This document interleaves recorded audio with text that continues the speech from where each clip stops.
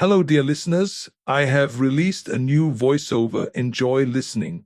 1.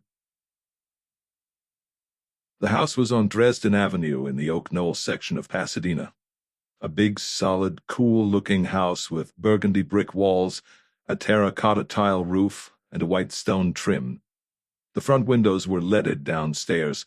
Upstairs windows were of the cottage type and had a lot of Rococo imitation stonework trimming around them. From the front wall and its attendant flowering bushes, a half-acre or so of fine green lawn drifted in a gentle slope down to the street, passing on the way an enormous deodar around which it flowed like a cool green tide around a rock. The sidewalk and the parkway were both very wide, and in the parkway were 3 white acacias that were worth seeing. There was a heavy scent of summer on the morning, and everything that grew was perfectly still in the breathless air they get over there on what they call a nice, cool day. All I knew about the people was that they were a Mrs. Elizabeth Bright Murdoch and family, and that she wanted to hire a nice, clean private detective who wouldn't drop cigar ashes on the floor and never carried more than 1 gun. And I knew she was the widow of an old coot with whiskers named Jasper Murdoch, who had made a lot of money helping out the community and got his photograph in the Pasadena paper every year on his anniversary, with the years of his birth and death underneath and the legend, "His life was his service." I left my car on the street and walked over a few dozen stumblestones set into the green lawn and rang the bell in the brick portico under a peaked roof. A low, red brick wall ran along the front of the house, the short distance from the door to the edge of the driveway. At the end of the walk, on a concrete block, there was a little painted Negro in white riding breeches and a green jacket and a red cap. He was holding a whip, and there was an iron hitching ring in the block at his feet. He looked a little sad, as if he had been waiting there a long time and was getting discouraged. I went over and patted his head while I was waiting for somebody to come to the door. After a while, a middle-aged sourpuss in a maid's costume opened the front door about 8 inches and gave me the beady eye. "Philip Marlowe," I said, "calling on Mrs. Murdoch, by appointment." The middle-aged sourpuss ground her teeth, snapped her eyes shut, snapped them open, and said in one of those angular, hard-rock, pioneer-type voices, "Which one?" "Huh?" "Which Mrs. Murdoch?" she almost screamed at me. "Mrs. Elizabeth Bright Murdoch," I said. I didn't know there was more than one. "Well, there is," she snapped. "Got a card?" She still had the door a scant 8 inches open. She poked the end of her nose and a thin, muscular hand into the opening. I got my wallet out and got one of the cards with just my name on it and put it in the hand. The hand and nose went in, and the door slammed in my face. I thought that maybe I ought to have gone to the back door. I went over and patted the little Negro on the head again. "Brother," I said, "you and me both." Time passed. Quite a lot of time. I stuck a cigarette in my mouth but didn't light it. The good humor man went by in his little blue and white wagon playing Turkey in the Straw on his music box. A large black and gold butterfly fish-tailed in and landed on a hydrangea bush almost at my elbow, moved its wings slowly up and down a few times, then took off heavily and staggered away through the motionless, hot, scented air. The front door came open again. The sourpuss said, "This way." I went in. The room beyond was large and square and sunken and cool and had the restful atmosphere of a funeral chapel and something the same smell. Tapestry on the blank, roughened stucco walls, iron grills imitating balconies, outside high-side windows, heavy carved chairs with plush seats and tapestry backs and tarnished gilt tassels hanging down their sides. At the back, a stained glass window about the size of a tennis court. Curtained French doors underneath it. An old, musty, fusty, narrow-minded, clean, and bitter room. It didn't look as if anybody ever sat in it, or would ever want to. Marble-topped tables with crooked legs, gilt clocks, pieces of small statuary in 2 colors of marble, a lot of junk that would take a week to dust, a lot of money, and all wasted. 30 years before, in the wealthy, close-mouthed provincial town Pasadena then was, it must have seemed like quite a room. We left it and went along a hallway, and after a while the sourpuss opened a door and motioned me in. "Mr. Marlowe," she said through the door in a nasty voice, and went away grinding her teeth. 2. It was a small room looking out on the back garden. It had an ugly red and brown carpet and was furnished as an office. It contained what you would expect to find in a small office. A thin, fragile-looking blondish girl in shell glasses sat behind a desk with a typewriter on a pulled-out leaf at her left. She had her hands poised on the keys, but she didn't have any paper in the machine. She watched me come into the room with the stiff, half-silly expression of a self-conscious person posing for a snapshot. She had a clear, soft voice, asking me to sit down. "I am Miss Davis, Mrs. Murdoch's secretary. She wanted me to ask you for a few references." "References?" "Certainly, references. Does that surprise you?" I put my hat on her desk and the unlighted cigarette on the brim of the hat. "You mean she sent for me without knowing anything about me?" Her lip trembled and she bit it. I didn't know whether she was scared or annoyed or just having trouble being cool and businesslike, but she didn't look happy. "She got your name from the manager of a branch of the California Security Bank, but he doesn't know you personally," she said. "Get your pencil ready," I said. She held it up and showed me that it was freshly sharpened and ready to go. I said, "First off, one of the vice presidents of that same bank, George S. Leake. He's in the main office. Then State Senator Houston Oglethorpe. He may be in Sacramento or he may be at his office in the State Building in Los Angeles. Then Sidney Dreyfus, Jr. of Dreyfus, Turner, and Swain, attorneys in the Title Insurance Building. Got that?" She wrote fast and easily. She nodded without looking up. The light danced on her blonde hair. "Oliver Fry of the Fry Krantz Corporation, oil well tools. They're over on East 9th in the Industrial District. Then, if you would like a couple of cops, Bernard Oles of the DA's staff and Detective Lieutenant Carl Randall of the Central Homicide Bureau. You think maybe that would be enough?"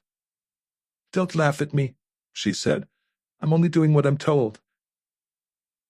"Better not call the last two unless you know what the job is," I said.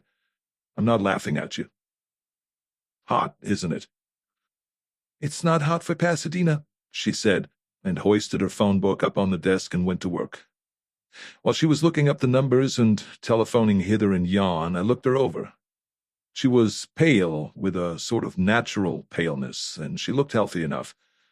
Her coarse-grained, coppery blonde hair was not ugly in itself, but it was drawn back so tightly over her narrow head that it almost lost the effect of being hair at all. Her eyebrows were thin and unusually straight and were darker than her hair, almost a chestnut color. Her nostrils had the whitish look of an anemic person. Her chin was too small, too sharp, and looked unstable. She wore no makeup except orange-red on her mouth, and not much of that.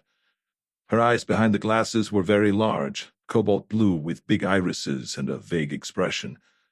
Both lids were tight, so that the eyes had a slightly oriental look, or as if the skin of her face was naturally so tight that it stretched her eyes at the corners. The whole face had a sort of off-key neurotic charm that only needed some clever makeup to be striking. She wore a one-piece linen dress with short sleeves and no ornament of any kind.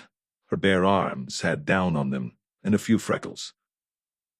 I didn't pay much attention to what she said over the telephone. Whatever was said to her, she wrote down in shorthand with deft, easy strokes of the pencil.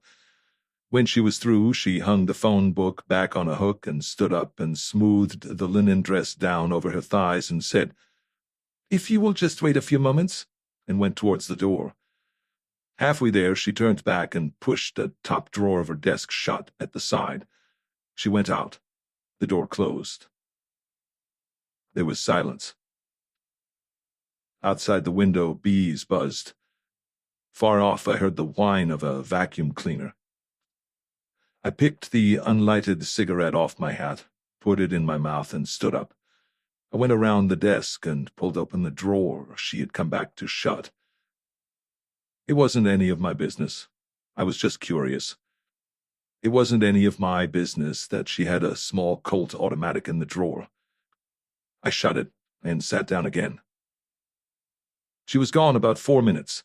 She opened the door and stayed at it and said, "Mrs. Murdoch will see you now." We went along some more hallway, and she opened half of a double-glass door and stood aside. I went in, and the door was closed behind me. It was so dark in there that at first I couldn't see anything but the outdoors light coming through thick bushes and screens. Then I saw that the room was a sort of sun porch that had been allowed to get completely overgrown outside. It was furnished with grass rugs and reed stuff. There was a reed chaise longue over by the window. It had a curved back and enough cushions to stuff an elephant, and there was a woman leaning back on it with a wine glass in her hand. I could smell the thick, scented, alcoholic odor of the wine before I could see her properly. Then my eyes got used to the light, and I could see her. She had a lot of face and chin. She had pewter-colored hair set in a ruthless permanent, a hard beak, and large, moist eyes with the sympathetic expression of wet stones. There was lace at her throat, but it was the kind of throat that would have looked better in a football sweater. She wore a grayish silk dress. Her thick arms were bare and mottled. There were jet buttons in her ears. There was a low glass-topped table beside her and a bottle of port on the table. She sipped from the glass she was holding and looked at me over it and said nothing. I stood there. She let me stand while she finished the port in her glass and put the glass down on the table and filled it again. Then she tapped her lips with a handkerchief. Then she spoke. Her voice had a hard baritone quality and sounded as if it didn't want any nonsense. "Sit down, Mr. Marlowe. Please do not light that cigarette. I'm asthmatic." I sat down in a reed rocker and tucked the still unlighted cigarette down behind the handkerchief in my outside pocket. "I have never had any dealing with private detectives, Mr. Marlowe. I don't know anything about them. Your references seem satisfactory. What are your charges?" "To do what, Mrs. Murdoch?" "It's a very confidential matter, naturally. Nothing to do with the police. If it had to do with the police, I should have called the police." "I charge $25 a day, Mrs. Murdoch, and of course expenses." "It seems high. You must make a great deal of money." She drank some more of her port. "I don't like port in hot weather, but it's nice when they let you refuse it." "No," I said, "it isn't. Of course, you can get detective work done at any price, just like legal work or dental work. I'm not an organization. I'm just one man, and I work at just one case at a time. I take risks, sometimes quite big risks, and I don't work all the time. No, I don't think $25 a day is too much." "I see. And what is the nature of the expenses?" "Little things that come up here and there, you never know." "I should prefer to know," she said acidly. "You'll know," I said. "You'll get it all down in black and white. You'll have a chance to object if you don't like it." "And how much retainer would you expect?" $100 would hold me," I said. "I should hope it would," she said, and finished her port and poured the glass full again without even waiting to wipe her lips. "From people in your position, Mrs. Murdoch, I don't necessarily have to have a retainer." "Mr. Marlowe," she said, "I'm a strong-minded woman, but don't let me scare you, because if you can be scared by me, you won't be much use to me." I nodded and let that one drift with the tide. She laughed suddenly, and then she belched. It was a nice light belch, nothing showy, and performed with easy unconcern. "My asthma," she said carelessly. "I drink this wine as medicine, that's why I'm not offering you any." I swung a leg over my knee. I hoped that wouldn't hurt her asthma. "Money," she said, "is not really important. A woman in my position is always overcharged and gets to expect it. I hope you will be worth your fee. Here is the situation. Something of considerable value has been stolen from me. I want it back. But I want more than that. I don't want anybody arrested. The thief happens to be a member of my family, by marriage." She turned the wine glass with her thick fingers and smiled faintly in the dim light of the shadowed room. "My daughter-in-law," she said, "a charming girl, tough as an oak board." She looked at me with a sudden gleam in her eyes. "I have a damn fool of a son," she said, "but I'm very fond of him. About a year ago he made an idiotic marriage without my consent. This was foolish of him because he is quite incapable of earning a living, and he has no money except what I give him, and I am not generous with money. The lady he chose, or who chose him, was a nightclub singer. Her name, appropriately enough, was Linda Conquest. They have lived here in this house. We didn't quarrel because I don't allow people to quarrel with me in my own house. But there has not been good feeling between us. I have paid their expenses, given each of them a car, made the lady a sufficient but not gaudy allowance for clothes and so on. No doubt she found the life rather dull. No doubt she found my son dull. I find him dull myself.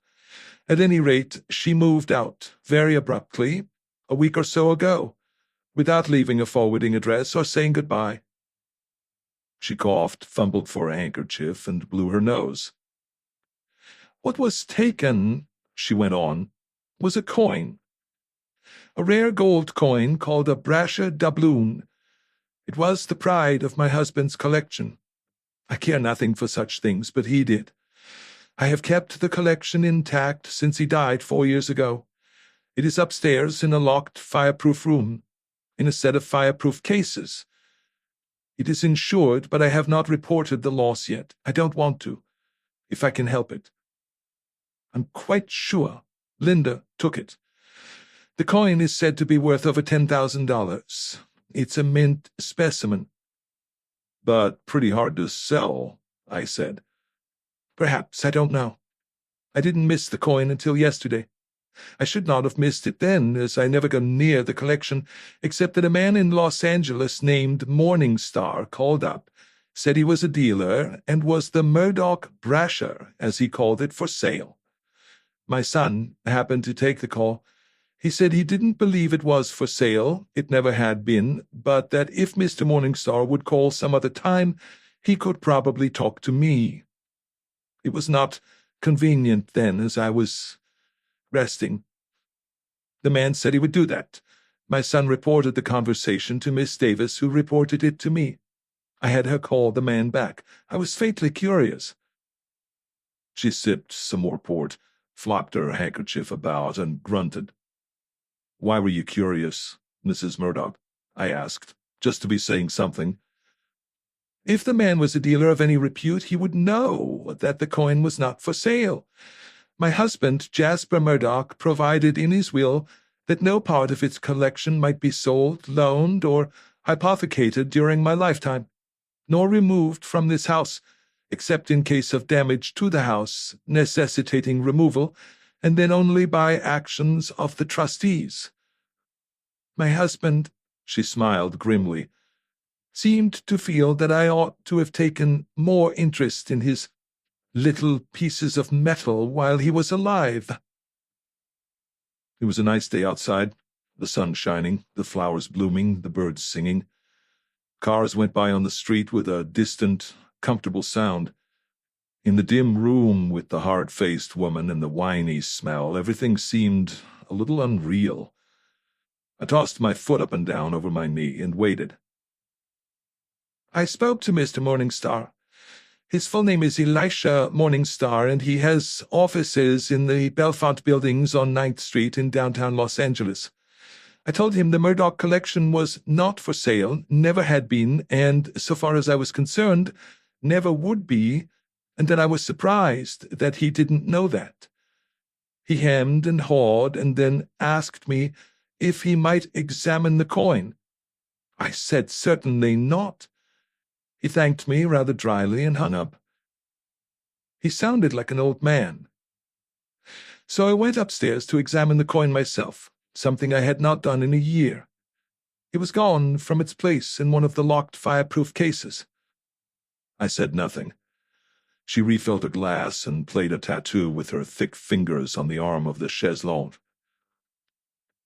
What I thought then you can probably guess. I said, the part about Mr. Morningstar, maybe. Somebody had offered the coin to him for sale, and he had known or suspected where it came from. The coin must be very rare. What they call a mint specimen is very rare indeed. Yes, I had the same idea. How would it be stolen? I asked. By anyone in this house, very easily. The keys are in my bag, and my bag lies around here and there. It would be a very simple matter to get hold of the keys long enough to unlock a door and a cabinet, and then return the keys. Difficult for an outsider, but anybody in the house could have stolen it. I see. How do you establish that your daughter-in-law took it, Mrs. Murdoch? I don't, in a strictly evidential sense, but I'm quite sure of it. The servants are 3 women who have been here many, many years, long before I married Mr. Murdoch, which was only 7 years ago. The gardener never comes in the house. I have no chauffeur because either my son or my secretary drives me. My son didn't take it, first because he is not the kind of fool that steals from his mother, and second, if he had taken it, he could easily have prevented me from speaking to the coin dealer. Morningstar. Miss Davis? Ridiculous. Just not the type at all. Too mousy. No, Mr. Marlowe, Linda is the sort of lady who might do it just for spite, if nothing else. And you know what these nightclub people are. All sorts of people, like the rest of us, I said.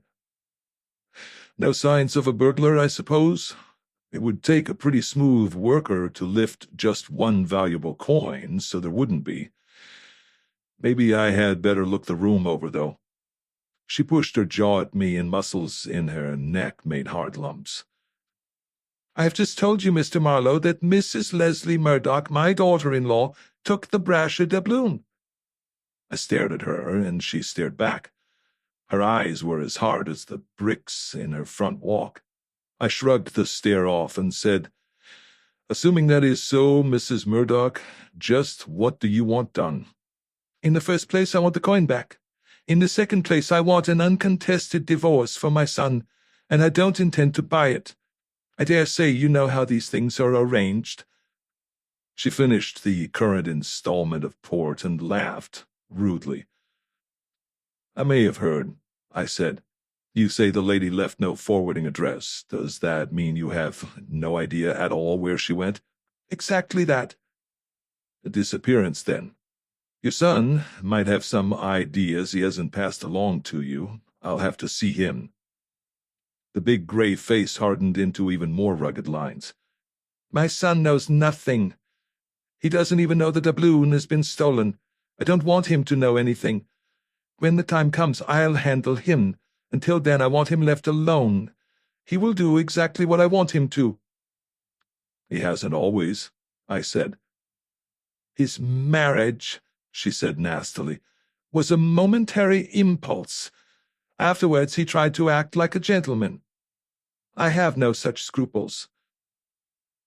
It takes 3 days to have that kind of momentary impulse in California, Mrs. Murdoch. Young man, do you want this job, or don't you? I want it if I'm told the facts and allowed to handle the cases I see fit. I don't want it if you're going to make a lot of rules and regulations for me to trip over. She laughed, harshly. "This is a delicate family matter, Mr. Marlowe, and it must be handled with delicacy." "If you hire me, you'll get all the delicacy I have. If I don't have enough delicacy, maybe you'd better not hire me. For instance, I take it you don't want your daughter-in-law framed. I'm not delicate enough for that." She turned to the color of a cold-boiled beet and opened her mouth to yell. Then she thought better of it, lifted her port glass, and tucked away some more of her medicine. "You'll do," she said dryly. "I wish I had met you 2 years ago, before he married her." I didn't know exactly what this last meant, so I let it ride. She bent over sideways and fumbled with the key on the house telephone and growled into it when she was answered. There were steps, and the little copper blonde came tripping into the room with her chin low, as if somebody might be going to take a swing at her. "Make this man a check for $250, the old dragon snarled at her, "and keep your mouth shut about it." The little girl flushed all the way to her neck. "You know I never talk about your affairs, Mrs. Murdoch," she bleated. "You know I don't. I wouldn't dream of it. She turned with her head down and ran out of the room. As she closed the door, I looked out at her. Her little lip was trembling, but her eyes were mad. "I'll need a photo of the lady and some information," I said when the door was shut again. "Look in the desk drawer." Her rings flashed in the dimness as her thick gray finger pointed. I went over and opened the single drawer of the reed desk and took out the photo that lay all alone in the bottom of the drawer, face up, looking at me with cool dark eyes. I sat down again with the photo and looked it over. Dark hair parted loosely in the middle and drawn back loosely over a solid piece of forehead.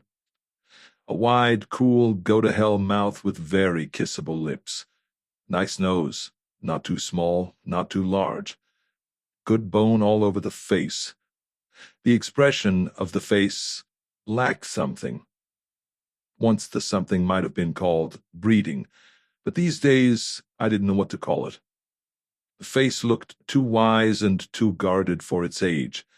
Too many passes had been made at it, and it had grown a little too smart in dodging them. And behind this expression of wiseness there was the look of simplicity of the little girl who still believes in Santa Claus. I nodded over the photo and slipped it into my pocket, thinking I was getting too much out of it to get out of a mere photo, and in very poor light at that. The door opened, and the little girl in the linen dress came in with a 3-decker checkbook and a fountain pen and made a desk of her arm for Mrs. Murdoch to sign. She straightened up with a strained smile, and Mrs. Murdoch made a sharp gesture towards me, and the little girl tore the check out and gave it to me. She hovered inside the door waiting. Nothing was said to her, so she went out softly again and closed the door. I shook the check dry, folded it, and sat holding it. "What can you tell me about Linda?" "Practically nothing. Before she married my son, she shared an apartment with a girl named Lois Magic. Charming names these people choose for themselves, who is an entertainer of some sort. They worked at a place called the Idle Valley Club out Ventura Boulevard way. My son Leslie knows it far too well. I know nothing about Linda's family or origins. She said once she was born in Sioux Falls. I suppose she had parents. I was not interested enough to find out." Like hell she wasn't. I could see her digging with both hands, digging hard and getting herself a double handful of gravel. "You don't know Miss Magic's address?" "No, I never did know." "Would your son be likely to know? Or Miss Davis?" "I'll ask my son when he comes in. I don't think so. You can ask Miss Davis. I'm sure she doesn't." "I see. You don't know of any other friends of Linda's?" "No." "It's possible that your son is still in touch with her, Mrs. Murdoch, without telling you." She started to get purple again. I held my hand up and dragged a soothing smile over my face. "After all, he has been married to her a year," I said. "He must know something about her." "You leave my son out of this," she snarled. I shrugged and made a disappointed sound with my lips. Very well. She took her car, I suppose, the one you gave her. A steel gray Mercury, 1940 model, a coupe. Miss Davis can give you the license number if you want that. I don't know whether she took it. Would you know what money and clothes and jewels she had with her?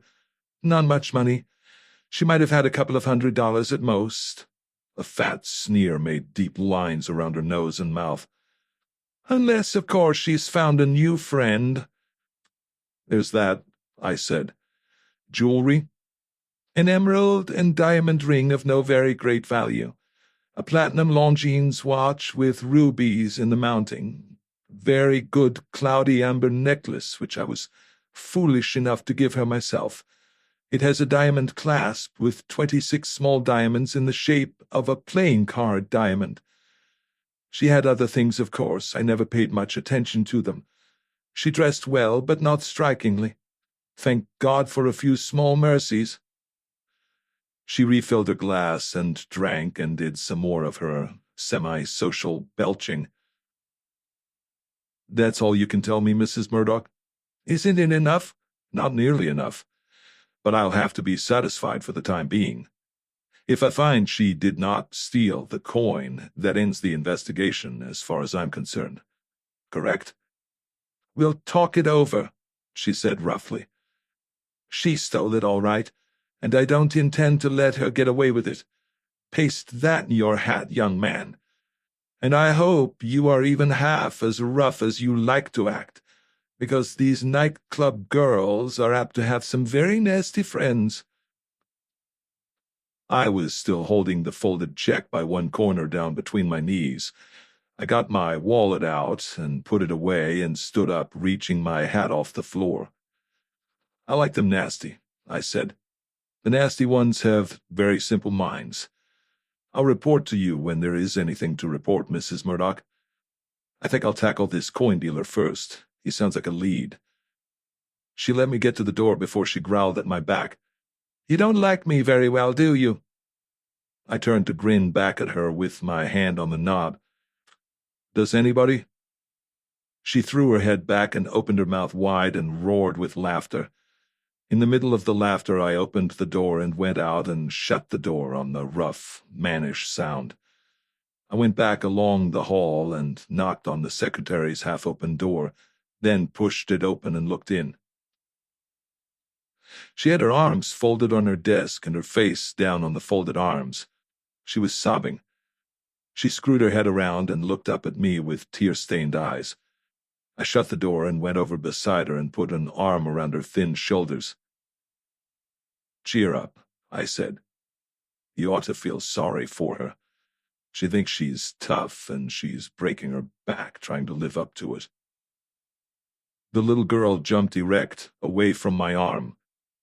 Don't touch me, she said breathlessly.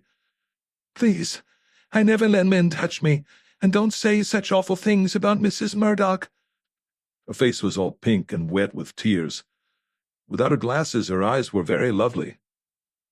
I stuck my long-waiting cigarette into my mouth and lit it. I didn't mean to be rude, she snuffled, but she does humiliate me so, and I only want to do my best for her.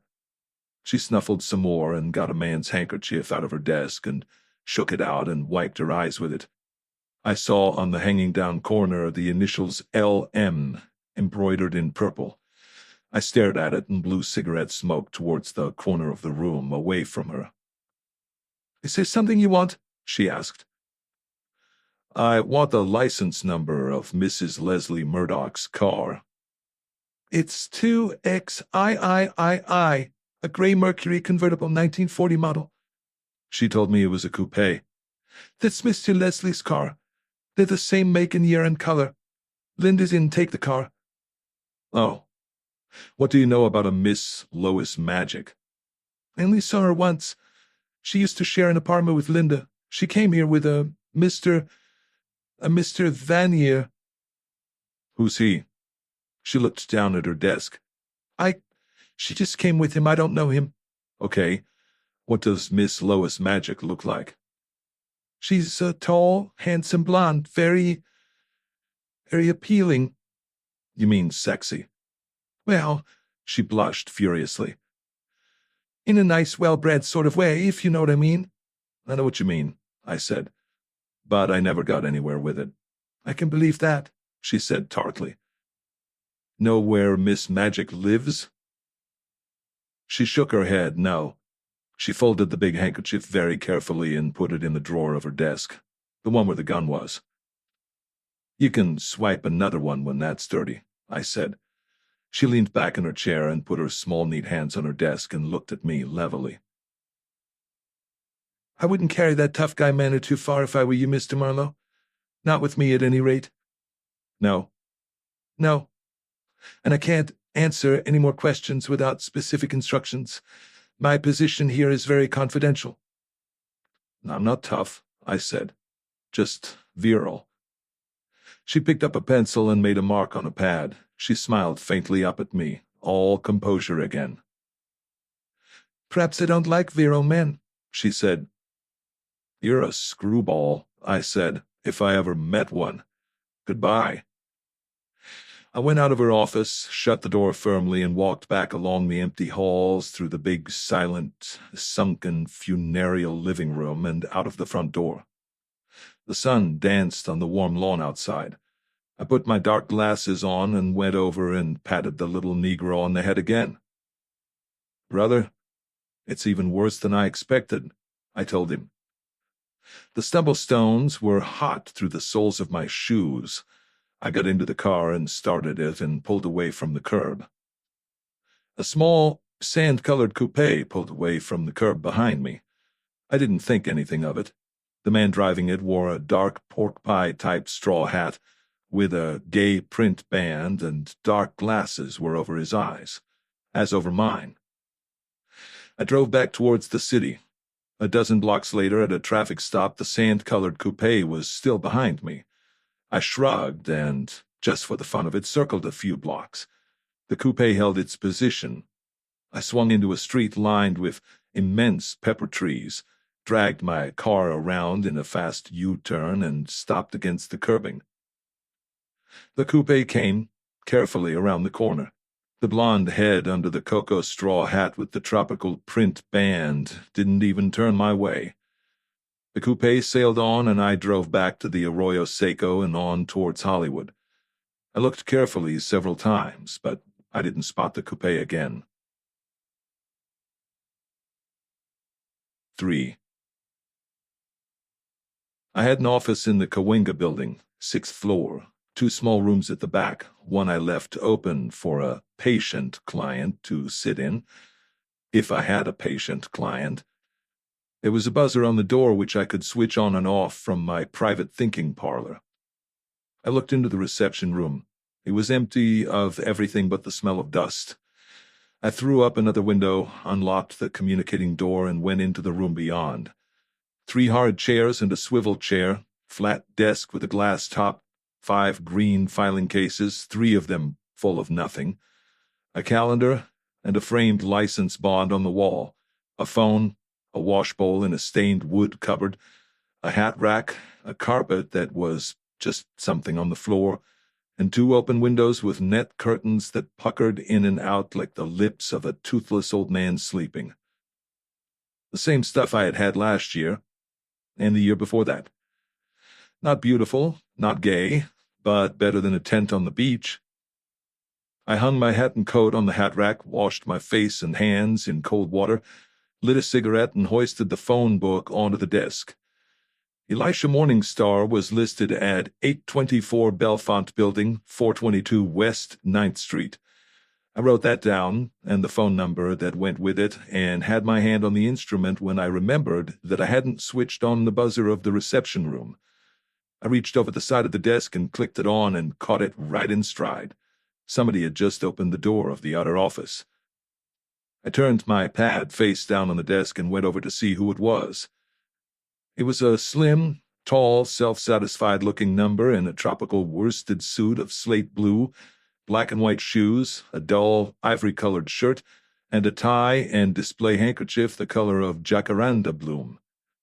He was holding a long black cigarette holder in a peeled black-white pigskin glove, and he was wrinkling his nose at the dead magazines on the library table, and the chairs and the rusty floor covering, and the general air of not much money being made. As I opened the communicating door, he made a quarter turn and stared at me out of a pair of rather dreamy pale eyes set close to a narrow nose. His skin was sun-flushed. His reddish hair was brushed back hard over a narrow skull, and the thin line of his mustache was much redder than his hair. He looked me over without haste and without much pleasure. He blew some smoke delicately and spoke through it with a faint sneer. "You're Marlowe?" I nodded. "I'm a little disappointed," he said. "I rather expected something with dirty fingernails." "Come inside," I said, "and you can be witty sitting down." I held the door for him, and he strolled past me, flicking cigarette ash on the floor with the middle nail of his free hand. He sat down on the customer's side of the desk, took off the glove from his right hand, and folded this with the other already off and laid them on the desk.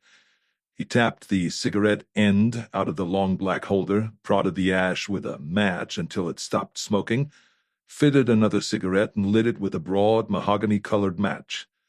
He leaned back in his chair with the smile of a bored aristocrat. "All set?" I inquired. "Pulse and respiration normal? You wouldn't like a cold towel on your head or anything?" He didn't curl his lip because it had been curled when he came in. "A private detective," he said. "I never met one. A shifty business, one gathers. Keyhole peeping, raking up scandal, that sort of thing." "You here on business?" I asked him, "or just slumming?" His smile was as faint as a fat lady at a fireman's ball. "The name is Murdoch. That probably means a little something to you." "You certainly made nice time over here," I said, and started to fill a pipe. He watched me fill the pipe. He said slowly, "I understand my mother has employed you on a job of some sort. She has given you a check." I finished filling the pipe, put a match to it, got it drawing, and leaned back to blow smoke over my right shoulder towards the open window. I didn't say anything. He leaned forward a little more and said earnestly, "I know being cagey is all part of your trade, but I am not guessing. A little worm told me, a simple garden worm, often trodden on but still somehow surviving, like myself. I happened to be not far behind you. Does that help to clear things up?" "Yeah," I said, supposing it made any difference to me. "You were hired to find my wife, I gather." I made a snorting sound and grinned at him over the pipe bowl. "Marlowe," he said, even more earnestly, "I'll try hard, but I don't think I am going to like you." "I'm screaming," I said, with rage and pain. "And if you will pardon a homely phrase, your tough guy act stinks. Coming from you, that's bitter." He leaned back again and brooded at me with pale eyes. He fussed around in the chair trying to get comfortable. A lot of people had tried to get comfortable in that chair. I ought to try it myself sometime. Maybe it was losing business for me. "Why should my mother want Linda found?" he asked slowly. "She hated her guts. I mean, my mother hated Linda's guts. Linda was quite decent to my mother." "What do you think of her?" "Your mother? Of course, you haven't met Linda, have you?" "That secretary of your mother's has her job hanging by a frayed thread. She talks out of turn." He shook his head sharply. "Mother won't know. Anyhow, Mother couldn't do without Merle. She has to have somebody to bully. She might yell at her or even slap her face, but she couldn't do without her. What did you think of her?" "Kind of cute, in an old-world sort of way." He frowned. "I mean, Mother, Merle's just a simple little girl, I know." "Your powers of observation startle me," I said. He looked surprised. He almost forgot to fingernail the ash of his cigarette, but not quite. He was careful not to get any of it in the ashtray, however. About my mother, he said patiently. A grand old war horse, I said, a heart of gold and the gold buried good and deep. But why does she want Linda found? I can't understand it. Spending money on it, too. My mother hates to spend money. She thinks money is part of her skin. Why does she want Linda found? Search me, I said. Who said she did? Why, you implied so. And Merle's just romantic. She made it up. Hell, she blows her nose in a man's handkerchief, probably one of yours. He blushed. That's silly. Look, Marlowe, please, be reasonable and give me an idea what it's all about. I haven't much money, I'm afraid, but would a couple of hundred? I ought to bop you, I said. Besides, I'm not supposed to talk to you. Orders. Why, for heaven's sake? Don't ask me things I don't know. I can't tell you the answers. And don't ask me things I do know because I won't tell you the answers. Where have you been all your life? If a man in my line of work is handed a job, does he go around answering questions about it to anyone that gets curious? There must be a lot of electricity in the air, he said nastily, for a man in your line of work to turn down $200. There was nothing in that for me either. I picked his broad mahogany match out of the tray and looked at it. It had thin yellow edges, and there was white printing on it. Rosemont, H. Richards, 3. The rest was burnt off. I doubled the match and squeezed the halves together and tossed it in the wastebasket. I love my wife, he said suddenly and showed me the hard white edges of his teeth. A corny touch, but it's true. The Lombardos are still doing all right. He kept his lips pulled back from his teeth and talked through them at me. She doesn't love me. I know of no particular reason why she should. Things have been strained between us. She was used to a fast-moving sort of life. With us, well, it has been pretty dull. We haven't quarreled. Linda's the cool type, but she hasn't really had a lot of fun being married to me. You're just too modest, I said. His eyes glinted, but he kept his smooth manner pretty well in place. Not good, Marlowe. Not even fresh. Look, you have the air of a decent sort of guy. I know my mother is not putting out $250 just to be breezy. Maybe it's not Linda. Maybe it's something else. Maybe... He stopped and then said this very slowly, watching my eyes. Maybe it's Morny. Maybe it is, I said cheerfully. He picked his gloves up and slapped the desk with them and put them down again. I'm in a spot there, all right, he said. But I didn't think she knew about it. Morny must have called her up. He promised not to. This was easy, I said. How much are you into him for? It wasn't so easy. He got suspicious again. If he called her up, he would have told her, and she would have told you, he said thinly. Maybe it isn't Morny, I said, beginning to want a drink very badly. Maybe the cook is with child by the Iceman. But if it was Morny, how much? 12,000, he said, looking down and flushing. Threats? He nodded. Tell him to go fly a kite, I said. What kind of lad is he? Tough? He looked up again, his face being brave. I suppose he is. I suppose they all are. He used to be a screen heavy, good-looking in a flashy way, a chaser. But don't get any ideas. Linda just worked there, like the waiters in the band. And if you are looking for her, you'll have a hard time finding her. I sneered at him politely. Why would I have a hard time finding her? She's not buried in the backyard, I hope. He stood up with a flash of anger in his pale eyes, standing there leaning over the desk a little. He whipped his right hand up in a neat enough gesture and brought out a small automatic, about .25 caliber, with a walnut grip. It looked like the brother of the one I had seen in the drawer of Merle's desk. The muzzle looked vicious enough, pointing at me. I didn't move. If anybody tries to push Linda around, he'll have to push me around first," he said tightly. "That oughtn't be too hard. Better get more gun, unless you're just thinking of bees." He put the little gun back in his inside pocket. He gave me a straight, hard look and picked his gloves up and started for the door. "It's a waste of time talking to you," he said. "All you do is wisecrack." I said, "Wait a minute," and got up and went around the desk. "It might be a good idea for you not to mention this interview to your mother, if only for the little girl's sake." He nodded. "For the amount of information I got, it doesn't seem worth mentioning." "That straight goods about your owing Morney 12 grand? He looked down, then up, then down again. He said, "Anybody who could get into Alex Morney for 12 grand would have to be a lot smarter than I am." I was quite close to him.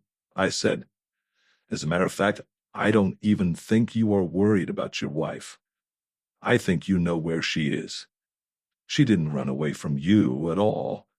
She just ran away from your mother." He lifted his eyes and drew one glove on. He didn't say anything. "Perhaps you'll get a job," I said, "and make enough money to support you." He looked down at the floor again, turned his body to the right a little, and the gloved fist made a tight, unrelaxed arc through the air upwards. I moved my jaw out of the way and caught his wrist and pushed it slowly back against his chest, leaning on it. He slid a foot back on the floor and began to breathe hard. It was a slender wrist. My fingers went around it and met. We stood there looking into each other's eyes. He was breathing like a drunk, his mouth open and his lips pulled back. Small, round spots of bright red flamed on his cheeks. He tried to jerk his wrist away, but I put so much weight on him that he had to take another short step back to brace himself. Our faces were now only inches apart. "How come your old man didn't leave you some money?" I sneered. "Or did you blow it all?" He spoke between his teeth, still trying to jerk loose. "If it's any of your rotten business, and you mean Jasper Murdoch, he wasn't my father. He didn't like me, and he didn't leave me a cent. My father was a man named Horace Bright who lost his money in the crash and jumped out of his office window." "You milk easy," I said, "but you give pretty thin milk. I'm sorry for what I said about your white supporting you. I just wanted to get your goat." I dropped his wrist and stepped back. He still breathed hard and heavily. His eyes on mine were very angry, but he kept his voice down. "Well, you got it. If you're satisfied, I'll be on my way." "I was doing you a favor," I said. "A gun-toter oughtn't to insult so easily. Better ditch it." "That's my business," he said. "I'm sorry I took a swing at you. It probably wouldn't have hurt much if it had connected." "That's all right." He opened the door and went on out. His steps died along the corridor. Another screwball. I tapped my teeth with a knuckle in time to the sound of his steps, as long as I could hear them. Then I went back to the desk, looked at my pad, and lifted the phone. 4.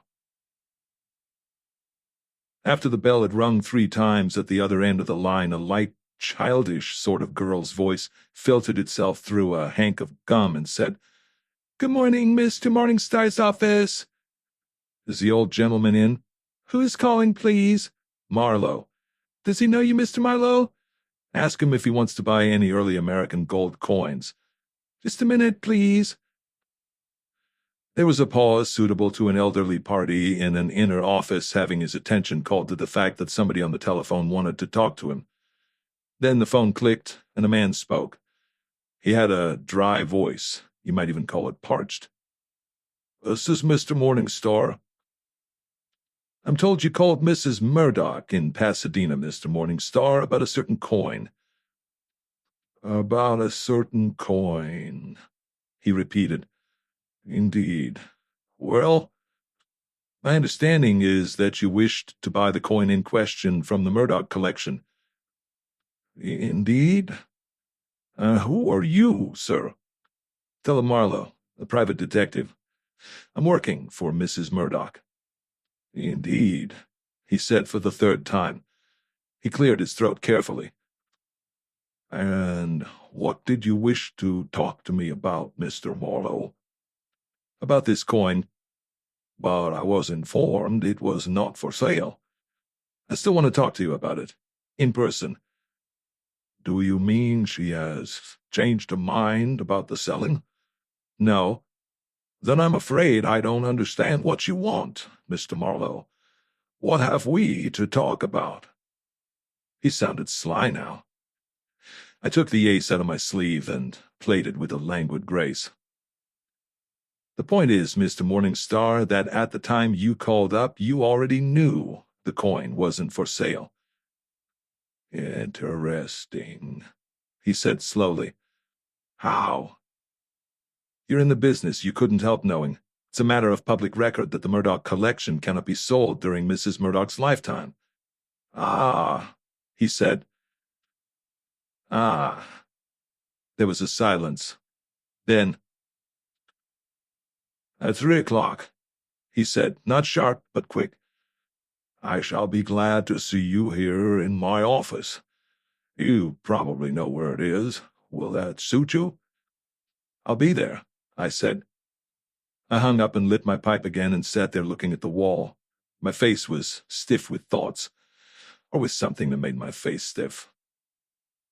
I took Linda Murdoch's photo out of my pocket, stared at it for a while, decided that the face was pretty commonplace after all, locked the photo away in my desk. I picked Murdoch's second match out of my ashtray and looked it over. The lettering on this one read, "Top row, W.D. Wright, 36. I dropped it back in the tray, wondering what made this important. Maybe it was a clue. I got Mrs. Murdoch's check out of my wallet, endorsed it, made out a deposit slip and a check for cash, got my bank book out of the desk and folded the lot under a rubber band and put them in my pocket. Lois Magic was not listed in the phone book. I got the classified section up on the desk and made a list of the half-dozen theatrical agencies that showed in the largest type and called them.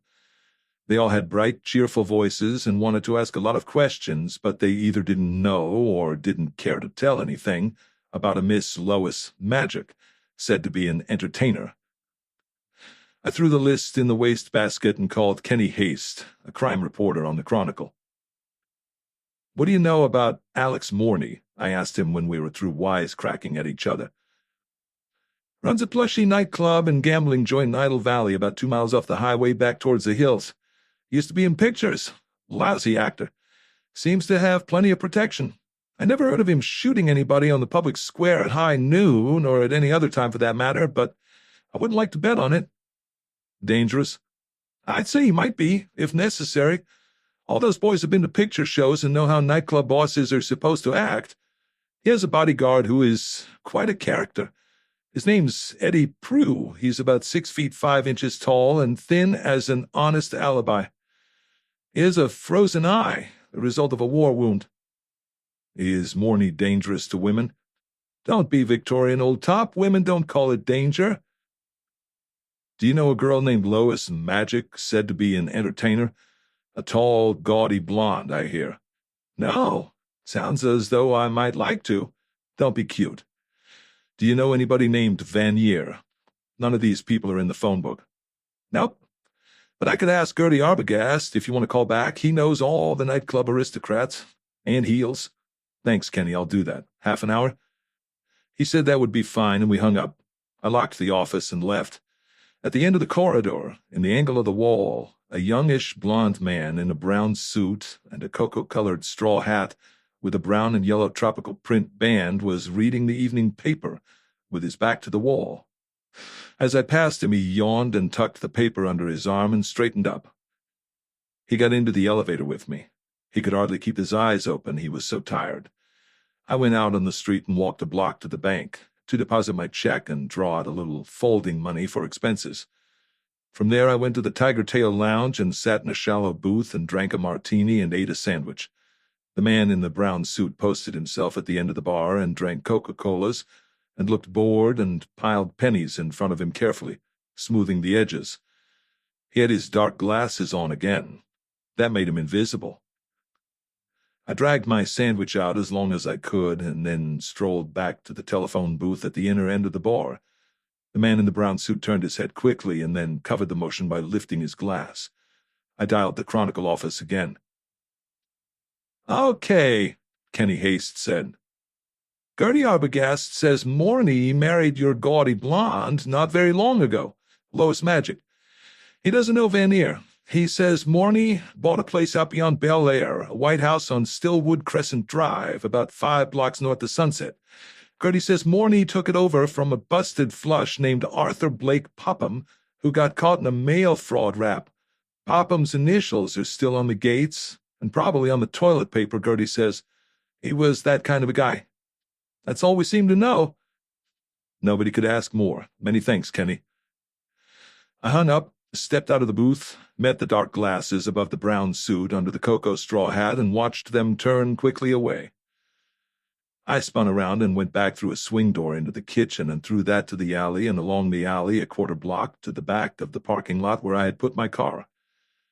No sand-colored coupe succeeded in getting behind me as I drove off in the general direction of Bel Air. 5.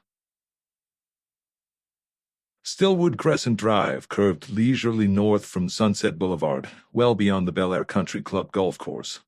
The road was lined with walled and fenced estates. Some had high walls, some had low walls, some had ornamental iron fences.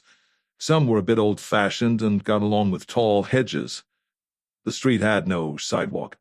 Nobody walked in that neighborhood, not even the postman. The afternoon was hot, but not hot like Pasadena. There was a drowsy smell of flowers and sun, a swishing of lawn sprinklers gentle behind hedges and walls, the clear, ratchety sound of lawn mowers moving delicately over serene and confident lawns. I drove up the hill slowly, looking for monograms on gates. Arthur Blake Popham was the name. ABP would be the initials. I found them almost at the top, gilt on a black shield, the gates folded back on a black composition driveway. It was a glaring white house that had the air of being brand new, but the landscaping was well advanced. It was modest enough for the neighborhood, not more than 14 rooms and probably only one swimming pool. Its wall was low, made of brick with the concrete all oozed out between and set that way and painted over white. On top of the wall, a low iron railing painted black. The name A.P. Morny was stenciled on the large silver-colored postbox at the service entrance. I parked my car on the street and walked up the black driveway to a side door of glittering white paint shot with patches of color from the stained glass canopy over it. I hammered on a large brass knocker. Back along the side of the house, a chauffeur was washing off a Cadillac. The door opened and a hard-eyed Filipino in a white coat curled his lip at me. I gave him a card. "Mrs. Morny," I said. He shut the door. Time passed, as it always does when I go calling. The swish of water on the Cadillac had a cool sound. The chauffeur was a little runt in breeches and leggings and a sweat-stained shirt. He looked like an overgrown jockey, and he made the same kind of hissing noise as he worked on the car that a groom makes rubbing down a horse. A red-throated hummingbird went into a scarlet bush beside the door, shook the long tubular blooms around a little, and zoomed off so fast he simply disappeared in the air. The door opened. The Filipino poked my card at me. I didn't take it. "What do you want?" It was a tight, crackling voice, like someone tiptoeing across a lot of eggshells. "Want to see Mrs. Morny. She's not at home." "Didn't you know that when I gave you the card?" He opened his fingers and let the card flutter to the ground. He grinned, showing me a lot of cut-rate dental work. "I know when she'd tell me." He shut the door in my face, not gently. I picked the card up and walked along the side of the house to where the chauffeur was squirting water on the Cadillac sedan and rubbing the dirt off with a big sponge. He had red-rimmed eyes and a bang of corn-colored hair. A cigarette hung exhausted at the corner of his lower lip. He gave me the quick side glance of a man who was minding his own business with difficulty. I said, "Where's the boss?" The cigarette jiggled in his mouth. The water went on, swishing gently on the paint. "Ask at the house, Jack." "I done asked. They done shut the door in my face." "You're breaking my heart, Jack." "How about Mrs. Morney?" "Same answer, Jack. I just work here. Selling something?" I held my card so that he could read it. It was a business card this time. He put the sponge down on the running board and the hose on the cement. He stepped around the water to wipe his hands on a towel that hung at the side of the garage doors. He fished a match out of his pants, struck it, and tilted his head back to light the dead butt that was stuck in his face. His foxy little eyes flicked around this way and that, and he moved behind the car with a jerk of the head. I went over near him. "How's a little old expense account?" he asked in a small, careful voice. "Fat with inactivity. For 5 I could start thinking. I wouldn't want to make it that tough for you.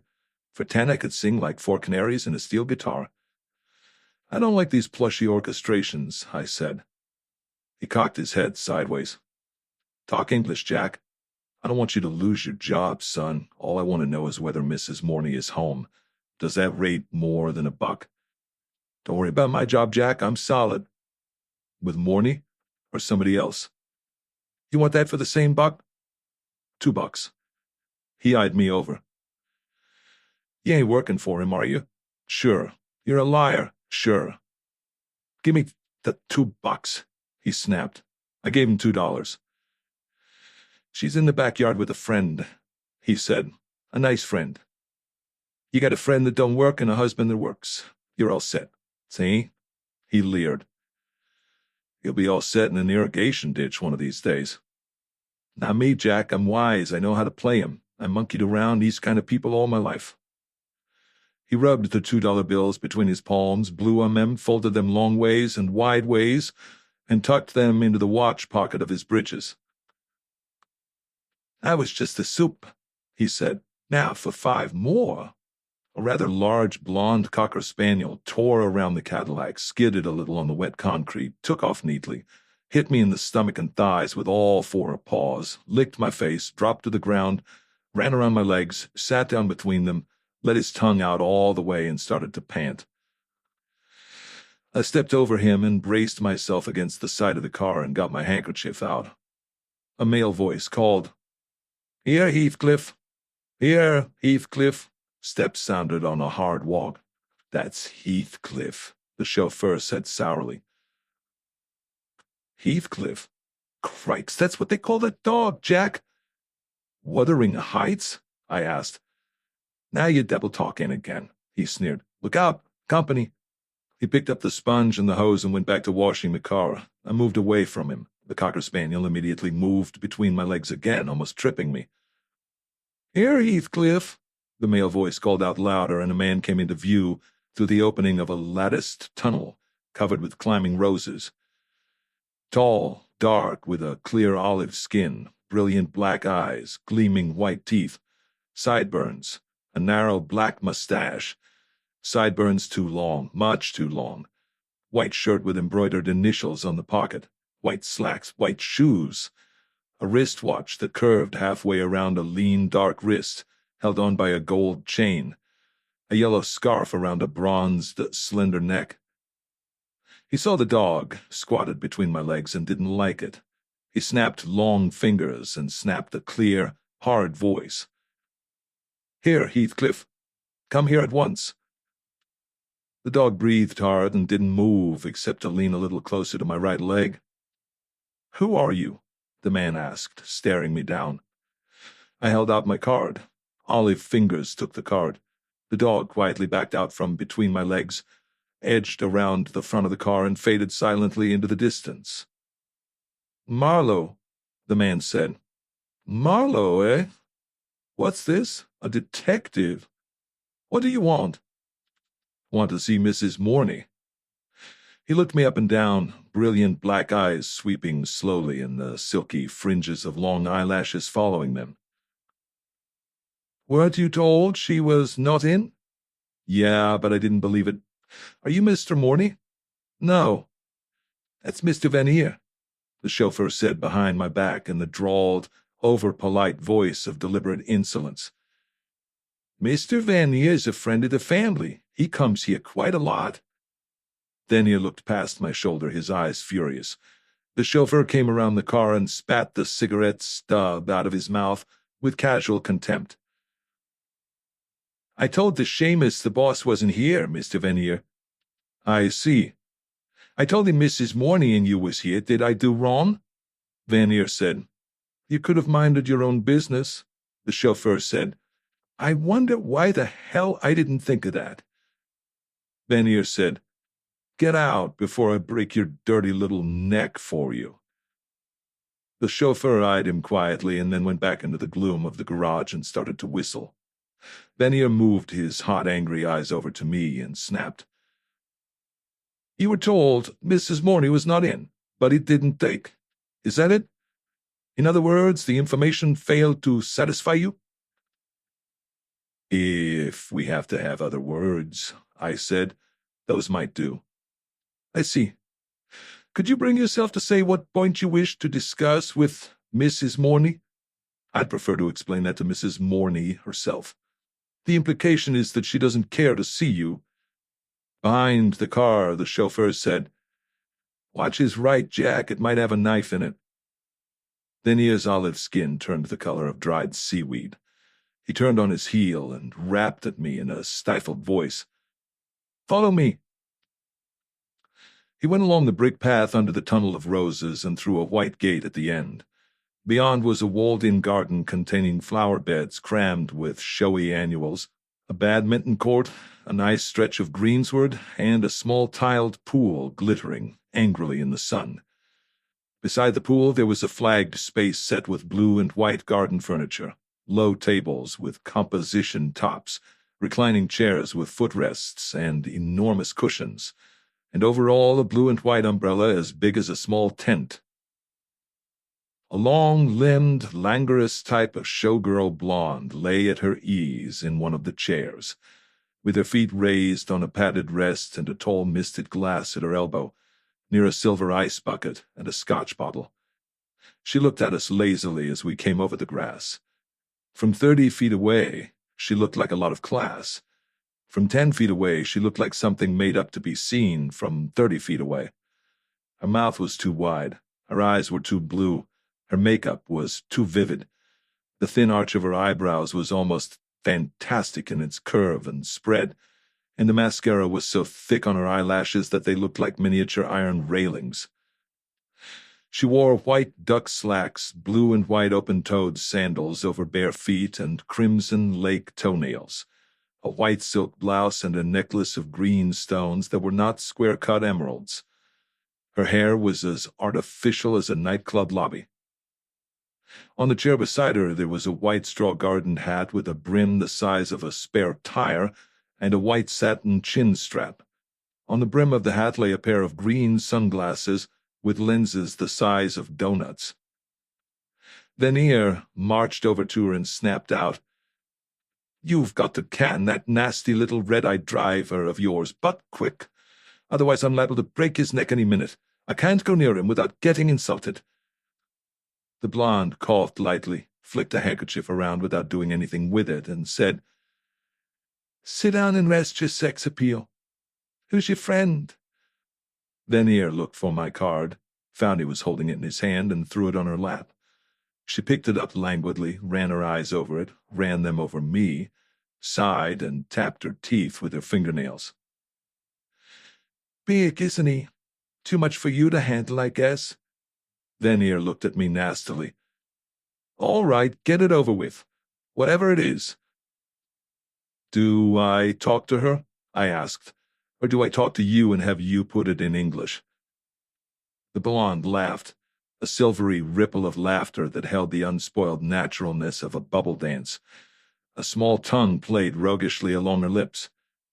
Vanier sat down and lit a gold-tipped cigarette, and I stood there looking at them.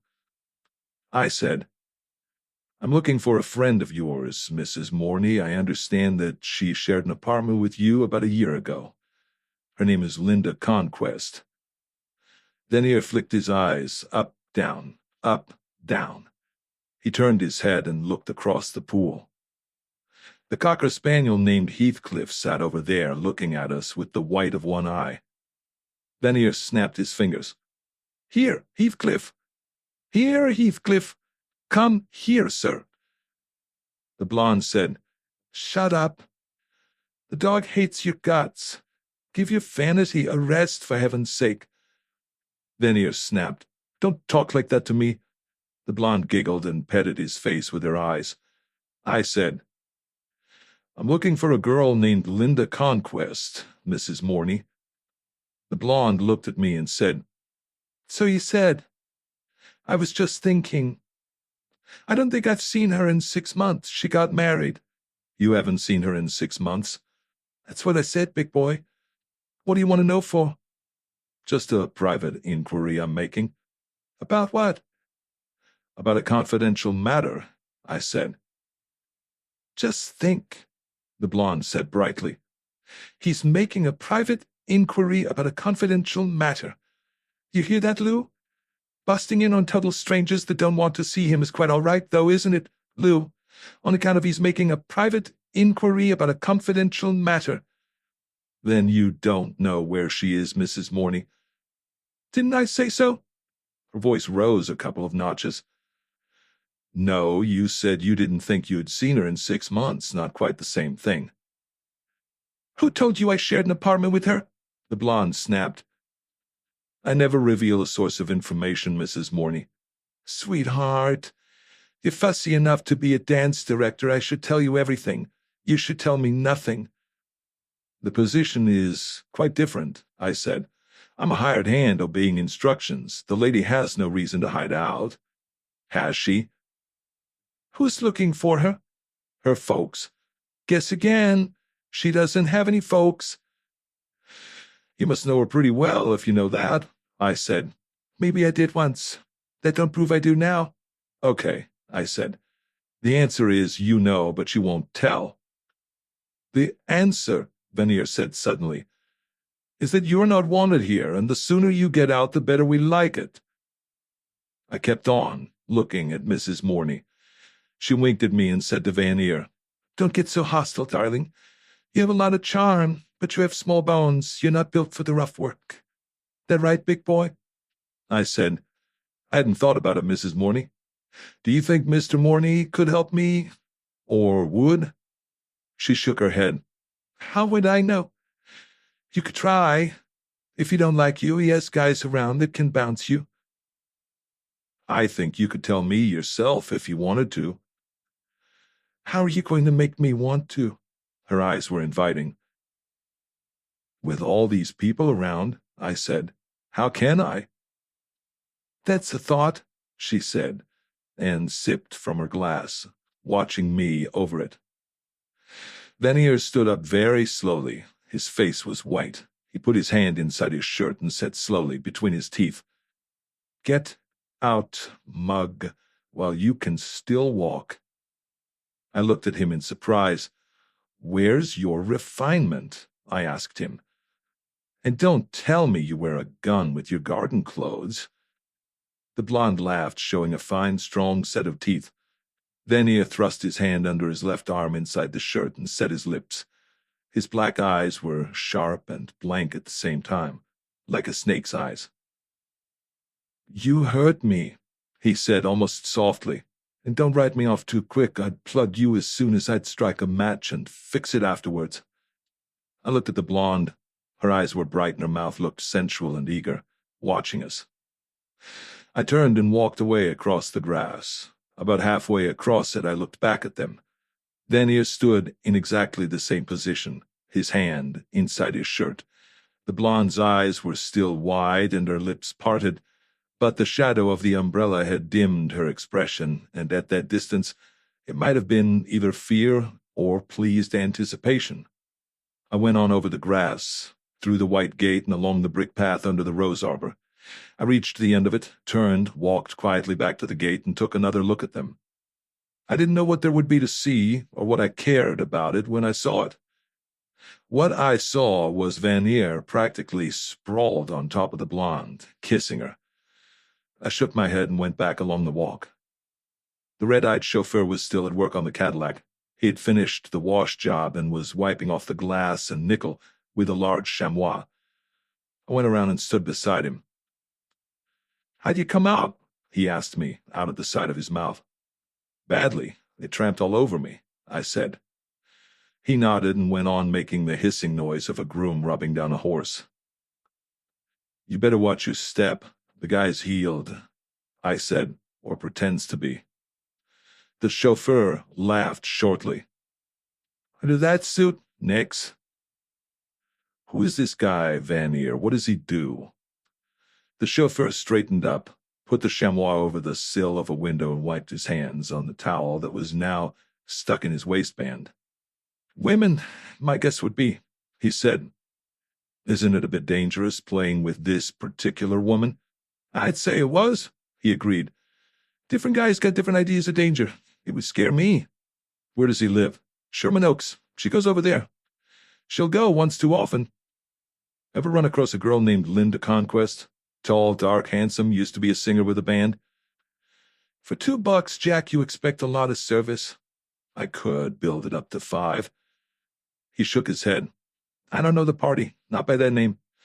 All kinds of dames come here, mostly pretty flashy. I don't get introduced." He grinned. I got my wallet out and put 3 ones in his little damp paw. I added a business card. "I like small, close-built men," I said. "They never seem to be afraid of anything. Come and see me sometime." "I might at that, Jack. Thanks." "Linda Conquest, huh? I'll keep my ear flaps off." "So long," I said.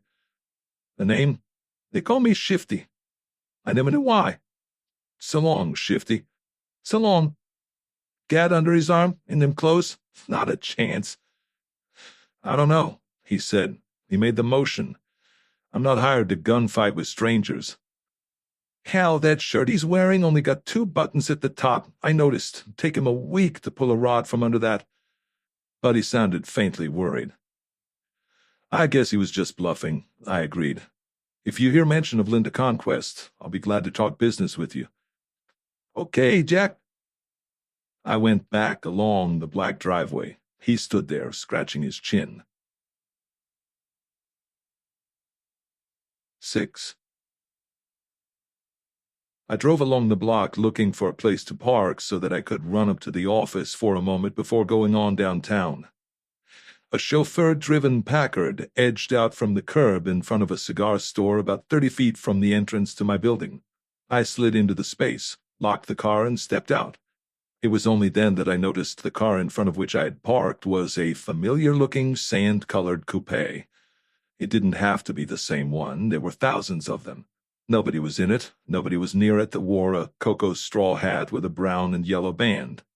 I went around to the street side and looked at the steering post. No license holder.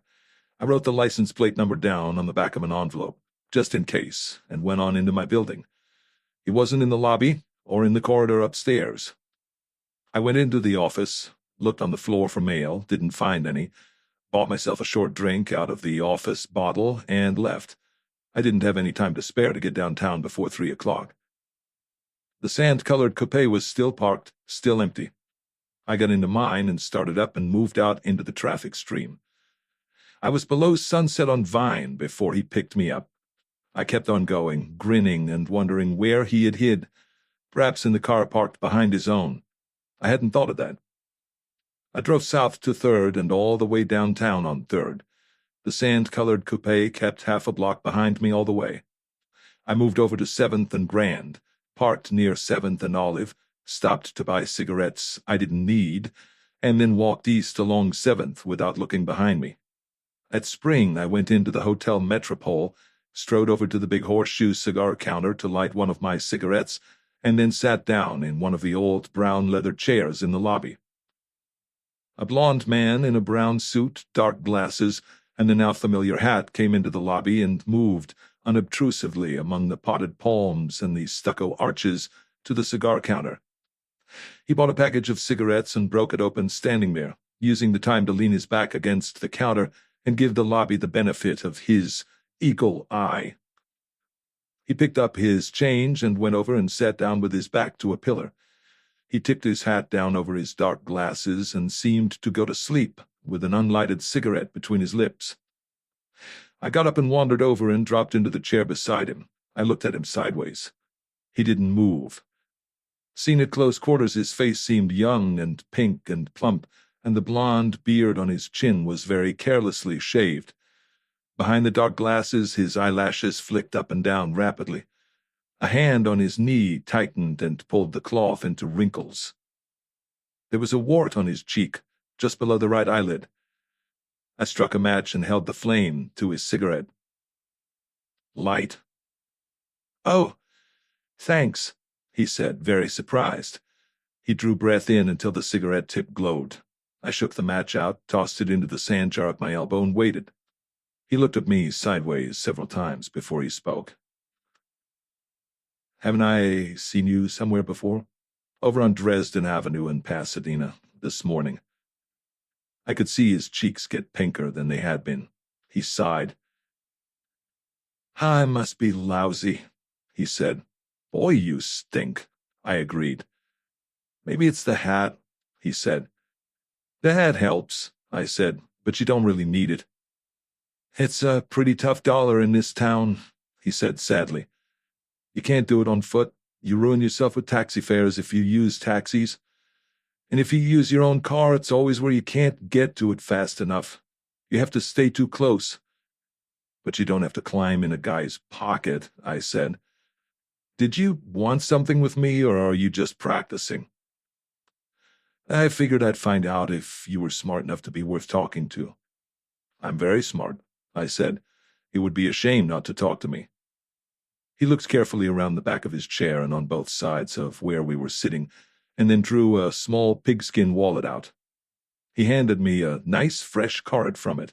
It read, "George Anson Phillips, Confidential Investigations, 212 Senegar Building, 1924 North Wilcox Avenue, Hollywood.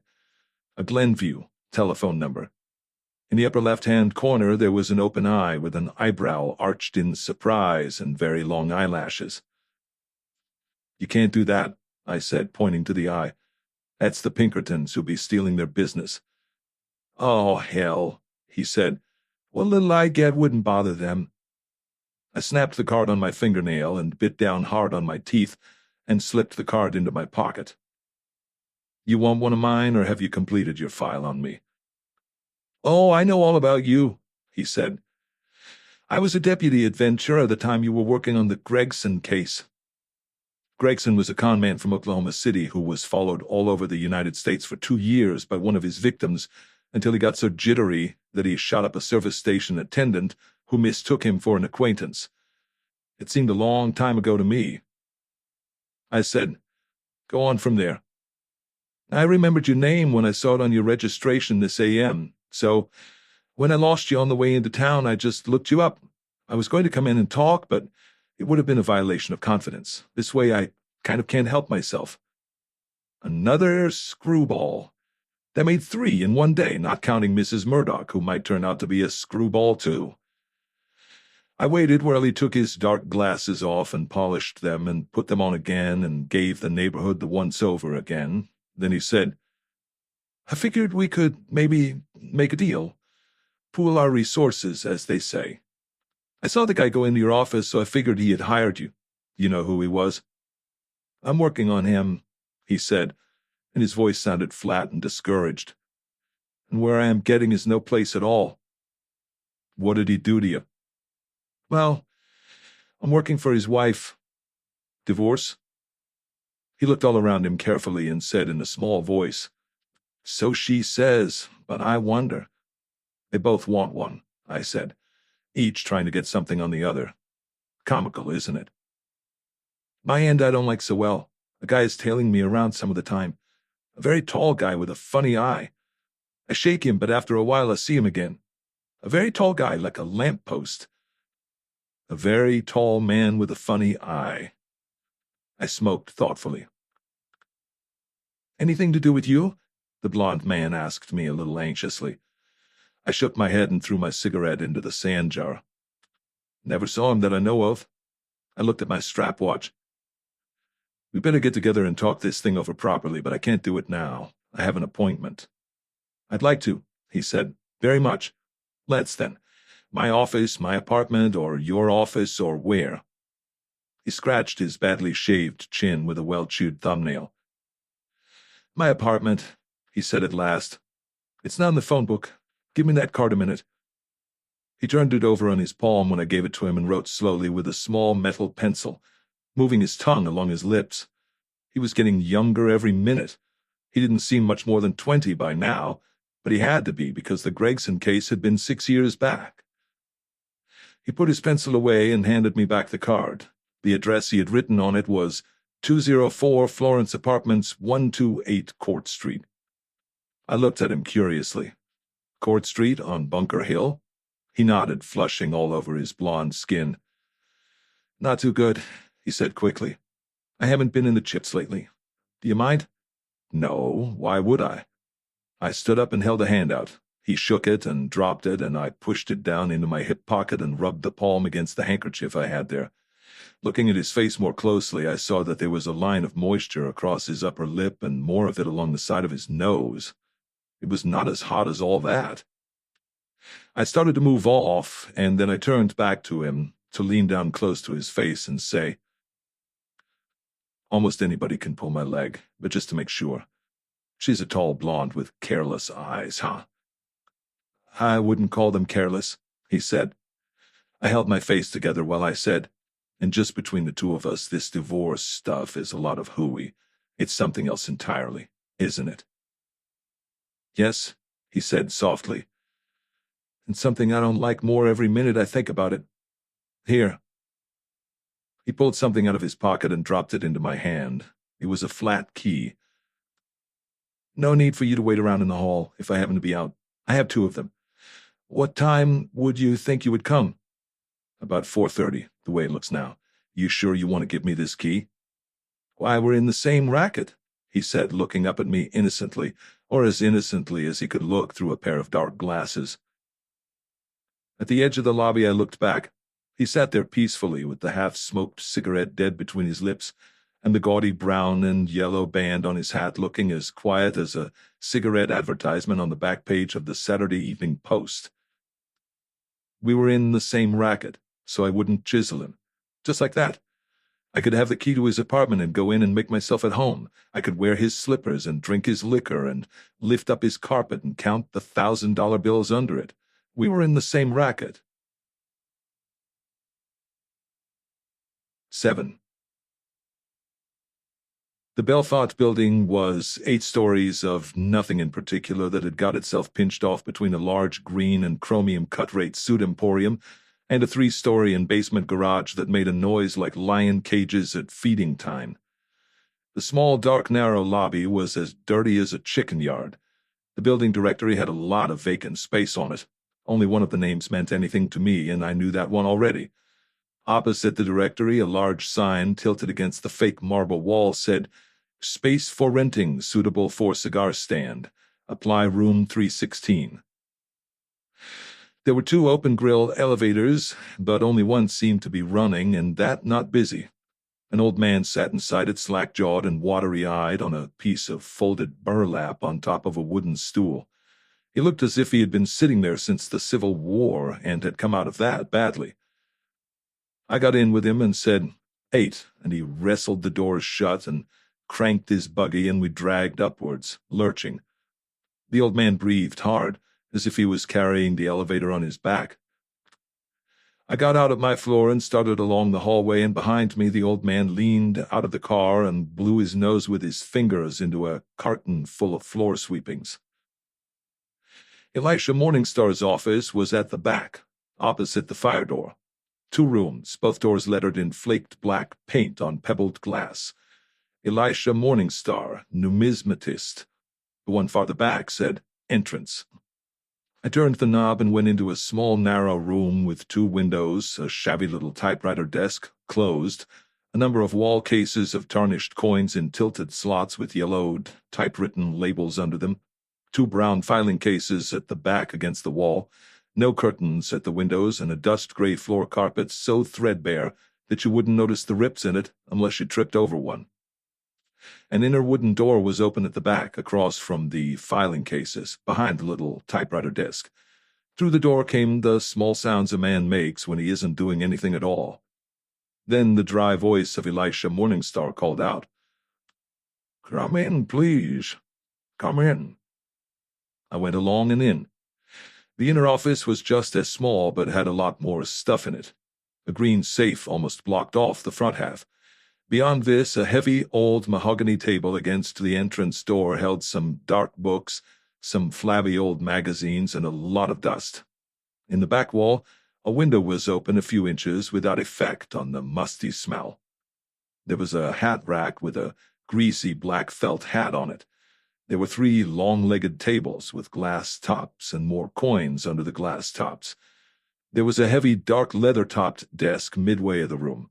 It had the usual desk stuff on it, and in addition a pair of jeweler's scales under a glass dome and 2 large nickel-framed magnifying glasses and a jeweler's eyepiece lying on a buff scratch pad beside a cracked yellow silk handkerchief spotted with ink. In the swivel chair at the desk sat an elderly party in a dark gray suit with high lapels and too many buttons down the front. He had some stringy white hair that grew long enough to tickle his ears. A pale gray bald patch loomed high up in the middle of it, like a rock above timberline. Fuzz grew out of his ears far enough to catch a moth. He had sharp black eyes which had a pouch under each eye, brownish-purple in color and traced with a network of wrinkles and veins. His cheeks were shiny, and his short, sharp nose looked as if it had hung over a lot of quick ones in its time. A Hoover collar, which no decent laundry would have allowed on the premises, nudged his Adam's apple, and a black string tie poked a small, hard knot out at the bottom of the collar, like a mouse getting ready to come out of a mouse hole. He said, "Our young lady had to go to the dentist. You are Mr. Marlowe?" I nodded. "Pray be seated." He waved a thin hand at the chair across the desk. I sat down. "You have some identification, I presume?" I showed it to him. While he read it, I smelled him from across the desk. He had a sort of dry, musty smell, like a fairly clean Chinaman. He placed my card face down on top of his desk and folded his hands on it.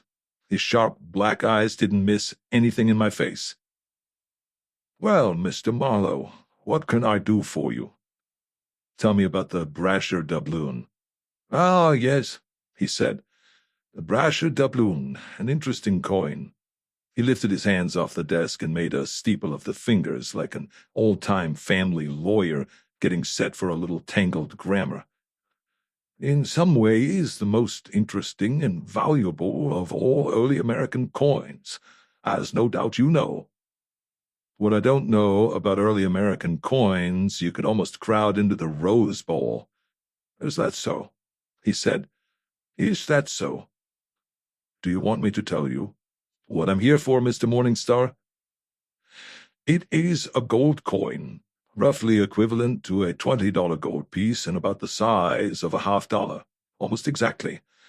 It was made for the state of New York in the year 1787. It was not minted. There were no mints until 1793, when the first mint was opened in Philadelphia. The Brasher doubloon was coined probably by the pressure molding process, and its maker was a private goldsmith named Ephraim Brasher, or Brashear. Where the name survives, it is usually spelled Brashear, but not on the coin. I don't know why. I got a cigarette into my mouth and lit it. I thought it might do something to the musty smell. "What's the pressure molding process?" "The 2 halves of the steel mold were engraved in steel, in intaglio, of course. These halves were then mounted in lead. Gold blanks were pressed between them in a coin press. Then the edges were trimmed for weight and smoothed. The coin was not milled. There were no milling machines in 1787. "Kind of a slow process," I said. He nodded his peaked white head. "Quite. And since the surface hardening of steel without distortion could not be accomplished at that time, the dies wore and had to be remade from time to time. with consequent slight variations in design, which would be visible under strong magnification. In fact, it would be safe to say no two of the coins would be identical, judged by modern methods of microscopic examination. Am I clear? Yeah, I said, up to a point. How many of these coins are there, and what are they worth? He undid the steeple of fingers and put his hands back on the desktop and patted them gently up and down. I don't know how many there are. Nobody knows. A few hundred, 1,000, perhaps more.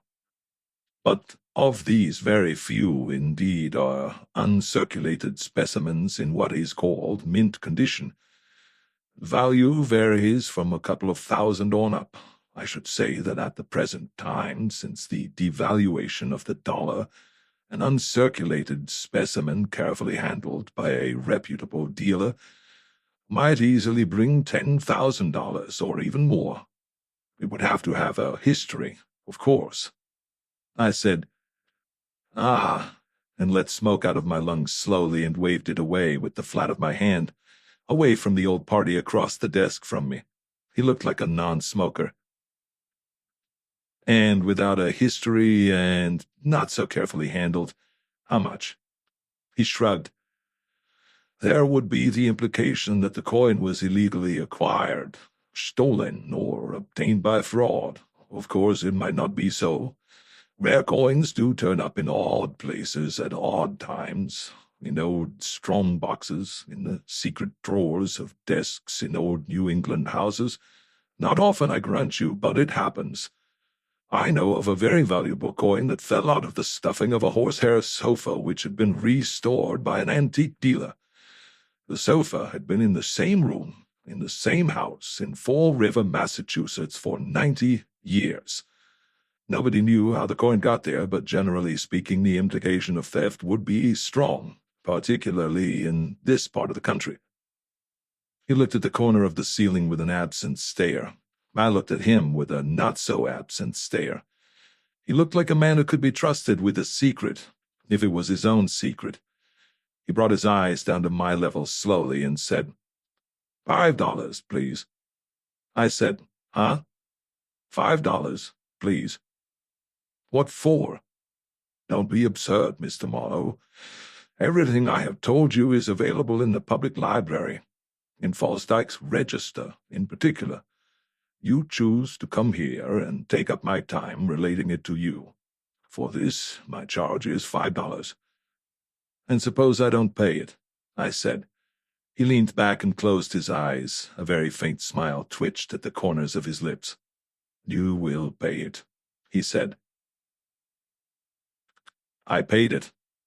I took the $5 out of my wallet and got up to lean over the desk and spread it out right in front of him, carefully. I stroked the bill with my fingertips, as if it was a kitten. $5, Mr. Morningstar, I said. He opened his eyes and looked at the bill. He smiled. And now, I said, let's talk about the brasher doubloon that somebody tried to sell you. He opened his eyes a little wider. Oh, did somebody try to sell me a brasher doubloon? Now, why would they do that? They needed the money, I said, and they didn't want too many questions asked. They knew or found out that you were in the business and that the building where you had your office was a shabby dump where anything could happen. They knew your office was at the end of a corridor and that you were an elderly man who would probably not make any false moves out of regard for your health. They seem to have known a great deal, Elisha Morningstar said dryly. They knew what they had to know in order to transact their business, just like you and me. And none of it was hard to find out. He stuck his little finger in his ear and worked it around and brought it out with a little dark wax on it. He wiped it off casually on his coat. And you assume all this from the mere fact that I called up Mrs. Murdoch and asked if a brasher doubloon was for sale. Sure, she had the same idea herself. It's reasonable. Like I said over the phone to you, you would know that coin was not for sale if you knew anything about the business at all, and I can see that you do. He bowed about an inch. He didn't quite smile, but he looked about as pleased as a man in a Hoover collar ever looks. You would be offered this coin for sale, I said, in suspicious circumstances. You would want to buy it if you could get it cheap and had the money to handle it, but you would want to know where it came from. And even if you were quite sure it was stolen, you could still buy it, if you could get it cheap enough. Oh, I could I? He looked amused, but not in a large way. Sure you could. If you are a reputable dealer, I'll assume you are. By buying the coin, cheap, you would be protecting the owner or his insurance carrier from complete loss. They'd be glad to pay you back your outlay. It's done all the time. Then the Murdoch brochure has been stolen, he said abruptly. Don't quote me, I said. It's a secret. He almost picked his nose this time. He'd just caught himself. He picked a hair out of one nostril instead, with a quick jerk and a wince. He held it up and looked at it. Looking at me past it, he said, "And how much will your principal pay for the return of the coin?" I leaned over the desk and gave him my shady leer. $1,000. What did you pay? I think you are a very smart young man, he said. Then he screwed his face up and his chin wobbled, and his chest began to bounce in and out, and a sound came out of him like a convalescent rooster learning to crow again after a long illness. He was laughing. It stopped after a while. His face came all smooth again, and his eyes opened, black and sharp and shrewd. $800, he said. $800 for an uncirculated specimen of the brasher doubloon. He chortled. Fine, got it with you. That leaves you 200. Fair enough, a quick turnover, a reasonable profit, and no trouble for anybody. It is not in my office, he said. Do you take me for a fool? He reached an ancient silver watch out of his vest on a black fob. He screwed up his eyes to look at it. Let us say 11 in the morning, he said. Come back with your money. The coin may or may not be here, but if I am satisfied with your behavior, I will arrange matters. That is satisfactory, I said, and stood up. I have to get the money anyhow. Have it in used bills, he said almost dreamily. Used 20s will do. An occasional 50 will do no harm. I grinned and started for the door. Halfway there I turned around and went back to lean both hands on the desk and push my face over it. What did she look like? He looked blank. The girl that sold you the coin. He looked blanker. Okay, I said, it wasn't a girl. She had help. It was a man. What did the man look like? He pursed his lips and made another steeple with his fingers. He was a middle-aged man, heavy set, about 5 feet 7 inches tall and weighing around 170 pounds. He said his name was Smith. He wore a blue suit, black shoes, a green tie and shirt, no hat. There was a brown bordered handkerchief in his outer pocket. His hair was dark brown, sprinkled with gray. There was a bald patch about the size of $1 on the crown of his head, and a scar about 2 inches long running down the side of his jaw. On the left side, I think. Yes, on the left side. Not bad, I said. What about the hole in his right sock?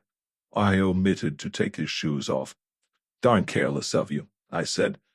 He didn't say anything. We just stared at each other, half curious, half hostile, like new neighbors. Then suddenly he went into his laugh again. The $5 bill I had given him was still lying on his side of the desk. I flicked a hand across and took it. You won't want this now, I said, since we started talking in thousands. He stopped laughing very suddenly, then he shrugged. At 11 a.m., he said, and no tricks, Mr. Marlowe. Don't think I don't know how to protect myself. I hope you do, I said, because what you are handling is dynamite. I left him and tramped across the empty outer office and opened the door and let it shut, staying inside. There ought to be footsteps outside in the corridor, but his transom was closed, and I hadn't made much noise coming on crepe rubber soles. I hoped he would remember that. I sneaked back across the threadbare carpet and edged in behind the door, between the door and the little closed typewriter desk. A kid trick, but once in a while it will work, especially after a lot of smart conversation full of worldliness and sly wit, like a sucker play in football. And if it didn't work this time, we would just be there sneering at each other again. It worked. Nothing happened for a while except that a nose was blown. Then, all by himself in there, he went into his sick rooster laugh again. Then a throat was cleared. Then a swivel chair squeaked, and feet walked. A dingy white head poked into the room, about 2 inches past the end of the door. It hung there suspended, and I went into a state of suspended animation. Then the head was drawn back, and 4 unclean fingernails came around the edge of the door and pulled. The door closed, clicked, was shut. I started breathing again and put my ear to the wooden panel. The swiveled chair squeaked once more, the threshing sound of a telephone being dialed. I lunged across to the instrument on the little typewriter desk and lifted it. At the other end of the line, the bell had started to ring. It rang 6 times. Then a man's voice said, "Yeah?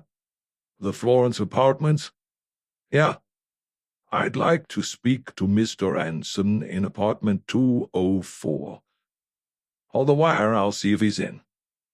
Mr. Morningstar and I held the wire. Noise came over it, the blaring sound of a loud radio broadcasting a baseball game. It was not close to the telephone, but it was noisy enough. Then I could hear the hollow sound of steps coming nearer and the harsh rattle of the telephone receiver being picked up, and the voice said, "Not in. Any message?" "I'll call later," Mr. Morningstar said. I hung up fast and did a rapid glide across the floor to the entrance door and opened it very silently, like snow falling, and let it close the same way, taking its weight at the last moment, so that the click of the catch would not have been heard 3 feet away. I breathed hard and tight going down the hall, listening to myself. I pushed the elevator button.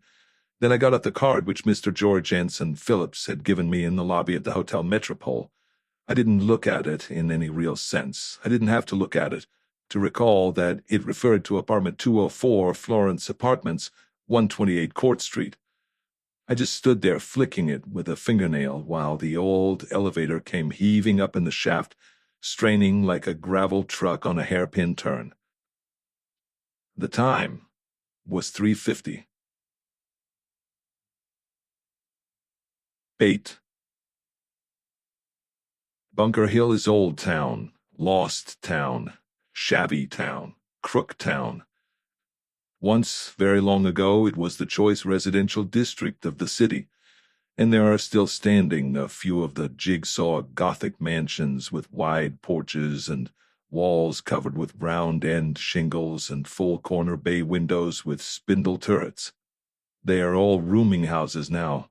Their parquetry floors are scratched and worn through the once glossy finish, and the wide sweeping staircases are dark with time and with cheap varnish laid on over generations of dirt. In the tall rooms, hagged landladies bicker with shifty tenants. On the wide, cool front porches, reaching their cracked shoes into the sun and staring at nothing, sit the old men with faces like lost battles. In and around the old houses there are fly-blown restaurants and Italian fruit stands and cheap apartment houses and little candy stores where you can buy even nastier things than their candy. And there are ratty hotels where nobody except people named Smith and Jones sign the register, and where the night clerk is half watchdog and half pander. Out of the apartment houses come women who should be young, but have faces like stale beer, men with pulled-down hats and quick eyes that look the street over behind the cupped hand that shields the match flame, worn intellectuals with cigarette coughs and no money in the bank, fly cops with granite faces and unwavering eyes, cokies and coke peddlers, people who look like nothing in particular and know it, and once in a while, even men that actually go to work. But they come out early, when the wide, cracked sidewalks are empty and still have dew on them. I was earlier than 4:30 getting over there, but not much. I parked at the end of the street where the funicular railway comes struggling up the yellow clay bank from Hill Street, and walked along Court Street to the Florence Apartments. It was dark brick in front, 3 stories, the lower windows at sidewalk level and masked by rusted screens and dingy net curtains. The entrance door had a glass panel and enough of the name left to be read. I opened it and went down 3 brass-bound steps into a hallway you could touch on both sides without stretching. Dim doors painted with numbers in dim paint, an alcove at the foot of the stairs with a pay telephone, a sign, Manager Apartment 106. At the back of the hallway, a screen door, and in the alley beyond it, 4 tall, battered garbage pails in a line, with a dance of flies in the sunlit air above them. I went up the stairs. The radio I had heard over the telephone was still blatting the baseball game. I read numbers and went up front. Apartment 204 was on the right side, and the baseball game was right across the hall from it. I knocked, got no answer, and knocked louder.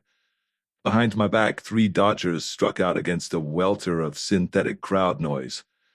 I knocked a 3rd time and looked out of the front hall window while I felt in my pocket for the key George Anson Phillips had given me.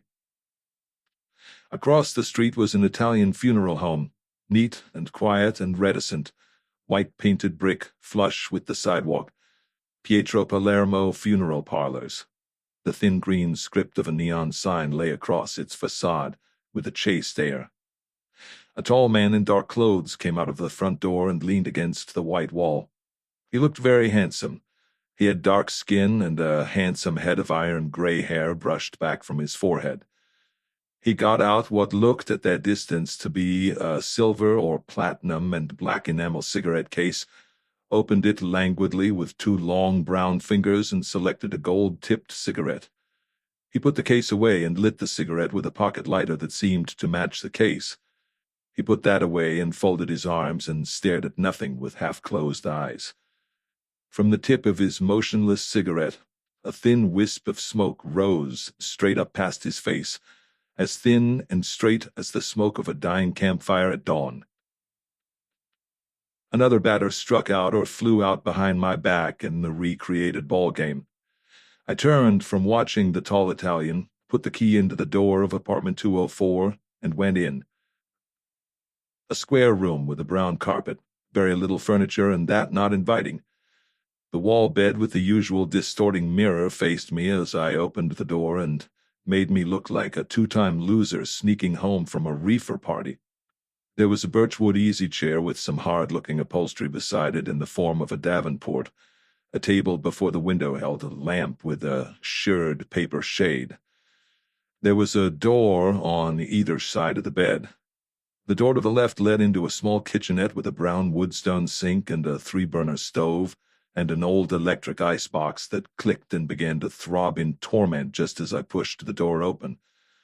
On the woodstone drain board stood the remains of somebody's breakfast: mud at the bottom of a cup, a burnt crust of bread, crumbs on a board, a yellow slime of melted butter down the slope of a saucer, a smeared knife, and a granite coffee pot that smelled like sacks in a hot barn. I went back around the wall bed and through the other door. It gave on a short hallway with an open space for clothes and a built-in dresser. On the dresser was a comb and a black brush with a few blonde hairs in its black bristles. Also a can of talcum, a small flashlight with a cracked lens, a pad of writing paper, a bank pen, a bottle of ink on a blotter, cigarettes and matches in a glass ashtray that contained half a dozen stubs. In the drawer of the dresser were about what one suitcase would hold in the way of socks and underclothes and handkerchiefs. There was a dark gray suit on a hanger, not new but still good, and a pair of rather dusty black robes on the floor under it. I pushed the bathroom door. It opened about a foot and then stuck. My nose twitched, and I could feel my lips stiffen, and I smelled the harsh, sharp, bitter smell from beyond the door. I leaned against it. It gave a little but came back as though somebody was holding it against me. I poked my head through the opening. The floor of the bathroom was too short for him, so his knees were poked up and hung outwards slackly, and his head was pressed against the wood-stone baseboard at the other end, not tilted up, but jammed tight. His brown suit was rumpled a little, and his dark glasses stuck out of his breast pocket at an unsafe angle, as if that mattered. His right hand was thrown across his stomach. His left hand lay on the floor, palm up. The fingers curled a little. There was a blood-caked bruise on the right side of his head, in the blonde hair. His open mouth was full of shiny crimson blood. The door was stopped by his leg. I pushed hard and edged around it and got in. I bent down to push 2 fingers into the side of his neck against the big artery. No artery throbbed there, or even whispered. Nothing at all. The skin was icy. It wouldn't have been icy. I just thought it was. I straightened up and leaned my back against the door and made hard fists in my pocket and smelled the cordite fumes. The baseball game was still going on, but through 2 closed doors it sounded remote. I stood and looked down at him. Nothing in that, Marlowe. Nothing at all. Nothing for you here. Nothing. You didn't even know him. Get out. Get out fast. I pulled away from the door and pulled it open and went back through the hall into the living room. A face in the mirror looked at me. A strained, leering face. I turned away from it quickly and took out the flat key George Anson Phillips had given me and rubbed it between my moist palms and laid it down beside the lamp. I smeared the doorknob opening the door and the outside knob closing the door. The Dodgers were ahead 7-3 the first half of the 8th. A lady who sounded well on with her drinking was singing Frankie and Johnny, the roundhouse version, in a voice that even whiskey had failed to improve. A deep man's voice growled to her to shut up, and she kept on singing, and there was a hard, quick movement across the floor, and a smack and a yelp, and she stopped singing, and the baseball game went right on. I put the cigarette in my mouth and lit it and went back down the stairs and stood in the half-dark of the hall angle looking at the little sign that read, Manager, Apartment 106. I was a fool even to look at it. I looked at it for a long minute, biting the cigarette hard between my teeth. I turned and walked down the hallway towards the back. A small, enameled plate on a door said, Manager. I knocked on the door. 9. A chair was pushed back, feet shuffled, the door opened. You the manager? Yeah. It was the same voice I had heard over the telephone, talking to Elisha Morningstar. He held an empty, smeared glass in his hand. It looked as if somebody had been keeping goldfish in it.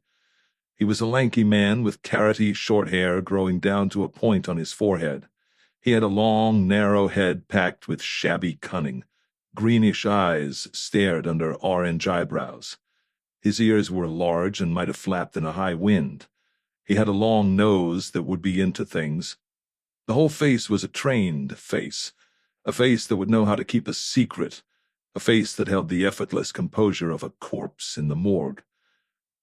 He wore his vest open, no coat, a woven hair watch guard, and round blue sleeve garters with metal clasps. I said, Mr. Anson? 204. He's not in. What should I do? Lay an egg? Neat, I said. You have them all the time, or is this your birthday? Beat it, he said. Drift. He started to close the door. He opened it again to say, Take the air. Scram. Push off. Having made his meaning clear, he started to close the door again. I leaned against the door. He leaned against it on his side. That brought our faces close together. $5, I said. It rocked him. He opened the door very suddenly, and I had to take a quick step forward in order not to butt his chin with my head. Come in, he said. A living room with a wall bed, everything strictly to specifications, even to the shirred paper lampshade and the glass ashtray. This room was painted egg yolk yellow. All it needed was a few fat black spiders painted on the yellow to be anybody's bilious attack. "Sit down," he said, shutting the door. I sat down. We looked at each other with the clear, innocent eyes of a couple of used car salesmen. "Beer?" he said. "Thanks." He opened 2 cans, filled the smeared glass he had been holding, and reached for another like it. I said I would drink out of the can. He handed me the can. "A dime," he said. I gave him a dime. He dropped it into his vest and went on looking at me. He pulled a chair over and sat in it and spread his bony, up-jutting knees and let his empty hand droop between them. "I ain't interested in your $5, he said. "That's fine," I said. I wasn't really thinking of giving it to you. "Why is he said. "What gives? We run a nice, respectable place here. No funny stuff gets pulled." "Quiet, too," I said. Upstairs you could almost hear an eagle scream. His smile was wide, about 3/4 of an inch. "I don't amuse easy," he said. "Just like Queen Victoria," I said. "I don't get it." "I don't expect miracles," I said. The meaningless talk had a sort of cold, bracing effect on me, making a mood with a hard, gritty edge. I got my wallet out and selected a card from it. It wasn't my card. It read, "James B. Pollock, Reliance Indemnity Company, Field Agent." I tried to remember what James B. Pollock looked like and where I had met him. I couldn't. I handed the carroty man the card. He read it and scratched the end of his nose with one of the corners. "Wrong, John?" he asked, keeping his green eyes plastered to my face. "Jewelry," I said, and waved a hand. He thought this over. While he thought it over, I tried to make up my mind whether it worried him at all. It didn't seem to. "We get one once in a while," he conceded. "You can't help it. He didn't look like it to me, though. Soft-looking." "Maybe I got a bum steer," I said. I described George Anson Phillips to him. George Anson Phillips alive, in his brown suit and his dark glasses and his cocoa straw hat with the brown and yellow print band. I wondered what had happened to the hat. It hadn't been up there. He must have got rid of it, thinking it was too conspicuous. His blonde head was almost, but not quite, as bad. "That sound like him?" The carroty man took his time making up his mind. Finally he nodded yes, green eyes watching me carefully, lean hard hand holding the card up to his mouth and running the card along his teeth like a stick along the palings of a picket fence. "I didn't figure him for no crook," he said. "But how they come all sizes and shapes. Only been here a month. If he looked like a wrong G, wouldn't have been here at all." I did a good job of not laughing in his face. "What say we frisk the apartment while he's out?" He shook his head. "Mr. Palermo wouldn't like it." "Mr. Palermo?" "He's the owner. Across his street, owns the funeral parlors. Owns this building and a lot of other buildings. Practically owns a district, if you know what I mean." He gave me a twitch of the lip and a flutter of the right eyelid. "Gets the vote out. Not a guy to crowd." "Well, while he's getting the vote out or playing with a stiff or whatever he's doing at the moment, let's go up and frisk the apartment." "Don't get me sore at you," the carroty man said briefly. "That would bother me like 2% of nothing at all," I said. "Let's go up and frisk the apartment." I threw my empty beer can at the wastebasket and watched it bounce back and roll halfway across the room. The carroty man stood up suddenly and spread his feet apart and dusted his hands together and took hold of his lower lip with his teeth. "You said something about 5, he shrugged.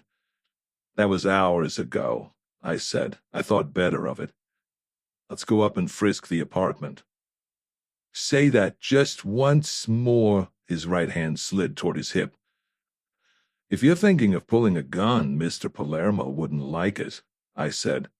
"To hell with Mr. Palermo," he snarled in a voice suddenly furious. out of a face suddenly charged with dark blood. "Mr. Palermo will be glad to know that's how you feel about him," I said. "Look," the carroty man said very slowly, dropping his hand to his side and leaning forward from the hips and pushing his face at me as hard as he could. "Look, I was sitting here having myself a beer or two.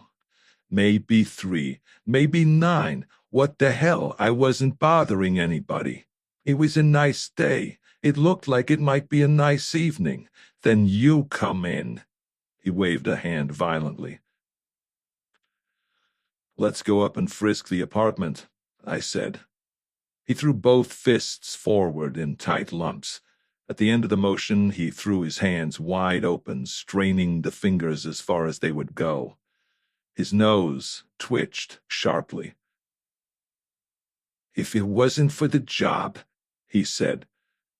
I opened my mouth. "Don't say it," he yelled. He put a hat on, but no coat, opened a drawer and took out a bunch of keys, walked past me to open the door and stood in it, jerking his chin at me. His face still looked a little wild. We went out into the hall and along it and up the stairs. The ball game was over and dance music had taken its place. Very loud dance music. The carroty man selected one of his keys and put it in the lock of apartment 204. Against the booming of the dance band behind us in the apartment across the way, a woman's voice suddenly screamed hysterically. The carroty man withdrew the key and bared his teeth at me. He walked across the narrow hallway and banged on the opposite door. He had to knock hard and long before any attention was paid. Then the door was jerked open, and a sharp-faced blonde in scarlet slacks and a green pullover stared out with sultry eyes, one of which was puffed and the other had been socked several days ago. She also had a bruise on her throat, and her hand held a tall, cool glass of amber fluid. "Pipe down, but soon," the carroty man said. "Too much racket. I don't aim to ask you again. Next time I call some law." The girl looked back over her shoulder and screamed against the noise of the radio. "Hey, Dell, the guy says to pipe down. You want to sock him?" The chair squeaked, the radio noise died abruptly, and a thick, bitter-eyed, dark man appeared behind the blonde, yanked her out of the way with one hand, and pushed his face at us. He needed a shave. He was wearing trousers, street shoes, and an undershirt. He settled his feet in the doorway, whistled a little breath in through his nose, and said, "Buzz off. I just come in from lunch. I had a lousy lunch. I wouldn't want nobody to push muscle at me." He was very drunk, but in a hard, practiced sort of way.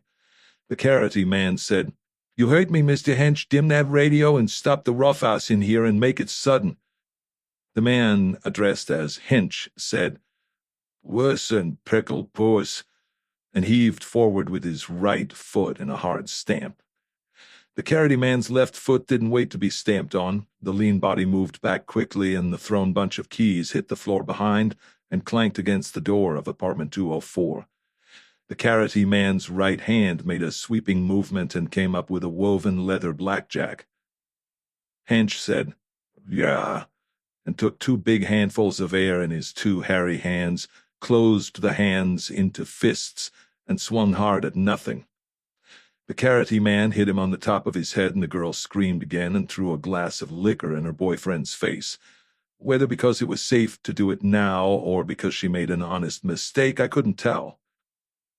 Hench turned blindly with his face dripping, stumbled and ran across the floor in a lurch that threatened to land him on his nose at every step. The bed was down and tumbled. Hench made the bed on one knee and plunged a hand under the pillow. I said, "Look out, gun." "I can fade that too," the carroty man said between his teeth, and slid his right hand, empty now, under his open vest. Hench was down on both knees. He came up on one and turned, and there was a short black gun in his right hand, and he was staring down at it, not holding it by the grip at all, holding it flat on his palm. "Drop it," the carroty man's voice said tightly, and he went on into the room. The blonde promptly jumped on his back and wound her long green arms around his neck, yelling lustily. The carroty man staggered and swore and waved his gun around. "Get him, Dal!" the blonde screamed. "Get him good!" Hench, one hand on the bed and one foot on the floor, both knees doubled, right hand holding the black gun flat on his palm, eyes staring down at it, pushed himself slowly to his feet and growled deep in his throat. "This ain't my gun." I relieved the carroty man of the gun that was not doing him any good and stepped around him, leaving him to shake the blonde off his back as best he could. The door banged down the hallway and steps came along towards us. I said, "Drop it, Hench." He looked up at me, puzzled dark eyes suddenly sober. "It ain't my gun," he said and held it out flat. "Mine's a Colt .32, belly gun." I took the gun off his hand. He made no effort to stop me. He sat down on the bed, rubbed the top of his head slowly, and screwed his face up in difficult thought. "Where the hell?" His voice trailed off, and he shook his head and winced. I sniffed the gun. It had been fired. I sprang the magazine out and counted the bullets through the small holes in the side. There were 6. With one in the magazine, that made 7. The gun was a Colt .32, automatic, 8-shot. It had been fired. If it had not been reloaded, 1 shot had been fired from it. The carroty man had the blonde off his back now. He had thrown her into a chair and was wiping a scratch on his cheek. His green eyes were baleful. "Better get some law," I said. "A shot has been fired from this gun, and it's about time you found out there's a dead man in the apartment across the hall." Hench looked up at me stupidly and said in a quiet, reasonable voice, "Brother, that simply ain't my gun." The blonde sobbed in a rather theatrical manner and showed me an open mouth twisted with misery and ham acting. The carroty man went softly out of the door. 10. "Shot in the throat with a medium-caliber gun and a soft-nosed bullet," Detective Lieutenant Jesse Breeze said. "A gun like this, and bullets like is in here." He danced to the gun on his hand. The gun Hench had said was not his gun. "Bullet ranged upwards and probably hit the back of the skull, still inside his head. Man's dead about 2 hours, hands and face cold, but body still warm. No rigor. Was sapped with something hard before being shot, likely with a gun butt. All that mean anything to you boys and girls?" The newspaper he was sitting on rustled. He took his hat off and mopped his face and the top of his almost bald head. A fringe of light-colored hair around the crown was damp and dark with sweat. He put his hat back on, a flat-crowned Panama, burned dark by the sun. Not this year's hat, and probably not last year's. He was a big man, rather paunchy, wearing brown and white shoes and sloppy socks and white trousers with thin black stripes, an open-necked shirt showing some ginger-colored hair at the top of his chest, and a rough sky-blue sports coat not wider at the shoulders than a 2-car garage. He would be about 50 years old, and the only thing about him that very much suggested cop was the calm, unwinking, unwavering stare of his prominent pale blue eyes. A stare that had no thought of being rude, but that anybody but a cop would feel to be rude. Below his eyes, across the top of his cheeks and the bridge of his nose, there was a wide path of freckles, like a minefield on a war map. We were sitting in Hench's apartment and the door was shut. Hench had his shirt on and he was absently tying a tie with thick, blunt fingers that trembled. The girl was lying on the bed. She had a green wrap-around thing twisted about her head, a purse by her side, and a short squirrel coat across her feet. Her mouth was a little open and her face was drained and shocked. Hench said thickly, "If the idea is the guy was shot with the gun under the pillow, okay, seems like he might have been. It ain't my gun, and nothing you boys can think up is going to make me say it's my gun." "Assuming that to be so," Breeze said, "how come?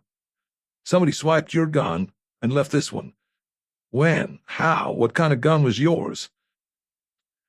"We went out about 3:30 or so to get something to eat at the hash house around the corner," Hench said. "You can check that. We must have left the door unlocked. We were kind of hitting the bottom a little. I guess we were pretty noisy. We had the ball game going on the radio. I guess we shut it off when we went out, I'm not sure. You remember? He looked at the girl, lying white-faced and silent on the bed. You remember, sweet? The girl didn't look at him or answer him. She spooked. Hench said, I had a gun. A Colt 32, same caliber as that, but a belly gun. A revolver, not an automatic. There's a piece broken off the rubber grip. A Jew named Morris gave it to me 3-4 years ago. We worked together in a bar. I don't have no permit, but I don't carry the gun neither. Breeze said, hitting the hooch like you birds been and having a gun under the pillow, sooner or later somebody was going to get shot. You ought to know that. Hell, we didn't even know the guy. Hench said. His tie was tight now, very badly. He was cold, sober, and very shaky. He stood up and picked a coat off the end of the bed and put it on and sat down again. I watched his fingers tremble, lighting a cigarette. We don't know his name. We don't know anything about him. I see him maybe 2-3 times in the hall, but he don't even speak to me. It's the same guy, I guess. I ain't even sure of that. It's a fellow that lived there, Breeze said. Let me see now. This ball game is a studio rebroadcast, huh? Goes on at 3, Hench said. 3 to, say, 4:30, or sometimes later. We went out about the last half of the third. We was gone about an innings and a half, maybe 2, 20 minutes to half an hour, not more. I guess he was shot just before you went out, Breeze said. The radio would kill the noise of the gun near enough. You must have left your door unlocked, or even open. Could be, Hench said wearily. You remember, honey? Again, the girl on the bed refused to answer him or even look at him. Breeze said, You left your door open or unlocked. The killer heard you go out. He got into your apartment wanting to ditch the gun, saw the bed down, walked across and slipped his gun under the pillow, and then imagine his surprise. He found another gun there waiting for him, so he took it along. Now, if he meant to ditch his gun, why not do it where he did his killing? Why take the risk of going into another apartment to do it? Why the fancy pants? I was sitting in the corner of the Davenport by the window. I put in my nickel's worth, saying, Suppose he had locked himself out of Phillips's apartment before he thought of ditching the gun. Suppose, coming out of the shock of his murder, he found himself in the hall, still holding the murder gun. He would want to ditch it fast. Then, if Hench's door was open and he had heard them go out along the hall, Breeze looked at me briefly and grunted. I'm not saying it isn't so, I'm just considering. He turned his attention back to Hench. So now, if this turns out to be the gun that killed Anson, we got to try and trace your gun. While we do that, we got to have you and the young lady handy. You understand that, of course. Hench said, You don't have any boys that can bounce me hard enough to make me tell it different. We can always try, Breeze said mildly, and we might just as well get started. He stood up, turned, and swept the crumpled newspapers off the chair onto the floor. He went over to the door, then turned and stood looking at the girl on the bed. You all right, sister, or should I call for a matron? The girl on the bed didn't answer him. Hench said, I need a drink. I need a drink, bad. Not when I'm watching you, Breeze said and went out of the door. Hench moved across the room and put the neck of a bottle into his mouth and gurgled liquor. He lowered the bottle, looked at what was left in it, and went over to the girl. He pushed her shoulder. Wake up and have a drink, he growled at her. The girl stared at the ceiling. She didn't answer him or show that she had heard him. Let her alone, I said. Shock. Hench finished what was in the bottle, put the empty bottle down carefully, and looked at the girl again, then turned his back on her and stood frowning at the floor. Geez, I wish I could remember better, he said under his breath. Breeze came back into the room with a young, fresh-faced, plain-clothes detective. "This is Lieutenant Spangler," he said. "He'll take you down. Get going, huh?" Hench went back to the bed and shook the girl's shoulder. "Get on up, babe. We gotta take a ride." The girl turned her eyes without turning her head and looked at him slowly. She lifted her shoulders off the bed and put a hand under her and swung her legs over the side and stood up, stamping her right foot, as if it was numb. "Tough, kid, but you know how it is," Hench said. The girl put a hand to her mouth and bit the knuckle of her little finger, looking at him blankly. Then she swung the hand suddenly and hit him in the face as hard as she could. Then she half ran out of the door. Hench didn't move a muscle for a long moment. There was a confused noise of men talking outside, a confused noise of cars down below in the street. Hench shrugged and cocked his heavy shoulders back and swept a slow look around the room, as if he didn't expect to see it again very soon, or at all. Then he went out past the young, fresh-faced detective. The detective went out, the door closed, the confused noise outside was dimmed a little, and Breeze and I sat looking at each other heavily. 11. After a while, Breeze got tired of looking at me and dug a cigar out of his pocket. He slit the cellophane band with a knife and trimmed the end of the cigar and lit it carefully, turning it around in the flame and holding the burning match away from it while he stared thoughtfully at nothing and drew on the cigar and made sure it was burning the way he wanted it to burn. Then he shook the match out very slowly and reached over to lay it on the sill of the open window. Then he looked at me some more. "You and me," he said, "are going to get along." "That's fine," I said.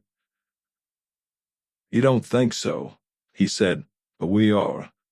But not because I took any sudden fancy to you. It's the way I work. Everything in the clear. Everything sensible. Everything quiet. Not like that dame. That's the kind of dame that spends her life looking for trouble, and when she finds it, it's the fault of the first guy she can get her fingernails into." "He gave her a couple of shiners," I said. "That wouldn't make her love him too much." "I can see," Breeze said, "that you know a lot about dames." "Not knowing a lot about them has helped me in my business," I said. "I'm open-minded." He nodded and examined the end of his cigar. He took a piece of paper out of his pocket and read from it. "Delmar B. Hench, 45, bartender, unemployed. Maybelle Masters, 26, dancer. That's all I know about them. I've got a hunch there ain't a lot more to know." "You don't think he shot Anson?" I asked. Breeze looked at me without pleasure. "Brother, I just got here." He took a card out of his pocket and read from that. "James B. Pollock, Reliance Indemnity Company, field agent. What's the idea? In a neighborhood like this, it's bad form to use your own name," I said. "Anson didn't either." "What's the matter with the neighborhood?" "Practically everything," I said. "What I would like to know," Breeze said, "is what you know about the dead guy." "I told you already." "Tell me again. People tell me so much stuff I get it all mixed up."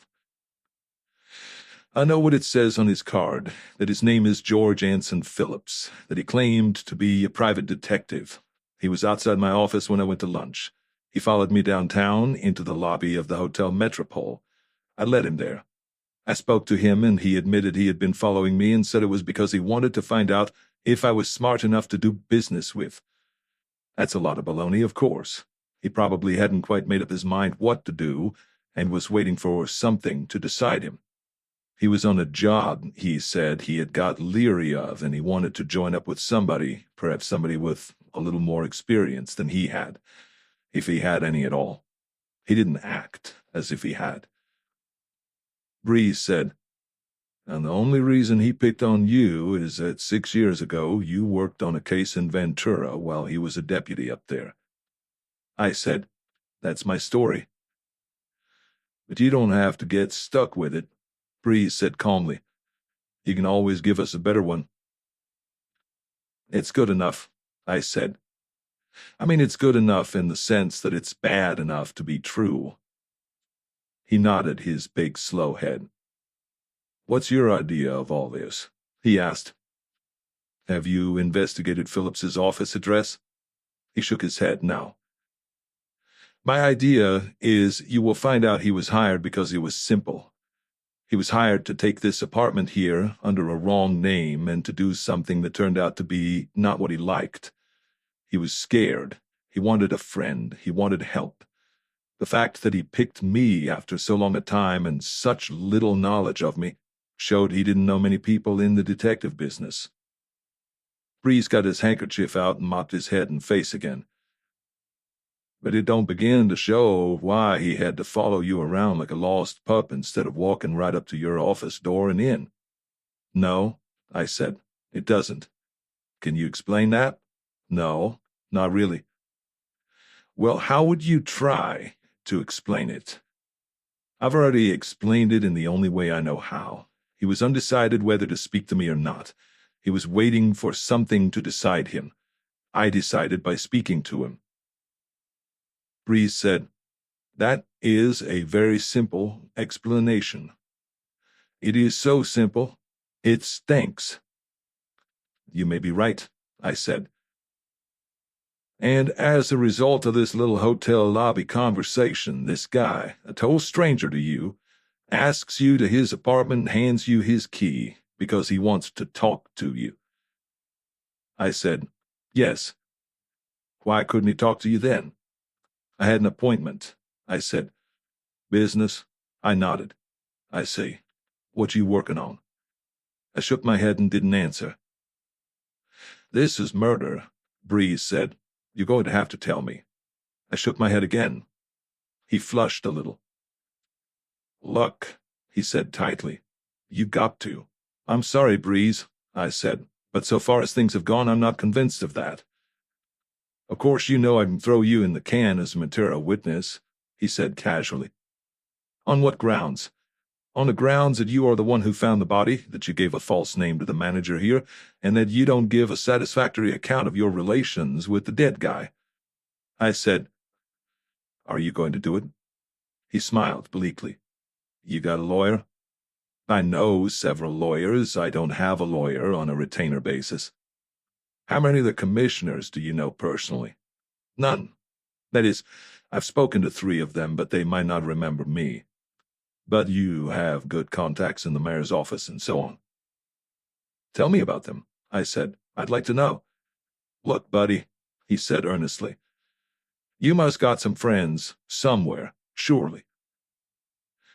I've got a good friend in the sheriff's office, but I'd rather leave him out of it. He lifted his eyebrows. Why? Maybe you're going to need friends.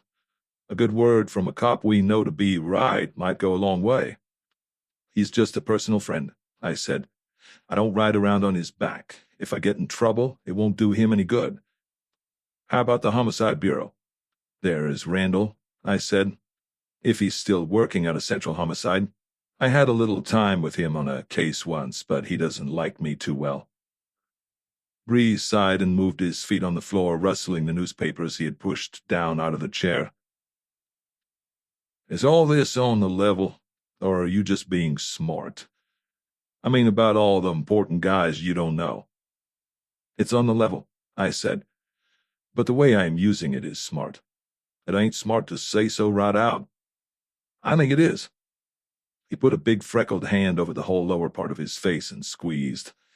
When he took the hand away, there were round red marks on his cheeks from the pressure of thumb and fingers. I watched the marks fade. Why don't you go on home and let a man work? He asked crossly. I got up and nodded and went towards the door. Breeze said to my back, Give me your home address. I gave it to him. He wrote it down. So long, he said drearily. Don't leave town. We'll want a statement, maybe tonight. I went out. There were 2 uniformed cops outside on the landing. The door across the way was open, and a fingerprint man was still working inside. Downstairs, I met 2 more cops in the hallway, one at each end of it. I didn't see the carroty manager. I went out the front door. There was an ambulance pulling away from the curb. A knot of people hung around on both sides of the street, not as many as would accumulate in some neighborhoods. I pushed along the sidewalk. A man grabbed me by the arm and said, "What's the damage, Jack?" I shook his arm off without speaking or looking at his face and went on down the street to where my car was. 12. It was 6:45 when I let myself into the office and clicked the light on and picked a piece of paper off the floor. It was a notice from the Green Feather Messenger Service saying that a package was held awaiting my call and would be delivered upon request at any hour of the day or night. I put it on the desk, peeled my coat off, and opened the windows. I got a half bottle of Old Tailor out of the deep drawer of the desk and drank a short drink, rolling it around on my tongue. Then I sat there holding the neck of the cool bottle and wondering how it would feel to be a homicide dick and find bodies lying around and not mind at all, not have to sneak out wiping doorknobs, not have to ponder how much I could tell without hurting a client and how little I could tell without too badly hurting myself. I decided I wouldn't like it. I pulled the phone over and looked at the number on the slip and called it. They said my package could be sent right over. I said I would wait for it. It was getting dark outside now. The rushing sound of the traffic had died a little, and the air from the open window, not yet cool from the night, had that tired, end-of-the-day smell of dust, automobile exhaust, sunlight rising from hot walls and sidewalks, the remote smell of food in 1,000 restaurants, and perhaps, drifting down from the residential hills above Hollywood, if you had a nose like a hunting dog, a touch of that peculiar tomcat smell that eucalyptus trees give off in warm weather. I sat there smoking. 10 minutes later, the door was knocked on, and I opened it to a boy in a uniform cap who took my signature and gave me a small, square package, not more than 2.5 inches wide, if that. I gave the boy a dime and listened to him whistling his way back to the elevators.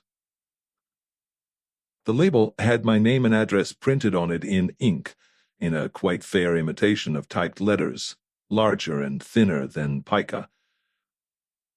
I cut the string that tied the label to the box and unwound the thin brown paper. Inside was a thin, cheap cardboard box pasted over with brown paper and stamped "Made in Japan" with a rubber stamp. It would be the kind of box you would get in a Jap store to hold some small carved animal or a small piece of jade. The lid fitted down all the way and tightly.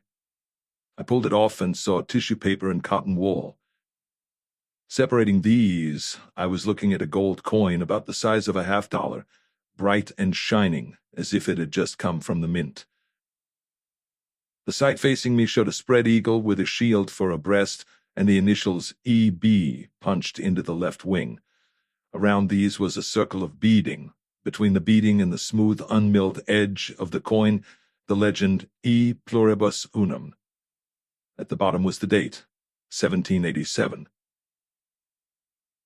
I turned the coin over on my palm. It was heavy and cool, and my palm felt moist under it.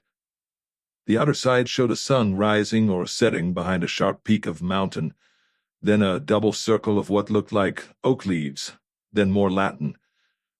Nova Iberaca Columbia Excelsior. At the bottom of this side, in smaller capitals, the name Brasher. I was looking at the Brasher doubloon. There was nothing else in the box or in the paper, nothing on the paper. The handwritten printing meant nothing to me. I didn't know anybody who used it. I filled an empty tobacco pouch half full, wrapped the coin up in tissue paper, snapped a rubber band around it, and tucked it into the tobacco in the pouch, and put more in on top. I closed the zipper and put the pouch in my pocket. I locked the paper and string and box and label up in a filing cabinet, sat down again and dialed Elisha Morningstar's number on the phone. The bell rang 8 times at the other end of the line. It was not answered. I hardly expected that. I hung up again, looked Elisha Morningstar up in the book, and saw that he had no listing for a residence phone in Los Angeles or the outlying towns that were in the phone book. I got a shoulder holster out of the desk and strapped it on and slipped a Colt 38 automatic into it. Put on hat and coat, shut the windows again, put the whiskey away, clicked the lights off, and had the office door unlatched when the phone rang. The ringing bell had a sinister sound, for no reason of itself, but because of the ears to which it rang. I stood there braced and tense, lips tightly drawn back in a half grin. Beyond the closed window, the neon lights glowed. The dead air didn't move. Outside, the corridor was still. The bell rang in darkness, steady and strong. I went back and leaned on the desk and answered. There was a click and a droning on the wire, and beyond that, nothing. I depressed the connection and stood there in the dark, leaning over, holding the phone with one hand and holding the flat riser on the pedestal down with the other. I didn't know what I was waiting for. The phone rang again. I made a sound in my throat and put it to my ear again, not saying anything at all. So we were there, silent, both of us, miles apart maybe, each one holding a telephone and breathing and listening and hearing nothing, not even the breathing. Then, after what seemed a very long time, there was the quiet remote whisper of a voice saying dimly, without any tone, "Too bad for you, Marlowe." Then the click again and the droning on the wire, and I hung up and went across the office and out. 13. I drove west on Sunset, fiddled around a few blocks without making up my mind whether anyone was trying to follow me, then parked near a drugstore and went into its phone booth. I dropped my nickel and asked the O operator for a Pasadena number. She told me how much money to put in. The voice which answered the phone was angular and cold. "Mrs. Murdoch's residence?" "Philip Marlowe here. Mrs. Murdoch, please." I was told to wait. A soft but very clear voice said, "Mr. Marlowe, Mrs. Murdoch is resting now. Can you tell me what it is?" You oughtn't to have told him. Who?" "That loopy guy whose handkerchief you cry into." "How dare you?" "That's fine," I said. "Now let me talk to Mrs. Murdoch. I have to." "Very well, I'll try." The soft, clear voice went away, and I waited, a long wait. They would have to lift her up on the pillows and drag the port bottle out of her hard gray paw and feed her the telephone. A throat was cleared suddenly over the wire. It sounded like a freight train going through a tunnel. "This is Mrs. Murdoch." "Could you identify the property we were talking about this morning, Mrs. Murdoch? I mean, could you pick it out from others just like it?" "Well, are there others just like it?" "There must be. Dozens, hundreds for all I know. Anyhow, dozens. Of course, I don't know where they are." She coughed. "I don't really know much about it. I suppose I couldn't identify it then. But in the circumstances—" "That's what I'm getting at, Mrs. Murdoch. The identification would seem to depend on tracing the history of the article back to you, at least to be convincing." "Yes, I suppose it would. Why? Do you know where it is?" "Morningstar claims to have seen it.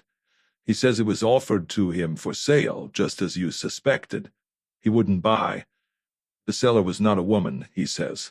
That doesn't mean a thing because he gave me a detailed description of the party, which was either made up or was a description of somebody he knew more than casually. So the seller may have been a woman." "I see. It's not important now." "Not important?" "No. Have you anything else to report?" "Another question to ask. Do you know a youngish, blond fellow named George Anson Phillips? Rather heavy set, wearing a brown suit and a dark pork-pie hat with a gay band. Wearing that today. Claimed to be a private detective." "I do not. Why should I?" "I don't know. He enters the picture somewhere. I think he was the one who tried to sell the article.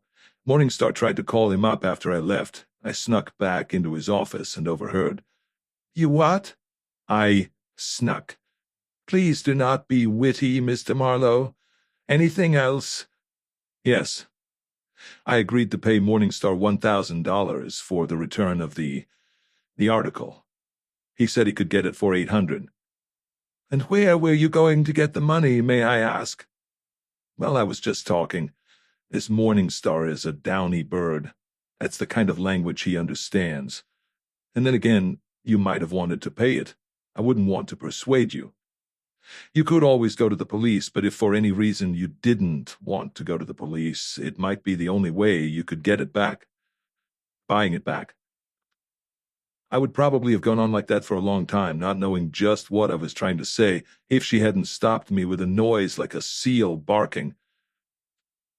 This is all very unnecessary now, Mr. Marlowe. I have decided to drop the matter. The coin has been returned to me. Hold the wire a minute, I said. I put the phone down on the shelf and opened the booth door and stuck my head out, filling my chest with what they were using for air in the drugstore. Nobody was paying any attention to me. Up front, the druggist, in a pale blue smock, was chatting across the cigar counter. The counter boy was polishing glasses at the fountain.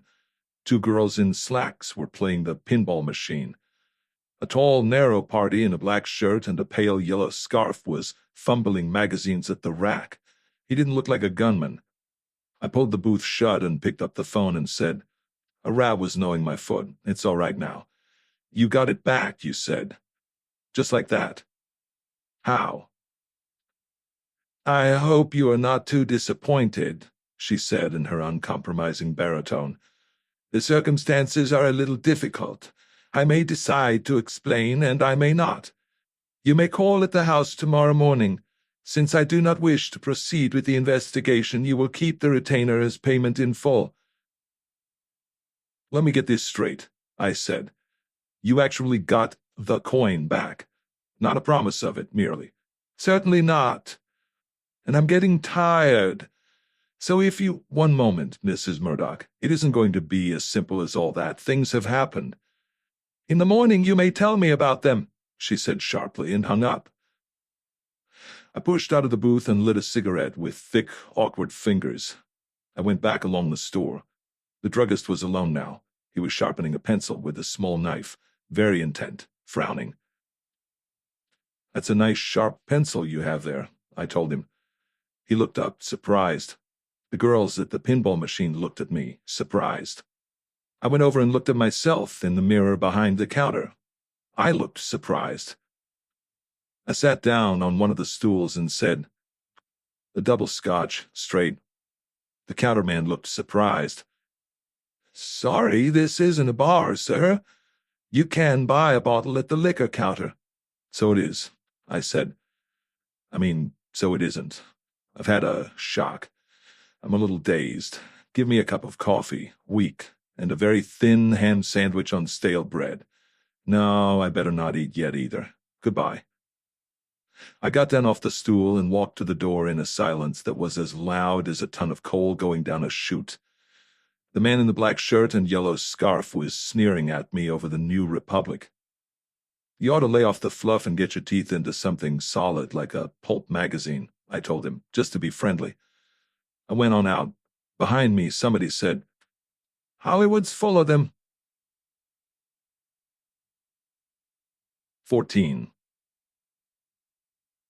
The wind had risen and had a dry, taut feeling, tossing the tops of trees and making the swung arc light up the side street cast shadows like crawling lava. I turned the car and drove east again. The Hawk Shop was on Santa Monica, near Wilcox, a quiet, old-fashioned little place washed gently by the lapping waves of time.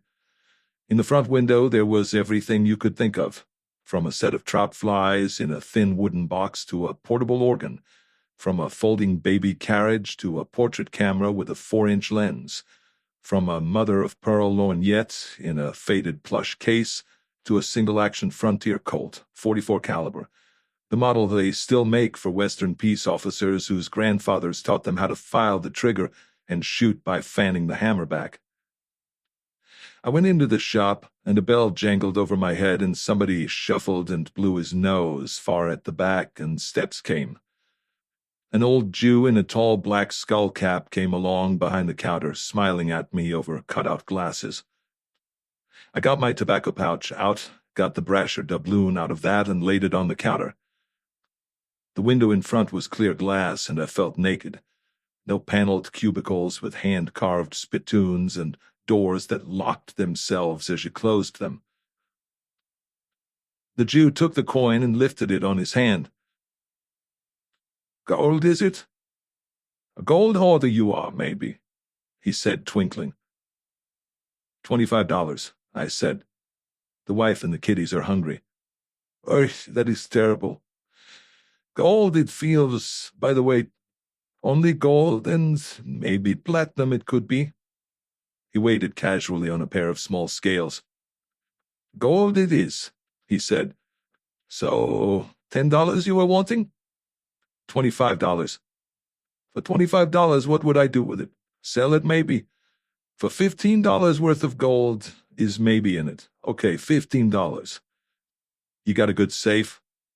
"Mister, in this business of the best safes money can buy. Nothing to worry about here." "It is $15, is it?" "Make out the ticket." I wrote it out partly with his pen and partly with his tongue. I gave my true name and address. Bristol Apartments, 1624 North Bristol Avenue, Hollywood. "You are living in that district and you are borrowing $15, the Jew said sadly, and tore off my half of the ticket and counted out the money. I walked down to the corner drugstore and bought an envelope and borrowed a pen and mailed the pawn ticket to myself. I was hungry and hollow inside. I went over to Vine to eat, and after that I drove downtown again. The wind was still rising, and it was drier than ever. The steering wheel had a gritty feeling under my fingers, and the inside of my nostrils felt tight and drawn. The lights were on here and there in the tall buildings. The green and chromium clothier's store on the corner of 9th and Hill was a blaze of light. In the Belfont building, a few windows glowed here and there, but not many. The same old plow horse sat in the elevator on his piece of folded burlap, looking straight in front of him, blank-eyed, almost gathered to history. I said, "I don't suppose you know where I can get in touch with the building superintendent?" He turned his head slowly and looked past my shoulder. "I hear how in New York they got elevators that just whiz.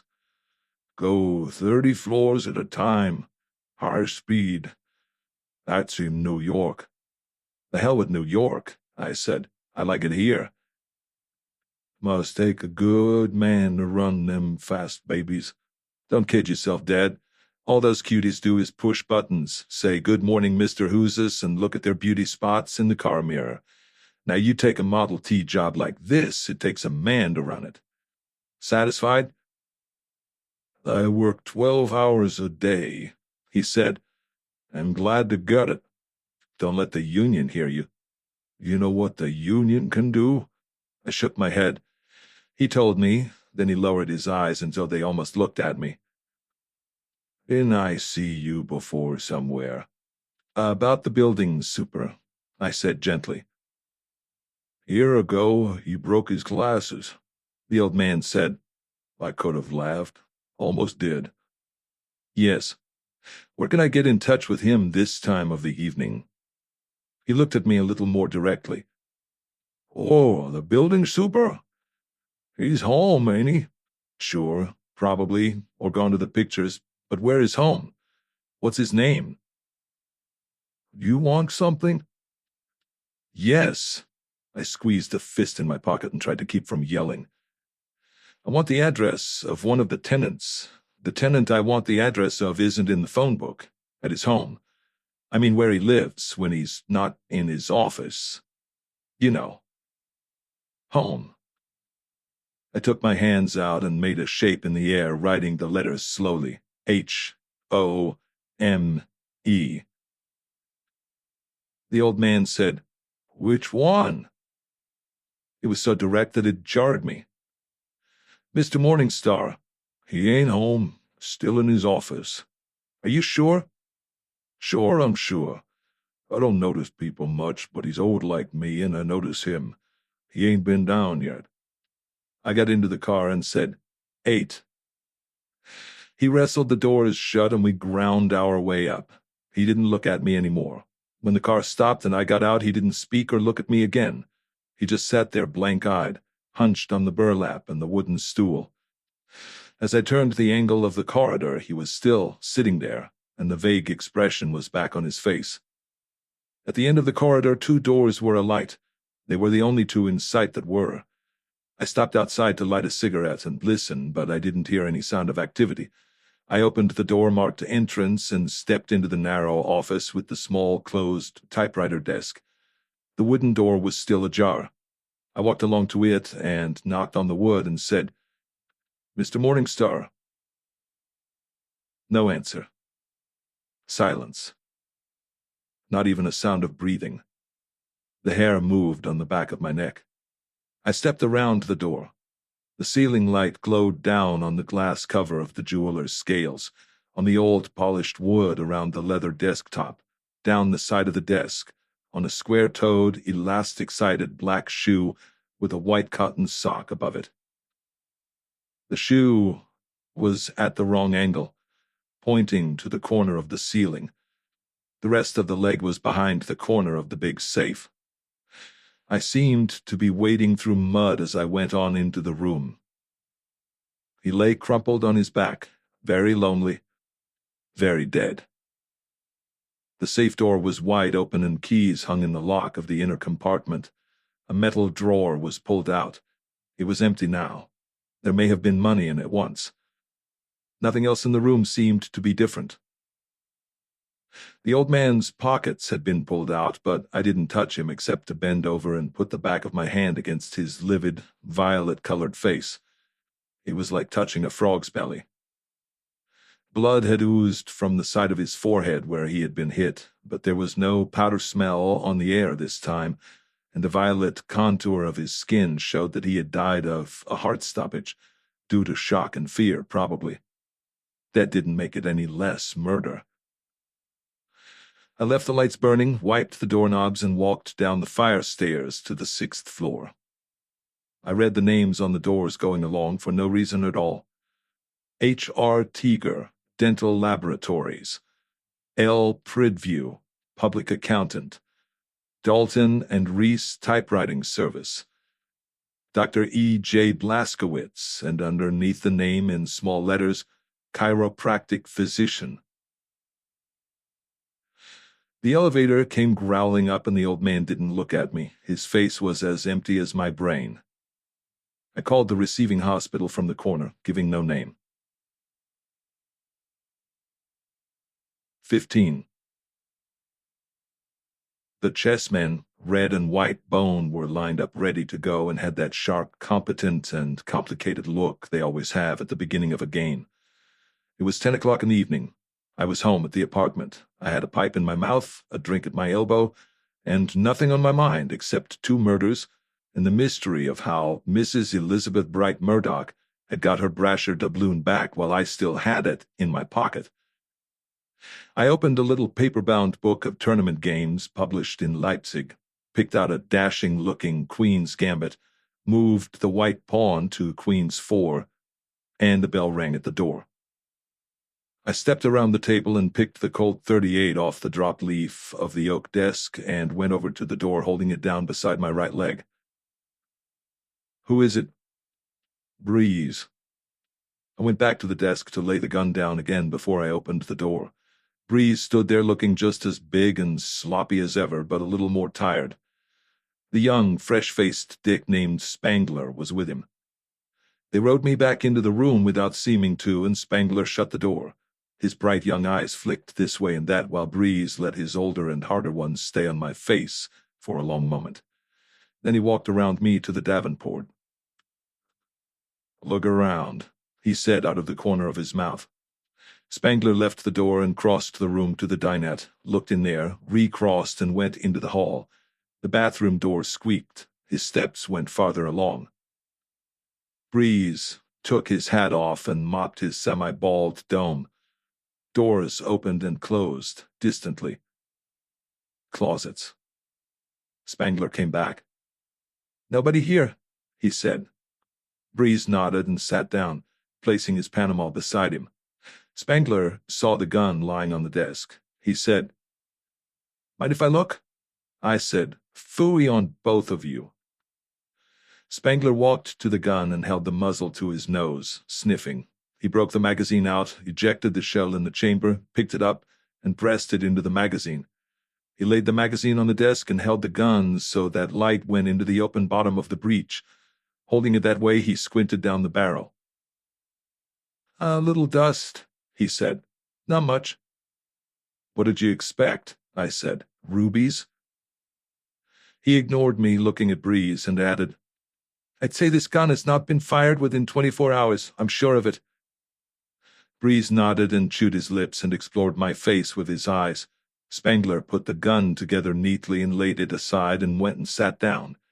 He put his cigarette between his lips and lit it and blew smoke contentedly.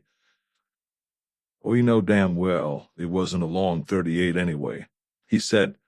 "One of those things will shoot through a wall. No chance of the slug staying inside a man's head." "Just what are you guys talking about?" I said. Breeze said, "The usual thing in our business, murder. Have a chair. Relax. I thought I heard voices in here. Maybe it was the next apartment." "Maybe," I said. "You always have a gun lying around on your desk?" "Except when it's under my pillow," I said, "or under my arm, or in the drawer of the desk. Or somewhere I can't just remember where I happened to put it. That help you any?" "We didn't come here to get tough, Marlowe." "That's fine," I said. "So you prowl my apartment and handle my property without asking my permission. What do you do when you get tough? Knock me down and kick me in the face?" "Oh, hell," he said and grinned. I grinned back. We all grinned. Then Breeze said, "Use your phone?" I pointed to it. He dialed a number and talked to someone named Morrison, saying, "Breeze at..." He looked down at the base of the phone and read the number off. "Any time now. Marlowe is the name that goes with it." "Sure. 5 or 10 minutes is okay." He hung up and went to the Davenport. "I bet you can't guess why we're here." "I'm always expecting the brothers to drop in," I said. "Murder ain't funny, Marlowe. Who said it was?" "Don't you kind of act as if it was?" "I wasn't aware of it." He looked at Spangler and shrugged. Then he looked at the floor. Then he lifted his eyes slowly as if they were heavy and looked at me again. I was sitting down by the chess table now. "You play a lot of chess?" he asked, looking at the chessmen. "Not a lot. Once in a while. I fool around with a game here, thinking things out." "Don't it take two guys to play chess?" "I play over tournament games that have been recorded and published. There's all literature about chess. Once in a while I work out problems. They're not chess, properly speaking." "What are we talking about chess for? Drink?" "Not right now," Breeze said. "I talked to Randall about you. He remembers you very well, in connection with a case down at the beach." He moved his feet on the carpet, as if they were very tired. His solid old face was lined and gray with fatigue. "He said you wouldn't murder anybody. He says you are a nice guy, on the level." "That was friendly of him," I said.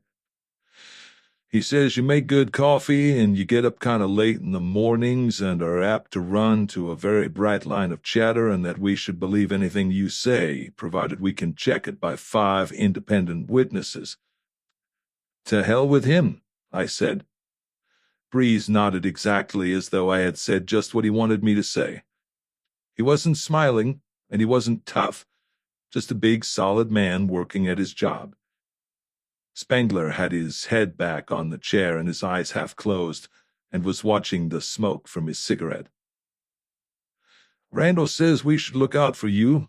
He says you are not as smart as you think you are, but that you are a guy things happen to.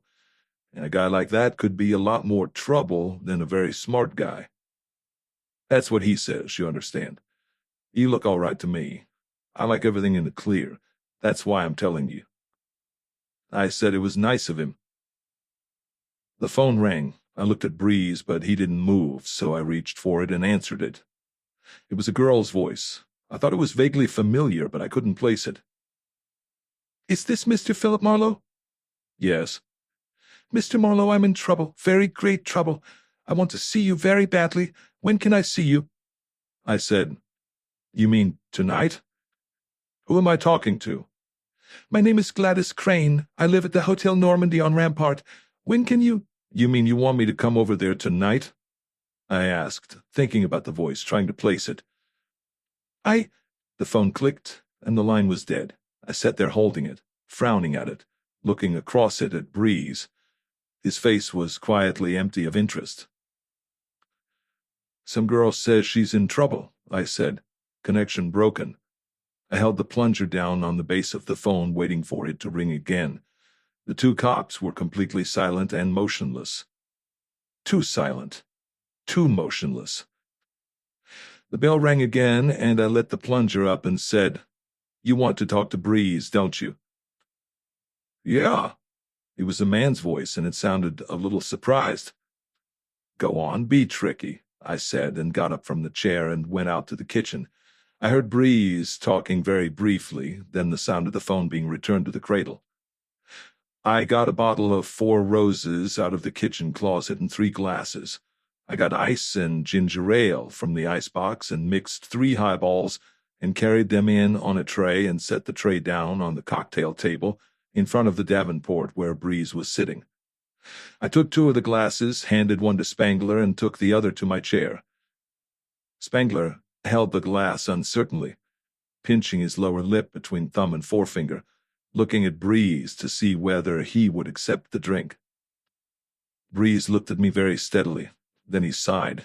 Then he picked the glass up and tasted it and sighed again and shook his head sideways with a half smile, the way man does when you give him a drink and he needs it very badly and it is just right, and the first swallow is like a peek into a cleaner, sunnier, brighter world. I guess you catch on pretty fast, Mr. Marlowe, he said, and leaned back on the Davenport completely relaxed. I guess now we can do some business together. Not that way, I said. Huh? He bent his eyebrows together. Spangler leaned forward in his chair and looked bright and attentive. Having stray broads call me up and give me a song and dance so you can say they said they recognized my voice somewhere, sometime. The girl's name is Gladys Crane, Breeze said. So she told me. I never heard of her. Okay, Breeze said. Okay. He showed me the flat of his freckled hand. We're not trying to pull anything that's not legitimate. We only hope you ain't either. Ain't either what? Ain't either trying to pull anything not legitimate, such as holding out on us. Just why shouldn't I hold out on you, if I feel like it? I asked. You're not paying my salary? Look, don't get tough, Marlowe. I'm not tough. I don't have any idea of being tough. I know enough about cops not to get tough with them. Go ahead and speak your piece and don't try to pull any more phonies like that telephone call. We're on a murder case, Breeze said. We have to try to run it the best we can. You found the body. You had talked to the guy. He had asked you to come to his apartment. He gave you his key. You said you didn't know what he wanted to see you about. We figured that maybe with time to think back, you could have remembered. In other words, I was lying the first time, I said. Breeze smiled a tired smile. You've been around enough to know that people always lie in murder cases. The trouble with that is, how are you going to know when I stopped lying? When what you say begins to make sense, we'll be satisfied. I looked at Spangler. He was leaning forward so far he was almost out of his chair. He looked as if he was going to jump. I couldn't think of any reason why he should jump, so I thought he must be excited. I looked back at Breeze. He was about as excited as a hole in the wall. He had one of his cellophane-wrapped cigars between his thick fingers, and he was slitting the cellophane with a penknife. I watched him get the wrapping off and trim the cigar end with the blade and put the knife away, first wiping the blade carefully on his trousers. I watched him strike a wooden match and light the cigar carefully, turning it around in the flame, then hold the match away from the cigar, still burning, and draw on the cigar till he decided it was properly lighted. Then he shook the match out and laid it down beside the crumpled cellophane on the glass top of the cocktail table. Then he leaned back and pulled up one leg of his trousers and smoked peacefully. Every motion had been exactly as it had been when he lit a cigar in Hench's apartment, and exactly as it always would be whenever he lit a cigar. He was that kind of man, and that made him dangerous. Not as dangerous as a brilliant man, but much more dangerous than a quick, excitable one like Spangler. "I never saw Phillips before today," I said. "I don't count that he said he saw me up in Ventura once, because I don't remember him. I met him just the way I told you. He tailed me around and I braced him. He wanted to talk to me. He gave me his key. I went to his apartment, used the key to let myself in when he didn't answer, as he had told me to do. He was dead. The police were called, and through a set of events or incidents that had nothing to do with me, a gun was found under Hench's pillow, a gun that had been fired. I told you this, and it's true." Breeze said, "When you found him, you went down to the apartment manager, a guy named Passmore, and got him to go up with you without telling him that anybody was dead. You gave Passmore a phony card and talked about jewelry." I nodded. "With people like Passmore and apartment houses like that one, it pays to be a little on the cagey side.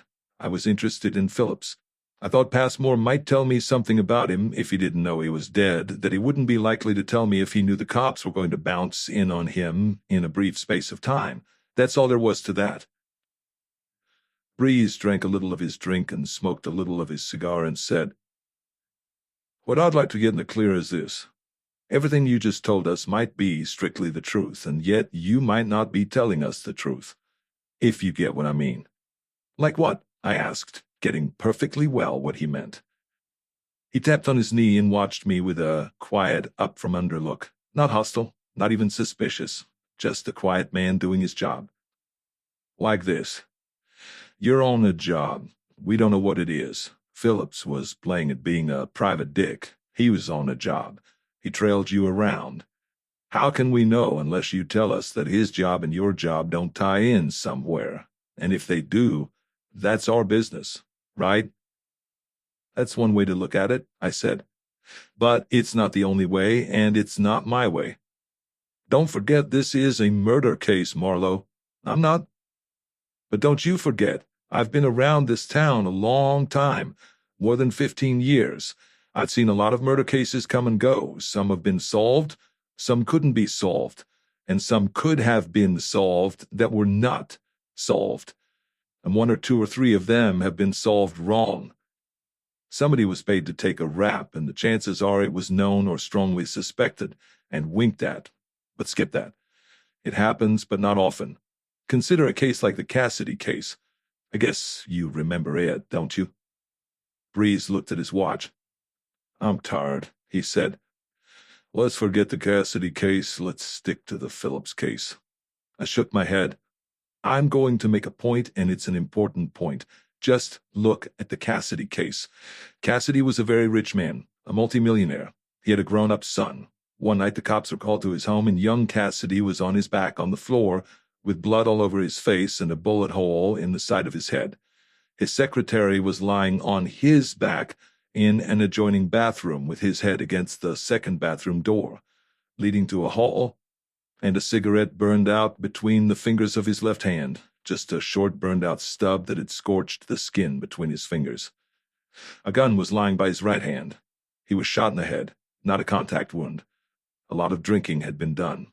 4 hours had elapsed since the deaths, and the family doctor had been there for 3 of them. Now, what did you do with the Cassidy case?" Breeze sighed. "Murder and suicide during a drinking spree. The secretary went haywire and shot young Cassidy. I read it in the papers or something. Is that what you wanted me to say?" "You read it in the papers," I said, "but it wasn't so. What's more, you knew it wasn't so, and the DA knew it wasn't so, and the DA's investigators were pulled off the case within a matter of hours. There was no inquest, but every crime reporter in town and every cop on every homicide detail knew it was Cassidy that did the shooting. That it was Cassidy that was crazy drunk. That it was the secretary who tried to handle him and couldn't, and at last tried to get away from him but wasn't quick enough. Cassidy's was a contact wound and the secretary's was not. The secretary was left-handed and he had a cigarette in his left hand when he was shot. Even if you are right-handed, you don't change a cigarette over to your other hand and shoot a man while casually holding the cigarette. They might do that on gangbusters, but rich men's secretaries don't do it. And what were the family and the family doctor doing during the 4 hours they didn't call the cops? Fixing it so there would only be a superficial investigation. And why were no tests of the hands made for nitrates? Because you didn't want the truth. Cassidy was too big. But this was a murder case, too, wasn't it? The guys were both dead, Bree said. What the hell difference did it make who shot who? Did you ever stop to think, I asked, that Cassidy's secretary might have had a mother, or a sister, or a sweetheart, or all three? That they had their pride and their faith and their love for a kid who was made out to be a drunken paranoiac because his boss's father had $100 million? Breeze lifted his glass slowly and finished his drink slowly and put it down slowly and turned the glass slowly on the glass top of the cocktail table. Spangler sat rigid, all shining eyes and lips parted in a sort of rigid half-smile. Breeze said, "Make your point." I said, "Until you guys own your own souls, you don't own mine. Until you guys can be trusted every time and always, in all times and conditions, to seek the truth out and find it and let the chips fall where they may. Until that time comes, I have a right to listen to my conscience and protect my client the best way I can. Until I'm sure you won't do him more harm than you'll do the truth good. Or until I'm hauled before somebody that can make me talk." Breeze said, "You sound to me just a little like a guy who is trying to hold his conscience down." "Hell," I said, "let's have another drink and then you can tell me about that girl you had me talk to on the phone." He grinned. "That was a dame that lives next door to Philip's. She heard a guy talking to him at the door one evening. She works days as an usherette, so we thought maybe she ought to hear your voice. Think nothing of it." "What kind of voice was it?" "Kind of a mean voice. She said she didn't like it." "I guess that's what made you think of me," I said. I picked up the 3 glasses and went out to the kitchen with them. 16. When I got there, I had forgotten which glass was which, so I rinsed them all out and dried them, and was starting to make more drinks when Spangler strolled out and stood just behind my shoulder. "It's all right," I said. "I'm not using any cyanide this evening." "Don't get too foxy with the old guy," he said quietly to the back of my neck.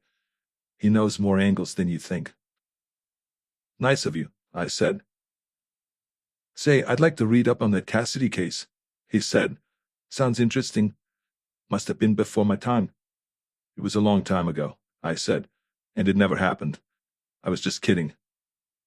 I put the glasses on the tray and carried them back into the living room and set them around. I took mine over to my chair behind the chess table. "Another phony," I said.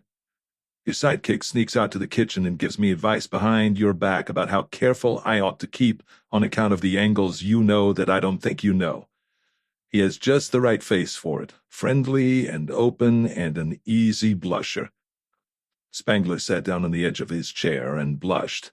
Breeze looked at him casually without meaning. "What did you find out about Phillips?" I asked. "Yes," Breeze said. "Phillips. Well, George Anson Phillips is a kind of pathetic case.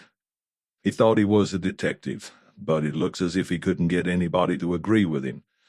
I talked to the sheriff at Ventura. He said George was a nice kid, maybe a little too nice to make a good cop, even if he had any brains. George did what they said, and he would do it pretty well, provided they told him which foot to start on and how many steps to take which way and little things like that, but he didn't develop much, if you get what I mean. He was the sort of cop who would be likely to hang a pinch on a chicken thief if he saw the guy steal the chicken And the guy fell down running away and hit his head on a post or something and knocked himself out. Otherwise, it might get a little tough and George would have to go back to the office for instructions. Well, he'd wore the sheriff down after a while and he let George go. Breeze drank some more of his drink and scratched his chin with the thumbnail like the blade of a shovel. After that, George worked in a general store at Simi for a man named Sutcliffe. It was a credit business with little books for each customer, and George would have trouble with the books.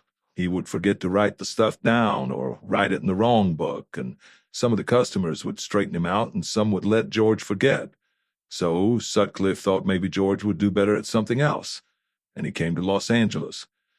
He had come into a little money, not much, but enough for him to get a license and put up a bond and get himself a piece of an office. I was over there. What he had was desk room with another guy who claims he is selling Christmas cards, name of Marsh.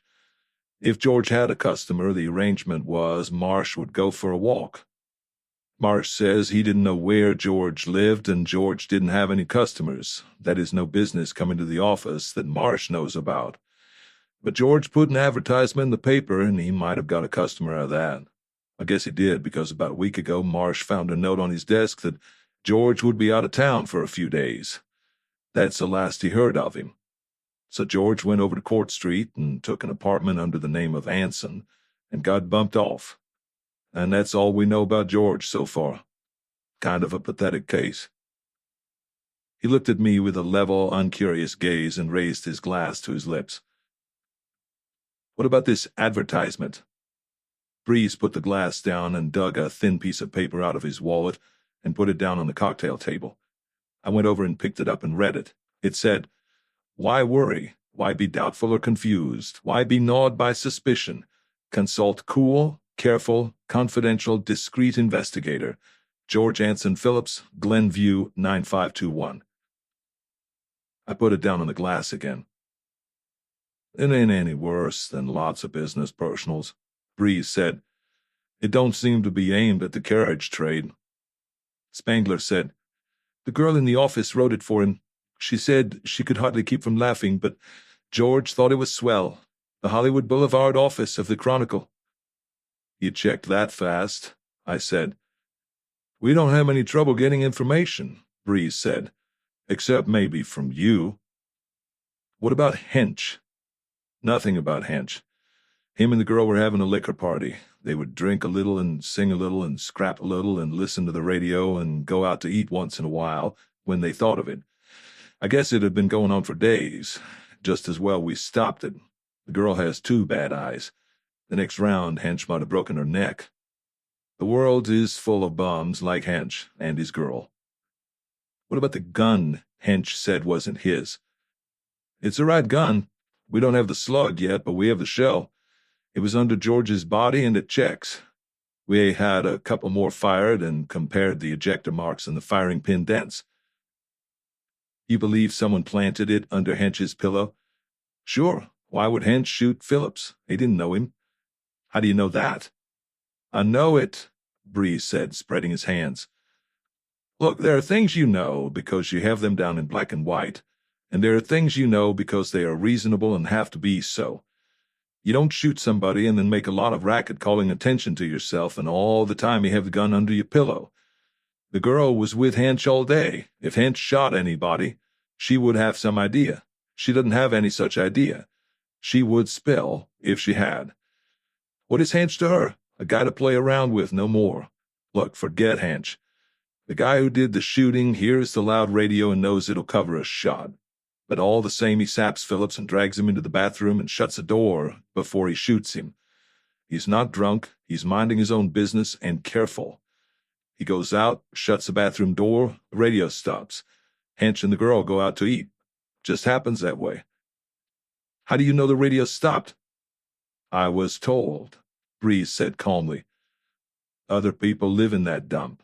Take it the radio stopped, and they went out. Not quiet. The killer steps out of the apartment and Hench's door is open. That must be because otherwise he wouldn't think anything about Hench's door.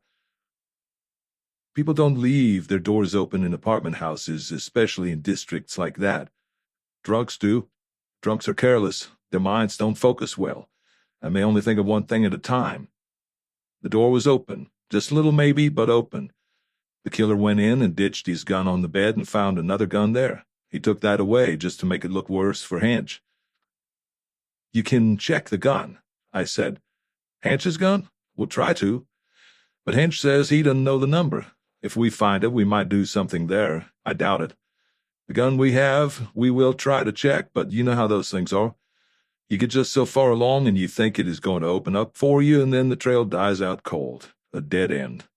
Anything else you can think of that we might know that might be a help to you in your business? I'm getting tired, I said. My imagination isn't working very well. You were doing fine a while back, Breeze said. On the Cassidy case. I didn't say anything. I filled my pipe up again, but it was too hot to light. I laid it on the edge of the table to cool off. It's God's truth, Breeze said slowly, that I don't know what to make of you. I can't see you deliberately covering up on any murder, and neither can I see you knowing as little about all this as you pretend to know. I didn't say anything again. Breeze leaned over to revolve his cigar butt in the tray until he had killed the fire. He finished his drink, put on his hat, and stood up. How long you expect to stay dummied up? He asked. I don't know. Let me help you out. I give you till tomorrow noon, a little better than 12 hours. I won't get my post-mortem report before that anyway. I give you till then to talk things over with your party and decide to come clean.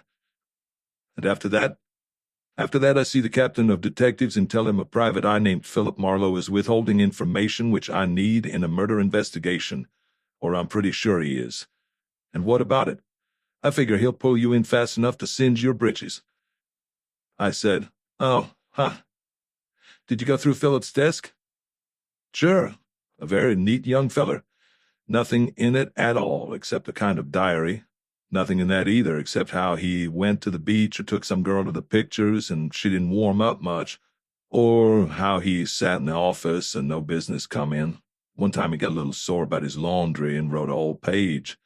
Mostly it's just 3 or 4 lines. There was only one thing about it. It was all done in a kind of printing. I said, Printing? Yeah, printing in pen and ink, not big block caps like people trying to disguise things, just neat, fast little printing, as if the guy could write that way as fast and easy as any way. He didn't write like that on the card he gave me, I said. Breeze thought about that for a moment. Then he nodded. True. Maybe it was this way. There wasn't any name in the diary either, in the front. Maybe the printing was just a little game he played with himself. Like Pepys's shorthand, I said. What was that? A diary a man wrote in a private shorthand a long time ago. Breeze looked at Spangler, who was standing up in front of his chair, tipping the last few drops of his glass. We better beat it, Breeze said. This guy's warming up for another Cassidy case.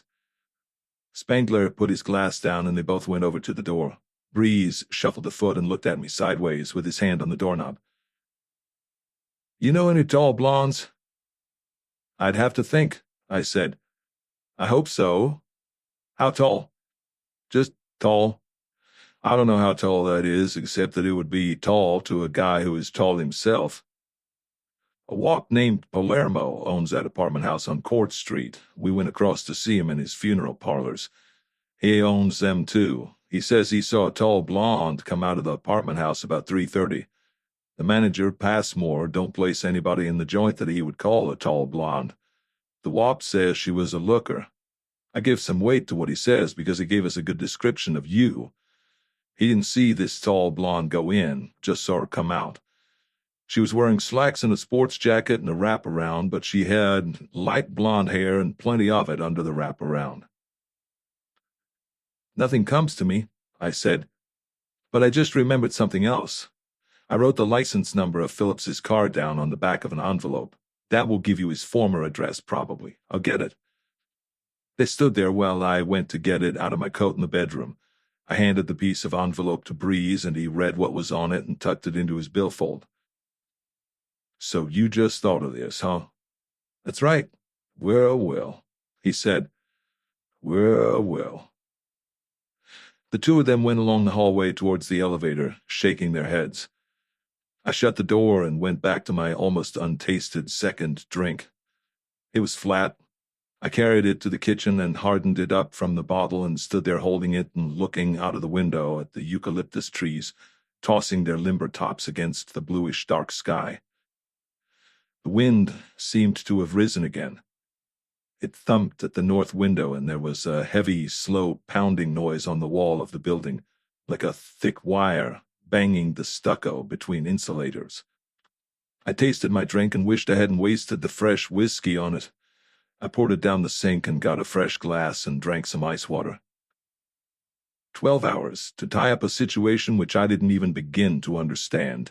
Either that or turn up a client and let the cops go to work on her and her whole family. Hire Marlowe and get your house full of law. Why worry? Why be doubtful and confused? Why be gnawed by suspicion?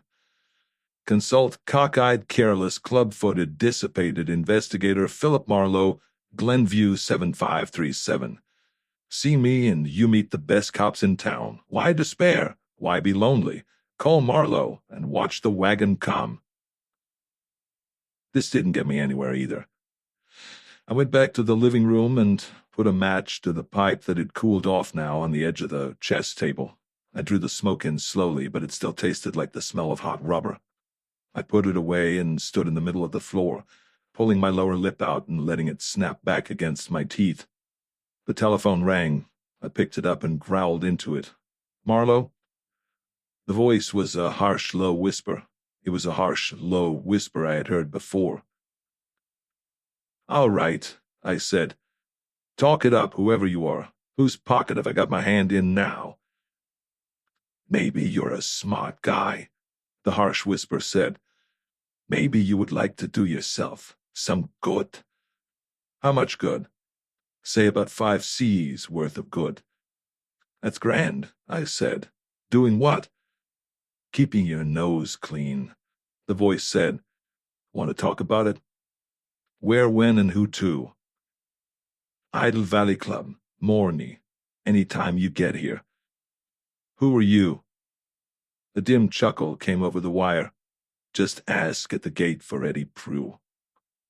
The phone clicked dead. I hung it up. It was near 11:30 when I backed my car out of the garage and drove towards Cahuenga Pass.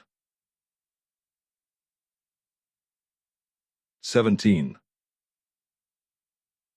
About 20 miles north of the pass, a wide boulevard with flowering moss in the parkways turned towards the foothills. It ran for 5 blocks and died, without a house in its entire length. From its end, a curving asphalt road dived into the hills. This was Idle Valley.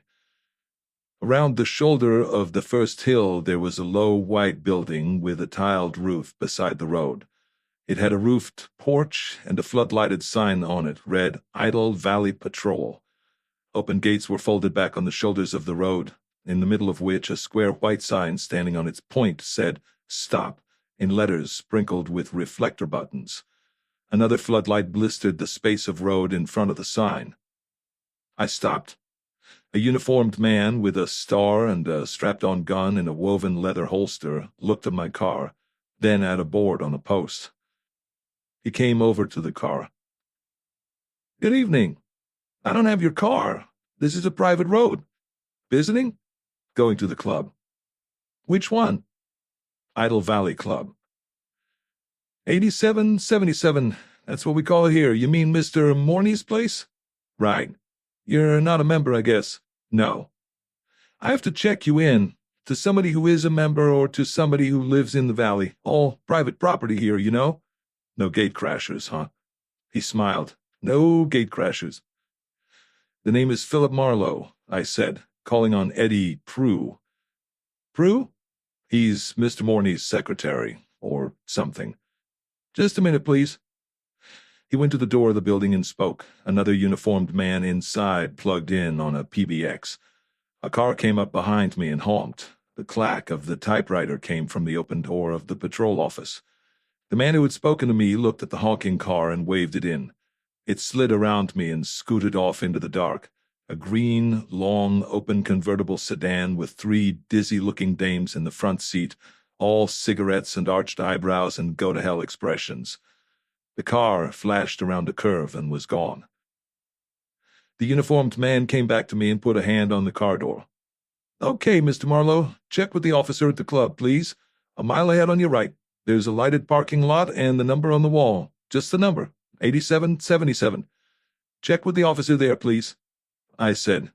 Why would I do that? He was very calm, very polite, and very firm. "We have to know exactly where you go. There's a great deal to protect in Idle Valley." Suppose I don't check with him? "You kidding me?" His voice hardened. "No, I just wanted to know. A couple of cruisers would start looking for you." "How many are you in the patrol?" "Sorry," he said. "About a mile ahead on the right, Mr. Marlowe." I looked at the gun strapped to his hip, the special badge pinned to his shirt. "And they call this a democracy," I said. He looked behind him and then spat on the ground and put a hand on the sill of the car door. "Maybe you got company," he said. "I knew a fellow belonged to the John Reed Club, over in Boyle Heights it was." "Tavarich," I said. "The trouble with revolutions," he said, "is that they get in the hands of the wrong people." "Check," I said. "On the other hand," he said, "could they be any wronger than the bunch of rich phonies that live around here?" "Maybe you'll be living in here yourself someday," I said. He spat again. "I wouldn't live in here if they paid me $50,000 a year and let me sleep in chiffon pajamas with a string of matched pink pearls around my neck." "I'd hate to make you the offer," I said. "You make me the offer any time," he said. "Day or night, just make me the offer and see what it gets you." "Well, I'll run along now and check with the officer of the club," I said. "Tell him to go spit up his left trouser's leg," he said. "Tell him I said so." "I'll do that," I said. A car came up behind and honked. I drove on. Half a block of dark limousine blew me off the road with its horn and went past me making a noise like dead leaves falling. The wind was quiet out here, and the valley moonlight was so sharp that the black shadows looked as if they had been cut with an engraving tool. Around the curve, the whole valley spread out before me. 1,000 white houses built up and down the hills, 10,000 lighted windows, and the stars hanging down over them politely, not getting too close on account of the patrol. The wall of the club building that faced the road was white and blank, with no entrance door, no windows on the lower floor. The number was small but bright in violet-colored neon, 8777. Nothing else. To the side, under rows of hooded, downward-shining lights, were even rows of cars set out in the white-lined slots on the smooth black asphalt. Attendants in crisp, clean uniforms moved in the lights. The road went around to the back, a deep concrete porch there, with an overhanging canopy of glass and chromium, but very dim lights. I got out of the car and received a check with the license number on it, carried it over to a small desk where a uniformed man sat, and dumped it in front of him. "Philip Marlowe," I said. "Visitor." "Thank you, Mr. Marlowe." He wrote the name and number down, handed me back my check, and picked up a telephone. A Negro in a white linen double-breasted guard's uniform, gold epaulets, a cap with a broad gold band, opened the door to me. The lobby looked like a high-budget musical.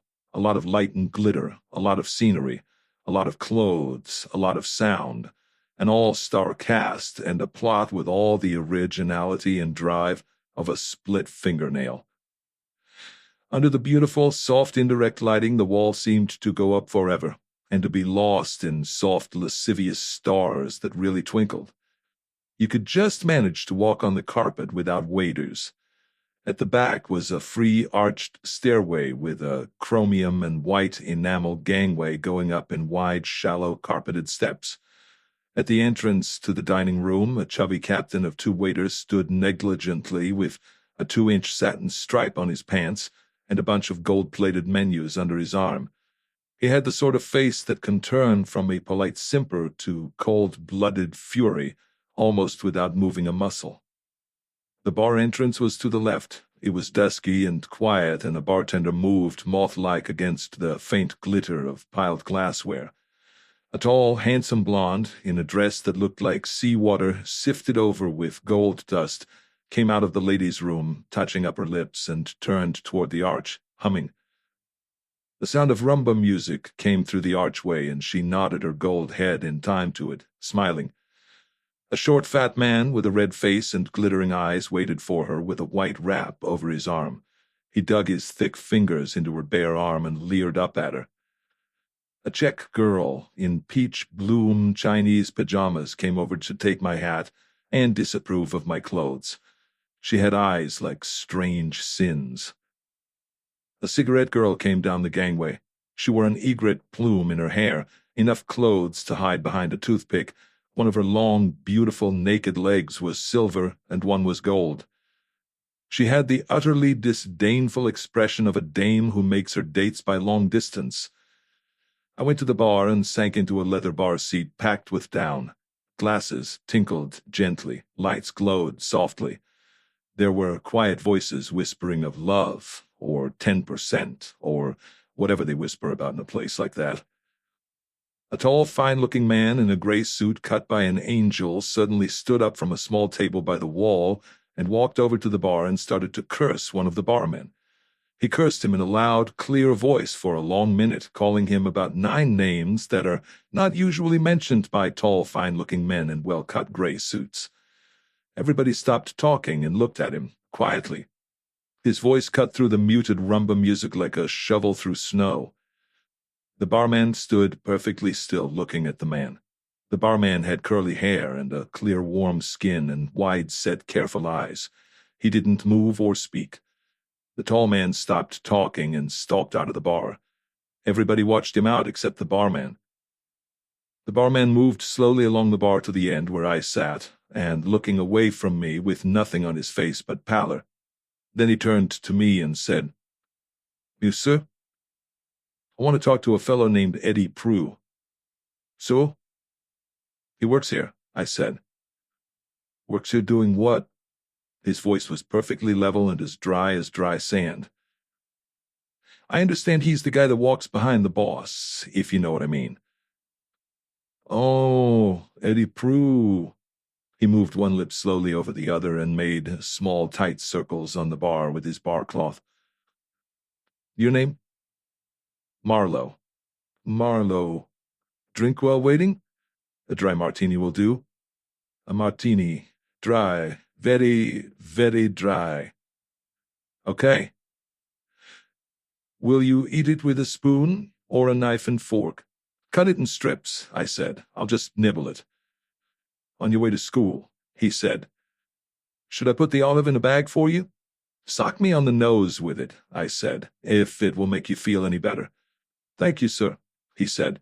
"A dry martini." He took 3 steps away from me and then came back and leaned across the bar and said, "I made a mistake in a drink.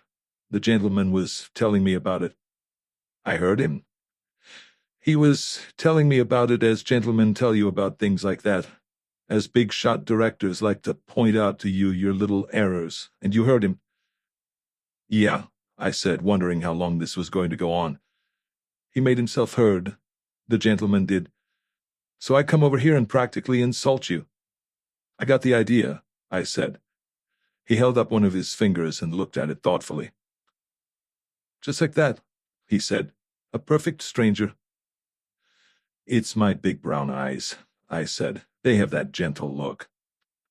"Thanks, chum," he said, and quietly went away. I saw him talking into a phone at the end of the bar. Then I saw him working with a shaker. When he came back with the drink, he was all right again. 18. I carried the drink over to a small table against the wall and sat down there and lit a cigarette. 5 minutes went by. The music that was coming through the fret had changed in tempo without my noticing it. A girl was singing. She had a rich, deep, down around the ankles contralto that was pleasant to listen to. She was singing Dark Eyes, and the band behind her seemed to be falling asleep. There was a heavy round of applause and some whistling when she ended. A man at the next table said to his girl, "They got Linda Conquest back with the band. I heard she got married to some rich guy in Pasadena, but it didn't take." The girl said, "Nice voice, if you like female crooners." I started to get up, but a shadow fell across my table and a man was standing there. A great long gallows of a man with a ravaged face and a haggard frozen right eye that had a clotted iris and the steady look of blindness. He was so tall that he had to stoop to put his hand on the back of the chair across the table from me. He stood there sizing me up without saying anything, and I sat there sipping the last of my drink and listening to the contralto voice singing another song. The customers seemed to like corny music in there. Perhaps they were all tired out trying to be ahead of the minute in the place where they worked. "I'm Prue," the man said in his harsh whisper. So I gathered. "You want to talk to me? I want to talk to you. And I want to talk to the girl that just sang. Let's go." There was a locked door at the back end of the bar. Prue unlocked it and held it for me, and we went through that and up a flight of carpeted steps to the left, a long straight hallway with several closed doors. At the end of it, a bright star cross-wired by the mesh of a screen. Prue knocked on a door near the screen and opened it and stood aside for me to pass him. It was a cozy sort of office, not too large. There was a built-in upholstered corner seat by the French windows, and a man in a white dinner jacket was standing with his back to the room looking out. He had gray hair. There was a large black and chromium safe, some filing cases, a large globe in a stand, a small built-in bar, and the usual broad, heavy executive desk with the usual high-backed padded leather chair behind it. I looked at the ornaments on the desk. Everything standard and all copper. A copper lamp, pen set and pencil tray, a glass and copper ashtray with a copper elephant on the rim, a copper letter opener, a copper thermos bottle on a copper tray, copper corners on the blotter holder. There was a spray of almost copper-colored sweet peas in a copper-color vase. It seemed like a lot of copper. The man at the window turned around and showed me that he was going on 50 and had soft ash-gray hair, and plenty of it, and a heavy, handsome face with nothing unusual about it except a short, puckered scar in his left cheek that had almost the effect of a deep dimple. I remembered the dimple. I would have forgotten the man. I remembered that I had seen him in pictures a long time ago, at least 10 years ago. I didn't remember the pictures or what they were about or what he did in them, but I remembered the dark, heavy, handsome face and the puckered scar. His hair had been dark then. He walked over to his desk and sat down and picked up his letter opener and poked at the ball of his thumb with the point. He looked at me with no expression and said, "You're Marlowe?" I nodded. "Sit down." I sat down. Eddie Prue sat in a chair against the wall and tilted the front legs off the floor. "I don't like peepers," Morney said. I shrugged. "I don't like them for a lot of reasons," he said. "I don't like them in any way or at any time. I don't like them when they bother my friends. I don't like them when they bust in on my wife." I didn't say anything. "I don't like them when they question my driver or when they get tough with my guests," he said. I didn't say anything. "In short," he said, "I just don't like them." "I'm beginning to get what you mean," I said. He flushed and his eyes glittered. "On the other hand," he said, "just at the moment I might have a use for you. It might pay you to play ball with me. It might be a good idea. It might pay you to keep your nose clean." "How much might it pay me?" I asked. "It might pay you in time and health." "I seem to have heard this record somewhere," I said. "I just can't put a name to it." He laid the letter opener down and swung open a door in the desk and got a cut glass decanter out. He poured liquid out of it in a glass and drank it and put the stopper back in the decanter and put the decanter back in the desk. "In my business," he said, "tough boys come a dime a dozen, and would-be tough boys come a nickel a gross. Just mind your business and I'll mind my business and we won't have any trouble. He lit a cigarette. His hand shook a little. I looked across the room at the tall man sitting tilted against the wall, like a loafer in a country store. He just sat there without motion, his long arms hanging, his lined gray face full of nothing. Somebody said something about some money, I said to Morny. What's that for? I know what the bawling out is for. That's you trying to make yourself think you can scare me. Talk like that to me, Morny said, and you are liable to be wearing lead buttons on your vest. Just think, I said. Poor old Marlowe with lead buttons on his vest. Eddie Prue made a dry sound in his throat that might have been a chuckle. And as for me minding my own business and not minding yours, I said, it might be that my business and your business would get a little mixed up together, through no fault of mine. You'd better not, Morny said. In what way? He lifted his eyes quickly and dropped them again. Well, for instance, your hard boy here calling me up on the phone and trying to scare me to death, and later in the evening calling me up and talking about 5 C's and how it would do me some good to drive out here and talk to you. And for instance, that same hard boy or somebody who looks just like him, which is a little unlikely, following around after a fellow in my business who happened to get shot this afternoon on Court Street on Bunker Hill. Morny lifted his cigarette away from his lips and narrowed his eyes to look at the tip. Every motion, every gesture, right out of the catalog. Who got shot? A fellow named Phillips, a youngish blond kid. You wouldn't like him. He was a peeper. I described Phillips to him. I never heard of him, Morny said. And also, for instance, a tall blonde who didn't live there was seen coming out of the apartment house just after he was killed, I said. What tall blonde? His voice had changed a little. There was urgency in it. I don't know that. She was seen, and the man who saw her could identify her if he saw her again. Of course, she need not have anything to do with Phillips. This man, Phillips, was a Seamus? I nodded. I told you that. Twice. Why was he killed, and how? He was sapped and shot in his apartment. We don't know why he was killed. If we knew that, we would likely know who killed him. It seems to be that kind of a situation. Who is we? The police and myself. I found him dead, so I had to stick around. Prue let the front legs of his chair down on the carpet very quietly and looked at me. His good eye had a sleepy expression I didn't like. Morny said, You told the cops what? I said, very little. I gather from your opening remarks to me here that you know I am looking for Linda Conquest, Mrs. Leslie Murdoch. I found her. She's singing here.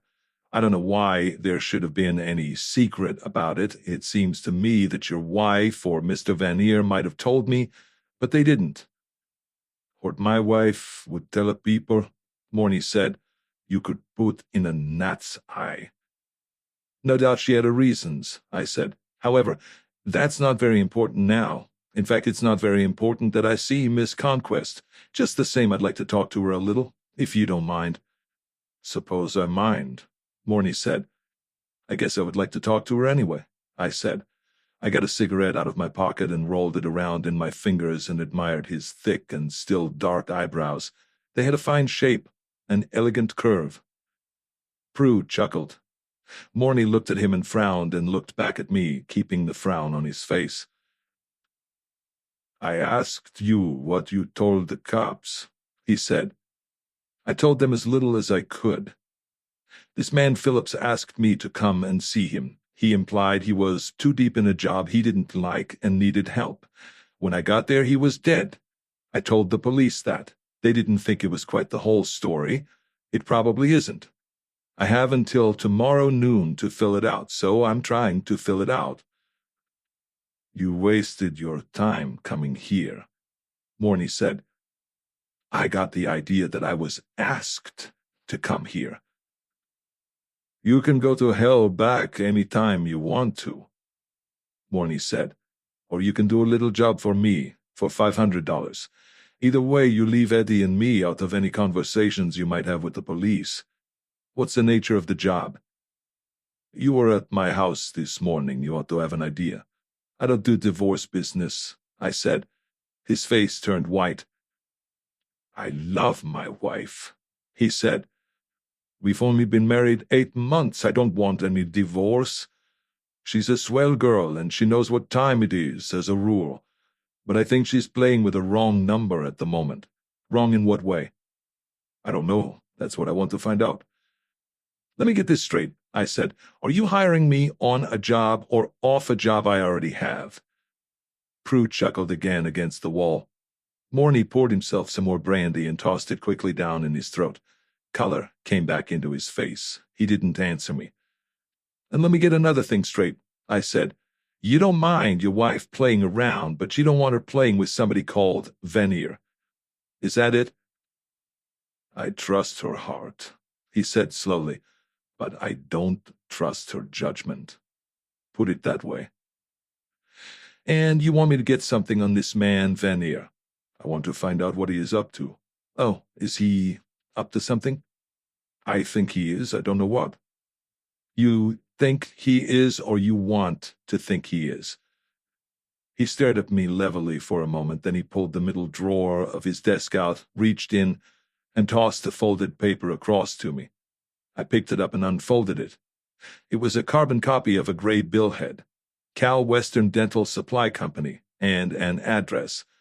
The bill was for 30 pounds, Kerr's Cristobalite, $15.75, and 25 pounds, White's Alba Stone, $7.75, plus tax.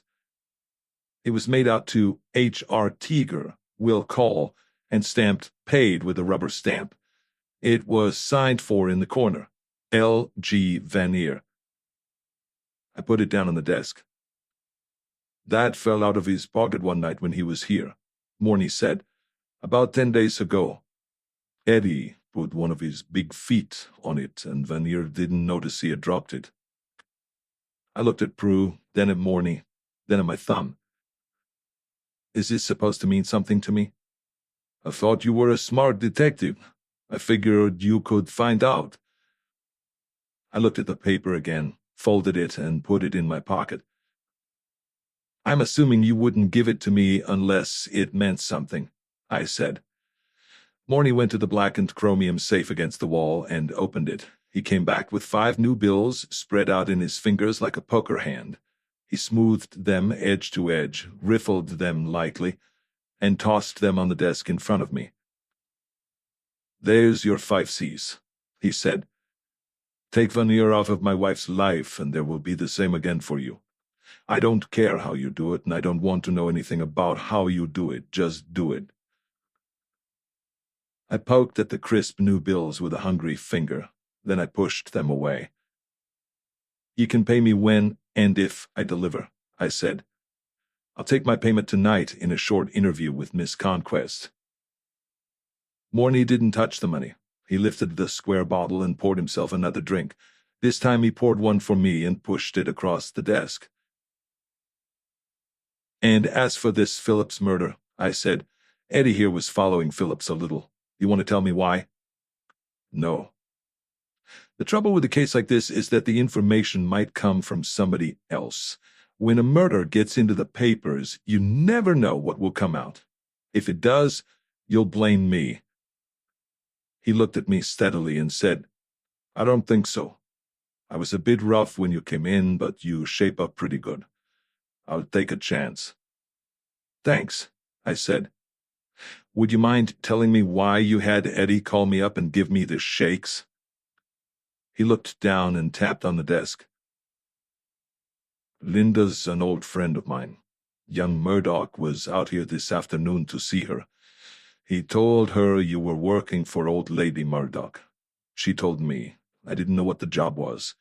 You say you don't take divorce business, so it couldn't be that the old lady hired you to fix anything like that up. He raised his eyes on the last words and stared at me. I stared back at him and waited. I guess I'm just a fellow who likes his friends, he said, and doesn't want them bothered by dicks. Murdoch owes you some money, doesn't he? He frowned. I don't discuss things like that. He finished his drink, nodded, and stood up. I'll send Linda up to talk to you. Pick your money up. He went to the door and out. Eddie Prue unwound his long body and stood up and gave me a dim gray smile that meant nothing and wandered off after Morny. I lit another cigarette and looked at the dental supply company's bill again. Something squirmed at the back of my mind, dimly. I walked to the window and stood looking out across the valley. The car was winding up a hill towards a big house with a tower that was half glass brick with light behind it. The headlights of the car moved across it and turned in towards a garage. The lights went out and the valley seemed darker. It was very quiet and quite cool now. The dance band seemed to be somewhere under my feet. It was muffled, and the tune was indistinguishable. Linda Conquest came in through the open door behind me and shut it and stood looking at me with a cold light in her eyes. 19. She looked like her photo and not like it. She had the wide, cool mouth, the short nose, the wide, cool eyes, the dark hair parted in the middle, and the broad white line between the parting. She was wearing a white coat over her dress, with the collar turned up. She had her hands in the pockets of the coat and a cigarette in her mouth. She looked older. Her eyes were harder, and her lips seemed to have forgotten to smile. They would smile when she was singing in that staged, artificial smile, but in repose they were thin and tight and angry. She moved over to the desk and stood looking down as if counting the copper ornaments. She saw the cut glass decanter, took the stopper out, poured herself a drink and tossed it down with a quick flip of the wrist. "You're a man named Marlowe?" she asked, looking at me. She put her hips against the end of the desk and crossed her ankles. I said I was a man named Marlowe. "By and large," she said, "I'm quite sure I am not going to like you one damned little bit. So speak your piece and drift away." "What I like about this place is everything runs so true to type," I said. "The cop on the gate, the shine on the door, the cigarette and check girls, the fat, greasy, sensual Jew with the tall, stately, bored showgirl, the well-dressed, drunk, and horribly rude director cursing the barman, the silent guy with the gun, the nightclub owner with the soft gray hair and the B-picture mannerisms, and now you. The tall, dark torture with the negligent sneer, the husky voice, the hard-boiled vocabulary." She said, "Is that so?" and fitted her cigarette between her lips and drew slowly on it. "And what about the wisecracking snooper with the last year's gags and the come-hitters smile?" "And what gives me the right to talk to you at all?" I said. "I'll bite. What does?" "She wants it back. Quickly. It has to be fast or there will be trouble." "I thought," she started to say and stopped cold. I watched her remove the sudden trace of interest from her face by monkeying with her cigarette and bending her face over it. "She wants what back, Mr. Marlowe?" "The Brasher doubloon." She looked up at me and nodded, remembering, letting me see her, remembering. "Oh, the Brasher doubloon." "I bet you completely forgot it," I said. "Well, no, I've seen it a number of times," she said. "She wants it back, you said. Do you mean she thinks I took it?" "Yeah, just that." "She's a dirty old liar," Linda Conquest said. "What you think doesn't make you a liar," I said. "It only sometimes makes you mistaken." "Is she wrong?" "Why would I take her silly old coin?" "Well, it's worth a lot of money. She thinks you might need money. I gather she was not too generous." She laughed, a tight, sneering little laugh. "No," she said. "Mrs. Elizabeth Bright Murdoch would not rate as very generous." "Maybe you just took it for spite, kind of," I said hopefully. "Maybe I ought to slap your face." She killed a cigarette in Morny's copper goldfish bowl, speared the crushed stub absently with the letter opener, and dropped it into the wastebasket. Passing on from that to perhaps more important matters, I said, "Will you give him a divorce?" "For 25 grand, she said, not looking at me. "I should be glad to." "You're not in love with the guy, huh?" "You're breaking my heart, Marlowe." "He's in love with you," I said. "After all, you did marry him." She looked at me lazily. "Mister, don't think I didn't pay for that mistake." She lit another cigarette. "But a girl has to live, and it isn't always as easy as it looks. And so a girl can make a mistake, marry the wrong guy in the wrong family, looking for something that isn't there. Security or whatever. But not needing any love to do it," I said. "I don't want to be too cynical, Marlowe, but you'd be surprised how many girls marry to find a home, especially girls whose arm muscles are all tired out, fighting off the kind of optimists that come into these gin and glitter joints." "You had a home, and you gave it up." "It got to be too dear. That port-sodden old fake made the bargain too tough. How do you like her for a client?" "I've had worse." She picked a shred of tobacco off her lips. "You notice what she's doing to that girl?" "Merle, I noticed she bullied her." "It isn't just that. She has her cutting out dolls. The girl had a shock of some kind, and the old brute has used the effect of it to dominate the girl completely. In company, she yells at her, but in private, she's apt to be stroking her hair and whispering in her ear. And the kid sort of shivers." "I didn't quite get all that," I said. "The kid's in love with Leslie, but she doesn't know it. Emotionally, she's about 10 years old.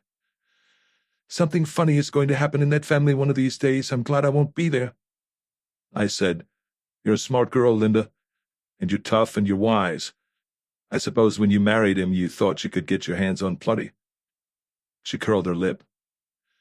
"I thought it would at least be a vacation. It wasn't even that.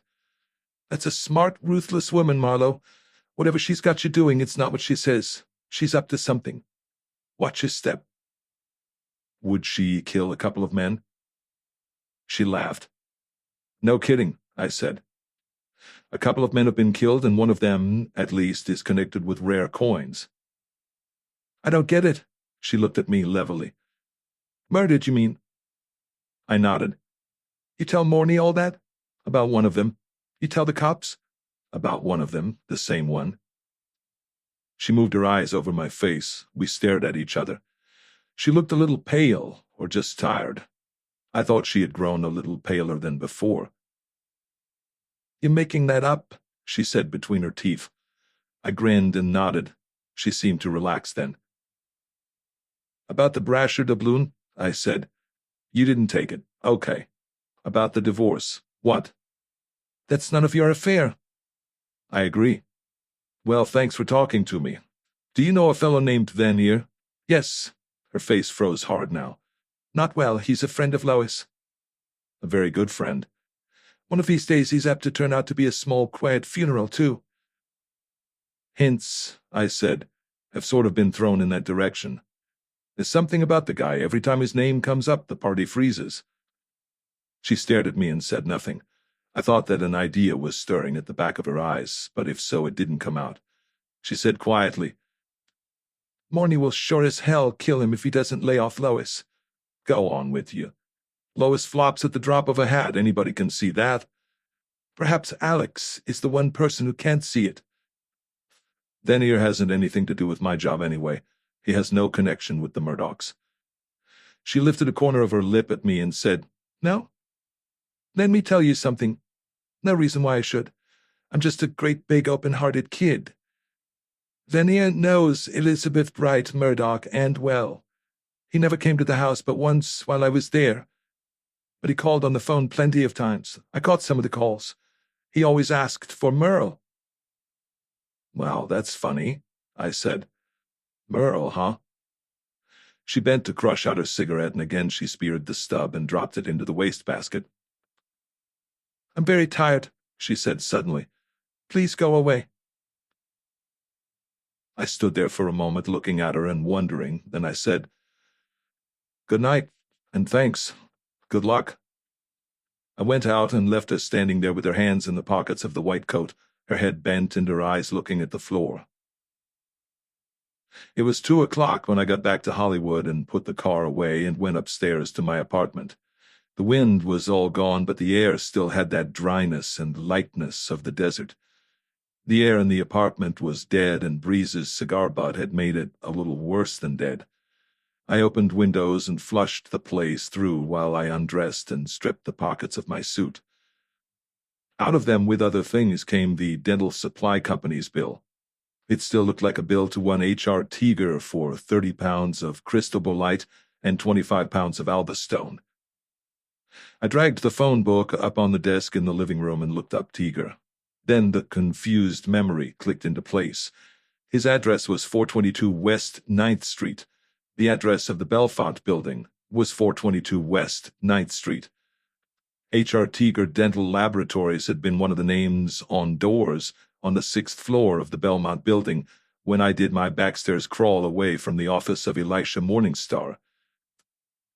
But even the Pinkertons have to sleep, and Marlowe needed far, far more sleep than the Pinkertons. I went to bed. 20. It was just as hot in Pasadena as the day before, and the big dark red brick house on Dresden Avenue looked just as cool, and the little painted Negro waiting by the hitching block looked just as sad. The same butterfly landed on the same hydrangea bush, or it looked like the same one. The same heavy scent of summer lay on the morning, and the same middle-aged sour puss with the frontier voice opened to my ring. She led me along the same hallways to the same sunless sunroom. In it, Mrs. Elizabeth Bright Murdoch sat in the same reed chaise longue, and as I came into the room, she was pouring herself a slug from what looked like the same port bottle, but was more probably a grandchild. The maid shut the door. I sat down and put my hat on the floor, just like yesterday, and Mrs. Murdoch gave me the same hard, level stare and said, "Well?" "Things are bad," I said. "The cops are after me." She looked as flustered as a side of beef. "Indeed. I thought you were more competent than that." I brushed it off. "When I left here yesterday morning, a man followed me in a coupe. I don't know what he was doing here or how he got here. I suppose he followed me here, but I feel doubtful about that. I shook him off, but he turned up again in the hall outside my office. He followed me again, so I invited him to explain why, and he said he knew who I was, and he needed help, and asked me to come to his apartment on Bunker Hill and talk to him.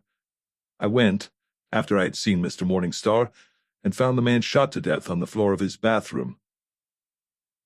Mrs. Murdoch sipped a little port. Her hand might have shaken a little, but the light in the room was too dim for me to be sure. She cleared her throat. "Go on."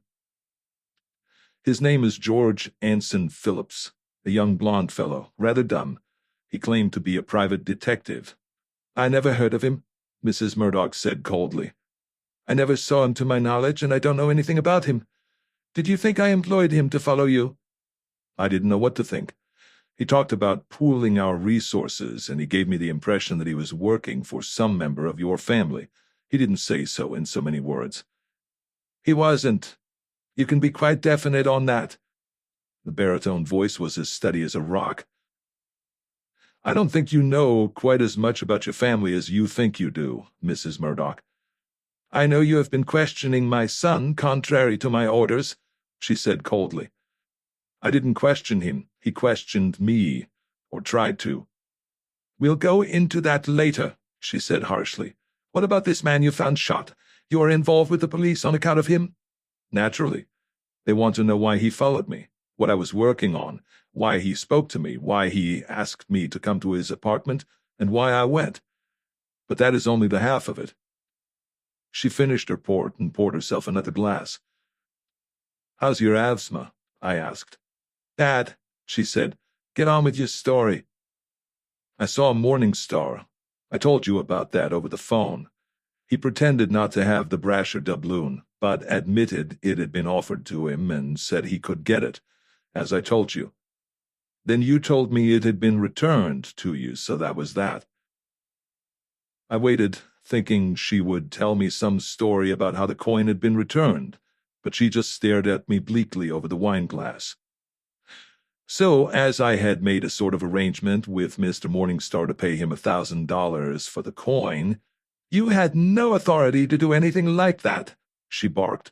I nodded, agreeing with her. "Maybe I was kidding him a little," I said, and I know I was kidding myself. Anyway, after what she told me over the phone, I tried to get in touch with him to tell him the deal was off. He's not in the phone book, except at his office. I went to his office. This was quite late. The elevator man said he was still in his office. He was lying on his back on the floor, dead, killed by a blow on the head and shock, apparently. Old men die easily. The blow might not have been intended to kill him. I called the receiving hospital but didn't give my name. "That was wise of you," she said. Was it? It was considerate of me, but I don't think I'd call it wise. I want to be nice, Mrs. Murdoch. You understand that, your rough way, I hope. But 2 murders happened in the matter of hours, and both the bodies were found by me, and both the victims were connected, in some manner, with your brasher doubloon. I don't understand. This other, younger man also? Yes. Didn't I tell you over the phone? I thought I did. I wrinkled my brow, thinking back. I knew I had. She said calmly, "It's possible." I wasn't paying a great deal of attention to what she said. "You see, the doubloon had already been returned, and you sounded a little drunk." I wasn't drunk. I might have felt a little shocked, but I wasn't drunk. "You take all this very calmly. What do you want me to do?" I took a deep breath. "I'm connected with 1 murder already, by having found the body and reported it. I may presently be connected with another by having found the body and not reporting it, which is much more serious for me. Even as far as it goes, I have until noon today to disclose the name of my client." "That," she said, still much too calm for my taste, "would be a breach of confidence. You are not going to do that, I'm sure. I wish you'd leave that damn port alone and make some effort to understand the position," I snapped at her. She looked vaguely surprised and pushed her glass away, about 4 inches away. "This fellow Phillips," I said, "had a license as a private detective. How did I happen to find him dead? Because he followed me and I spoke to him, and he asked me to come to his apartment, and when I got there he was dead. The police know all this. They may even believe it. But they don't believe the connection between Phillips and me is quite that much of a coincidence. They think there is a deeper connection between Phillips and me, and they insist on knowing what I am doing, who I am working for. Is that clear?" "He'll find a way out of all that," she said. "I expect it to cost me a little more money, of course." I felt myself getting pinched around the nose. My mouth felt dry. I needed air. I took another deep breath and another dive into the tub of blubber that was sitting across the room from me on the reed chaise longue, looking as unperturbed as a bank president refusing a loan. "I'm working for you," I said. "Now, this week, today. Next week I'll be working for somebody else, I hope. And the week after that, for still somebody else. In order to do that, I have to be on reasonably good terms with the police. They don't have to love me, but they have to be fairly sure I am not cheating on them. Assume Phillips knew nothing about the brasher doubloon. Assume even that he knew about it, but that his death had nothing to do with it. I still have to tell the cops what I know about him, and they have to question anybody they want to question. Can't you understand that?" "Doesn't the law give you the right to protect the client?" she snapped. "If it doesn't, what is the use of anyone's hiring a detective?" I got up and walked around my chair and sat down again. I leaned forward and took hold of my kneecaps and squeezed them until my knuckles glistened.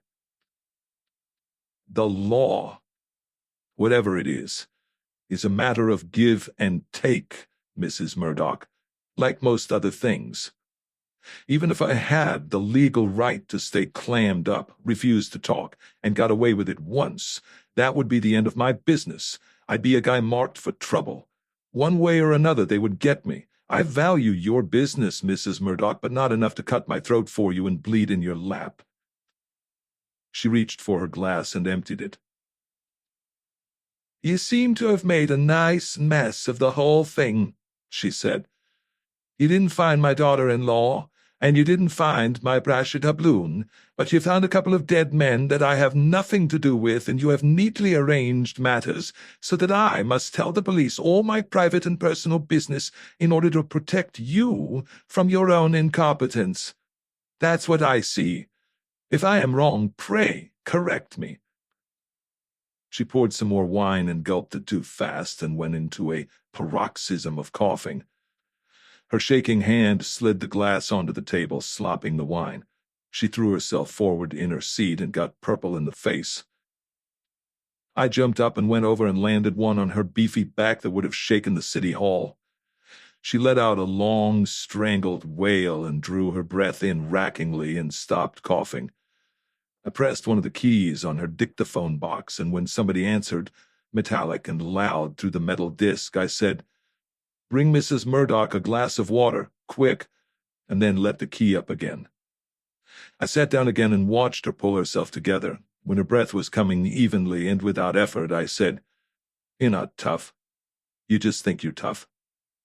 You've been living too long with people that are scared of you. Wait till you meet up with some law. Those boys are professionals. You're just a spoiled amateur." The door opened, and the maid came in with a pitcher of ice water and a glass. She put them down on the table and went out. I poured Mrs. Murdoch a glass of water and put it in her hand. "Sip it. Don't drink it. You won't like the taste of it, but it won't hurt you." She sipped, then drank half of the glass, then put the glass down and wiped her lips. "To think," she said raspingly, "that out of all the snoopers for hire I could have employed, I had to pick out a man who would bully me in my own home." "That's not getting you anywhere either," I said. "We don't have a lot of time. What's our story to the police going to be?" "The police mean nothing to me, absolutely nothing. And if you give them my name, I shall regard it as a thoroughly disgusting breach of faith." That put me back where we started. "Murder changes everything, Mrs. Murdoch. You can't dummy up on a murder case.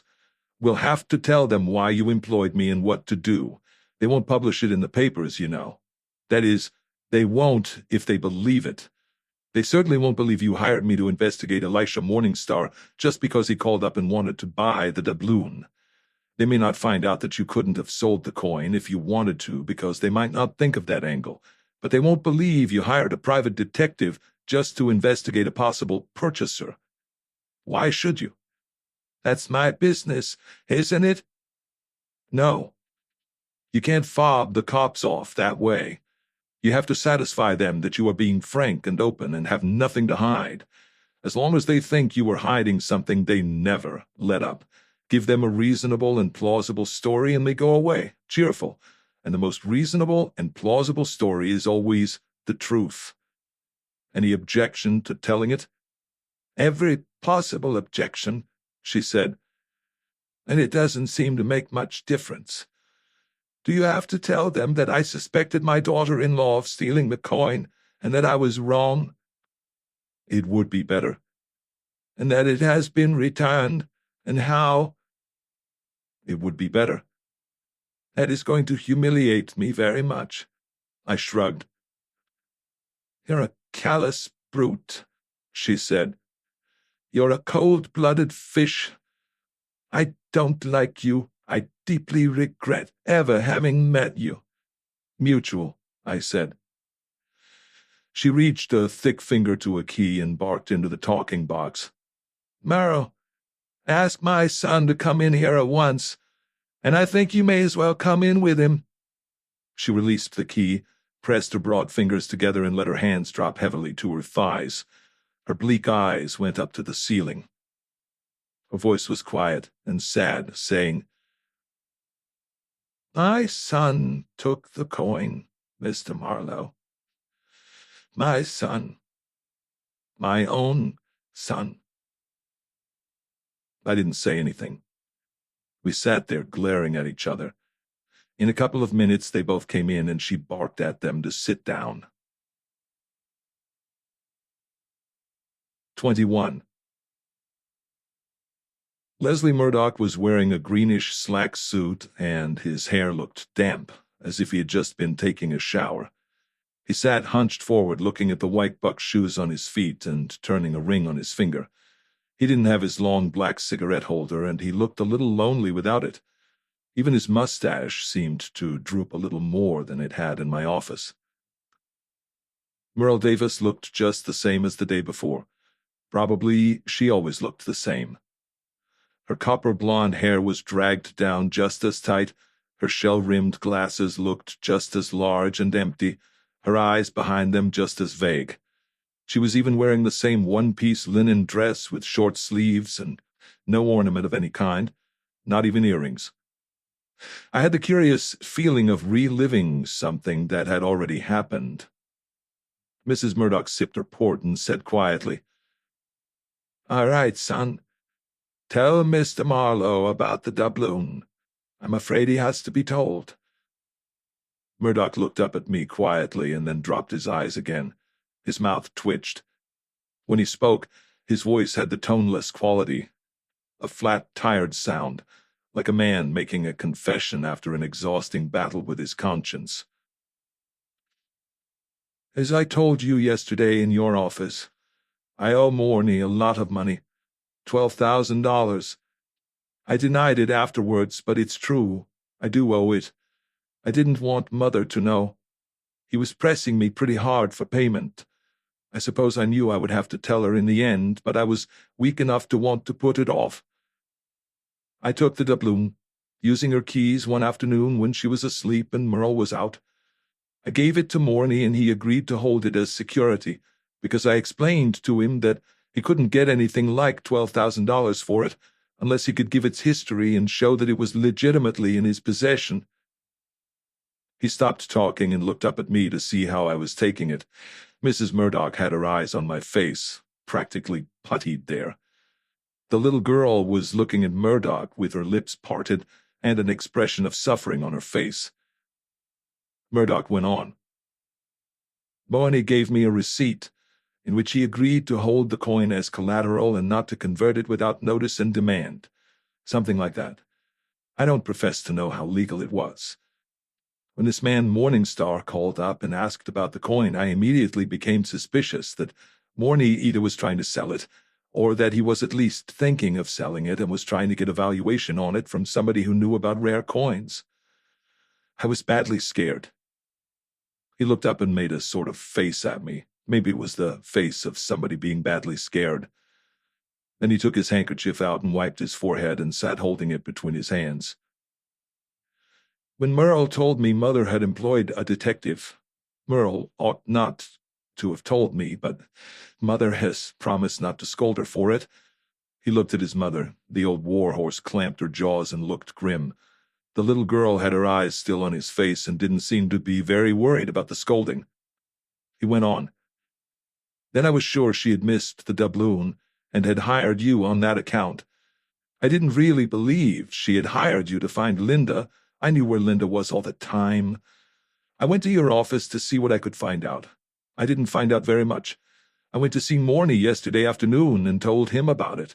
At first he laughed in my face, but when I told him that even my mother couldn't sell the coin without violating the terms of Jasper Murdoch's will, and that she would certainly set the police on him when I told her where the coin was, then he loosened up.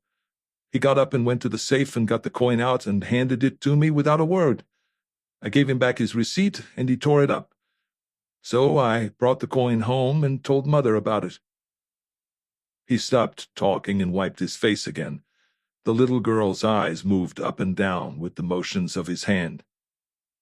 In the silence that followed, I said, "Did Morney threaten you?" He shook his head. "He said he wanted his money and he needed it, and I had better get busy and dig it up. But he wasn't threatening. He was very decent, really, in the circumstances." "Where was this? At the Idle Valley Club? In his private office? Was Eddie Prue there?" The little girl tore her eyes away from his face and looked at me. Mrs. Murdoch said thickly. "Who is Eddie Prue?" "Morney's bodyguard," I said. "I didn't waste all my time yesterday, Mrs. Murdoch." I looked at her son, waiting. He said, "No, I didn't see him. I know him by sight, of course. You would only have to see him once to remember him, but he wasn't around yesterday." I said, "Is that all?" He looked at his mother. She said harshly, "Isn't it enough?" "Maybe," I said. "Where is the coin now?" "Where would you expect it to be?" she snapped.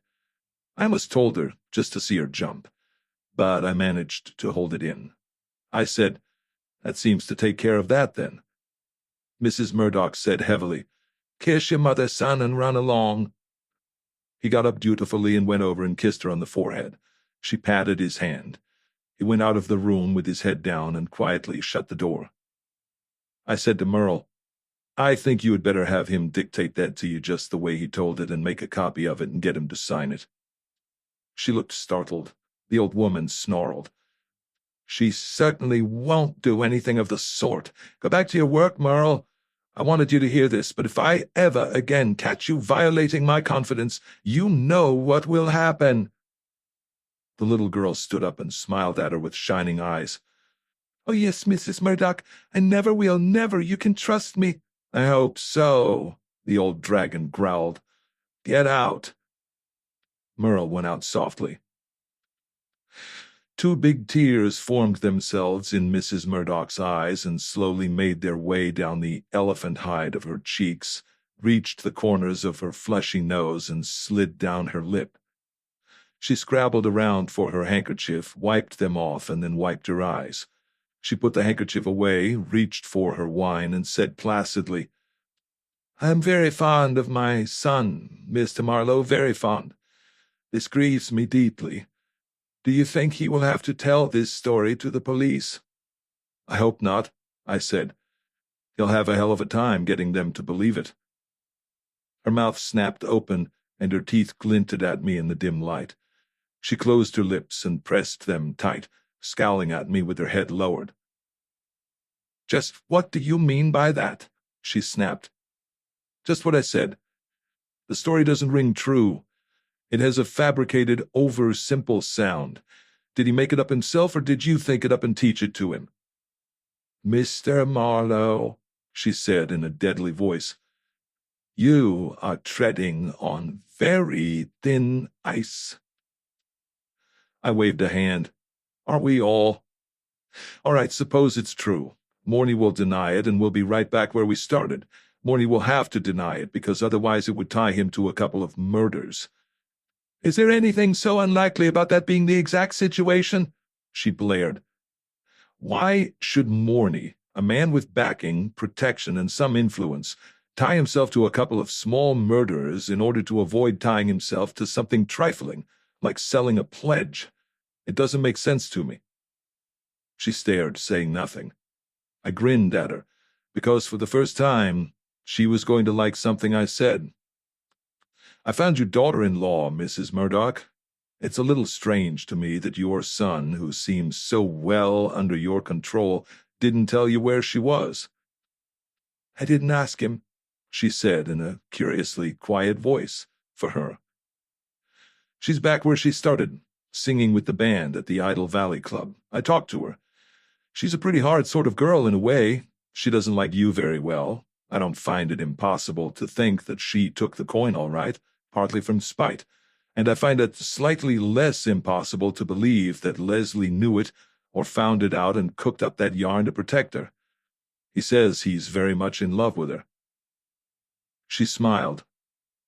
It wasn't a beautiful smile, being on slightly the wrong kind of face, but it was a smile.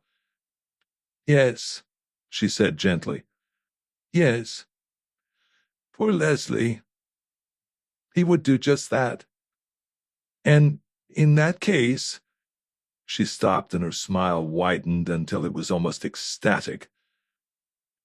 "In that case, my dear daughter-in-law may be involved in murder." I watched her enjoying the idea for a quarter of a minute. "And you'd just love that," I said.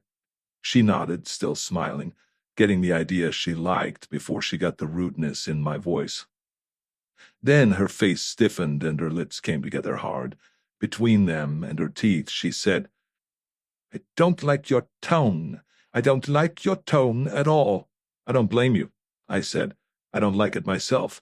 I don't like anything. I don't like this house, or you, or the air of repression in the joint, or the squeezed-down face of the little girl, or that twerp of a son you have, or this case, or the truth.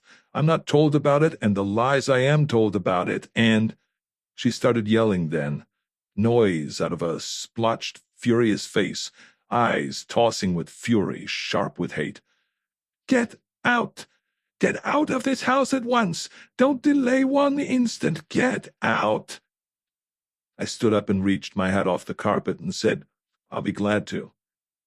I gave her a sort of tired leer and picked my way to the door and opened it and went out. I shut it quietly, holding the knob with a stiff hand and clicking the lock gently into place. For no reason at all. 22. Steps gibbered along after me and my name was called, and I kept on going until I was in the middle of the living room. Then I stopped and turned and let her catch up with me, out of breath, her eyes trying to pop through her glasses and her shining copper-blonde hair catching funny little lights from the high windows. "Mr. Marlowe, please, please don't go away. She wants you, she really does." "I'll be darned. You've got Sub-Deb Bright on your mouth this morning. Looks all right, too." She grabbed my sleeve. "Please." "The hell with her," I said. "Tell her to jump in the lake. Marlowe can get sore, too. Tell her to jump in 2 lakes if one won't hold her. Not clever, but quick." I looked down at the hand on my sleeve and patted it. She drew it away swiftly and her eyes looked shocked. "Please, Mr. Marlowe, she's in trouble. She needs you." "I'm in trouble, too," I growled.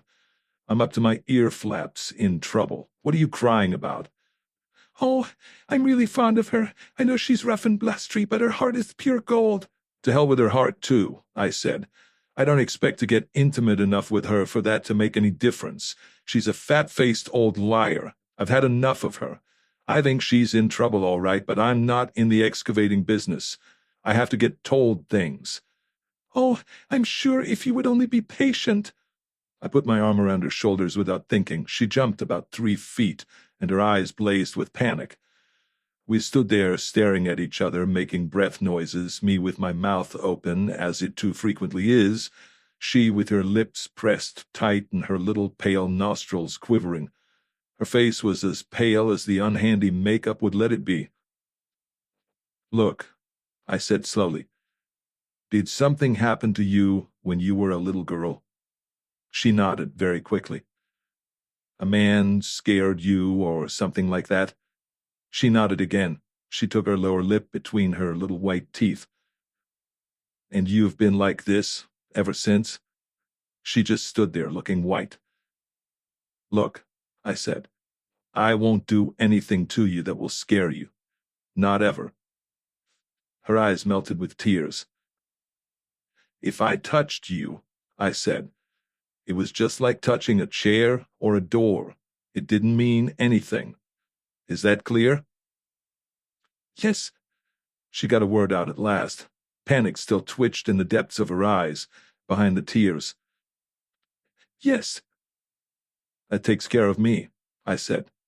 "I'm all adjusted, nothing to worry about in me anymore. Now, take Leslie. He has his mind on other things. You know he's all right. In the way we mean, right?" "Oh, yes," she said. "Yes, indeed." Leslie was aces with her. With me, he was a handful of bird gravel. "Now, take the old wine barrel," I said. "She's rough and she's tough and she thinks she can eat walls and spit bricks and she bawls you out, but she's fundamentally decent to you, isn't she?" "Oh, she is, Mr. Marlowe. I was trying to tell you." "Sure. Now, why don't you get over it? Is he still around, this other one that hurt you?" She put her hand to her mouth and gnawed the fleshy part at the base of the thumb, looking at me over it, as if it was a balcony. He's dead, she said. He fell out of a window. I stopped her with my big right hand. Oh, that guy. I heard about him. Forget it, can't you? No, she said, shaking her head seriously behind the hand. I can't seem to forget it at all. Mrs. Murdoch is always telling me to forget it. She talks to me for the longest times, telling me to forget it, but I just can't. It would be a darn sight better, I snarled, if she would keep her fat mouth shut about it for the longest times. She just keeps it alive. She looked surprised and rather hurt at that. Oh, that isn't all, she said. I was his secretary. She was his wife. He was her first husband. Naturally, she doesn't forget it either. How could she? I scratched my ear. That seemed sort of non-committal. There was nothing much in her expression now except that I didn't really think she realized that I was there. I was a voice coming out of somewhere, but rather impersonal, almost a voice in her own head. Then I had one of my funny and often unreliable hunches. Look, I said, is there someone you meet that has that effect on you? Some one person more than another? She looked all round the room. I looked with her. Nobody was under a chair or peeking at us through a door or a window. Why do I have to tell you? She breathed. You don't. It's just how you feel about it. Will you promise not to tell anybody in the whole world, not even Mrs. Murdoch? Her last of all, I said. I promise. She opened her mouth and put a funny little confiding smile on her face, and then it went wrong. Her throat froze up. She made a croaking noise. Her teeth actually rattled. I wanted to give her a good hard squeeze, but I was afraid to touch her. We stood. Nothing happened. We stood. I was about as much use as a hummingbird's spare egg would have been. Then she turned and ran. I heard her steps going along the hall. I heard a door close. I went after her along the hall and reached the door. She was sobbing behind it. I stood there and listened to the sobbing. There was nothing I could do about it. I wondered if there was anything anybody could do about it. I went back to the glass porch and knocked on the door and opened it and put my head in. Mrs. Murdoch sat just as I had left her. She didn't seem to have moved at all. "Who's scaring the life out of that little girl?" I asked her. "Get out of my house," she said between her fat lips. I didn't move. Then she laughed at me hoarsely. "Do you regard yourself as a clever man, Mr. Marlowe?" "Well, I'm not dripping with it," I said. "Suppose you find out for yourself." "At your expense?" She shrugged her heavy shoulders. "Possibly. It depends. Who knows?" "You haven't bought a thing," I said. "I'm still going to have to talk to the police." "I haven't bought anything," she said, "and I haven't paid for anything, except the return of the coin. I'm satisfied to accept that for the money I have already given you. Now go away. You bore me unspeakably." I shut the door and went back. No sobbing behind the door. Very still. I went on.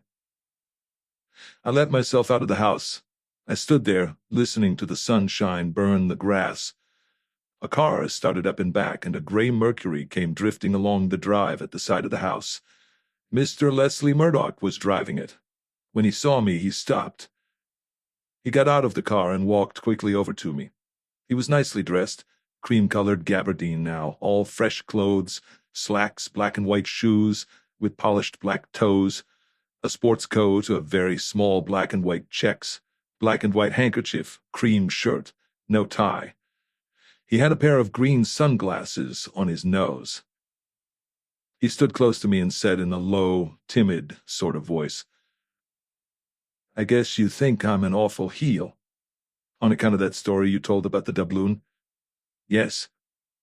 "That didn't affect my way of thinking about you in the least," I said. "Well, just what do you want me to say?" He moved his smoothly tailored shoulders in a deprecatory shrug. His silly little reddish-brown mustache glittered in the sun. "I suppose I like to be liked," he said. I'm sorry, Murdoch. I like your being that devoted to your wife, if that's what it is. Oh, didn't you think I was telling the truth? I mean, did you think I was saying all that just to protect her? There was that possibility. I see.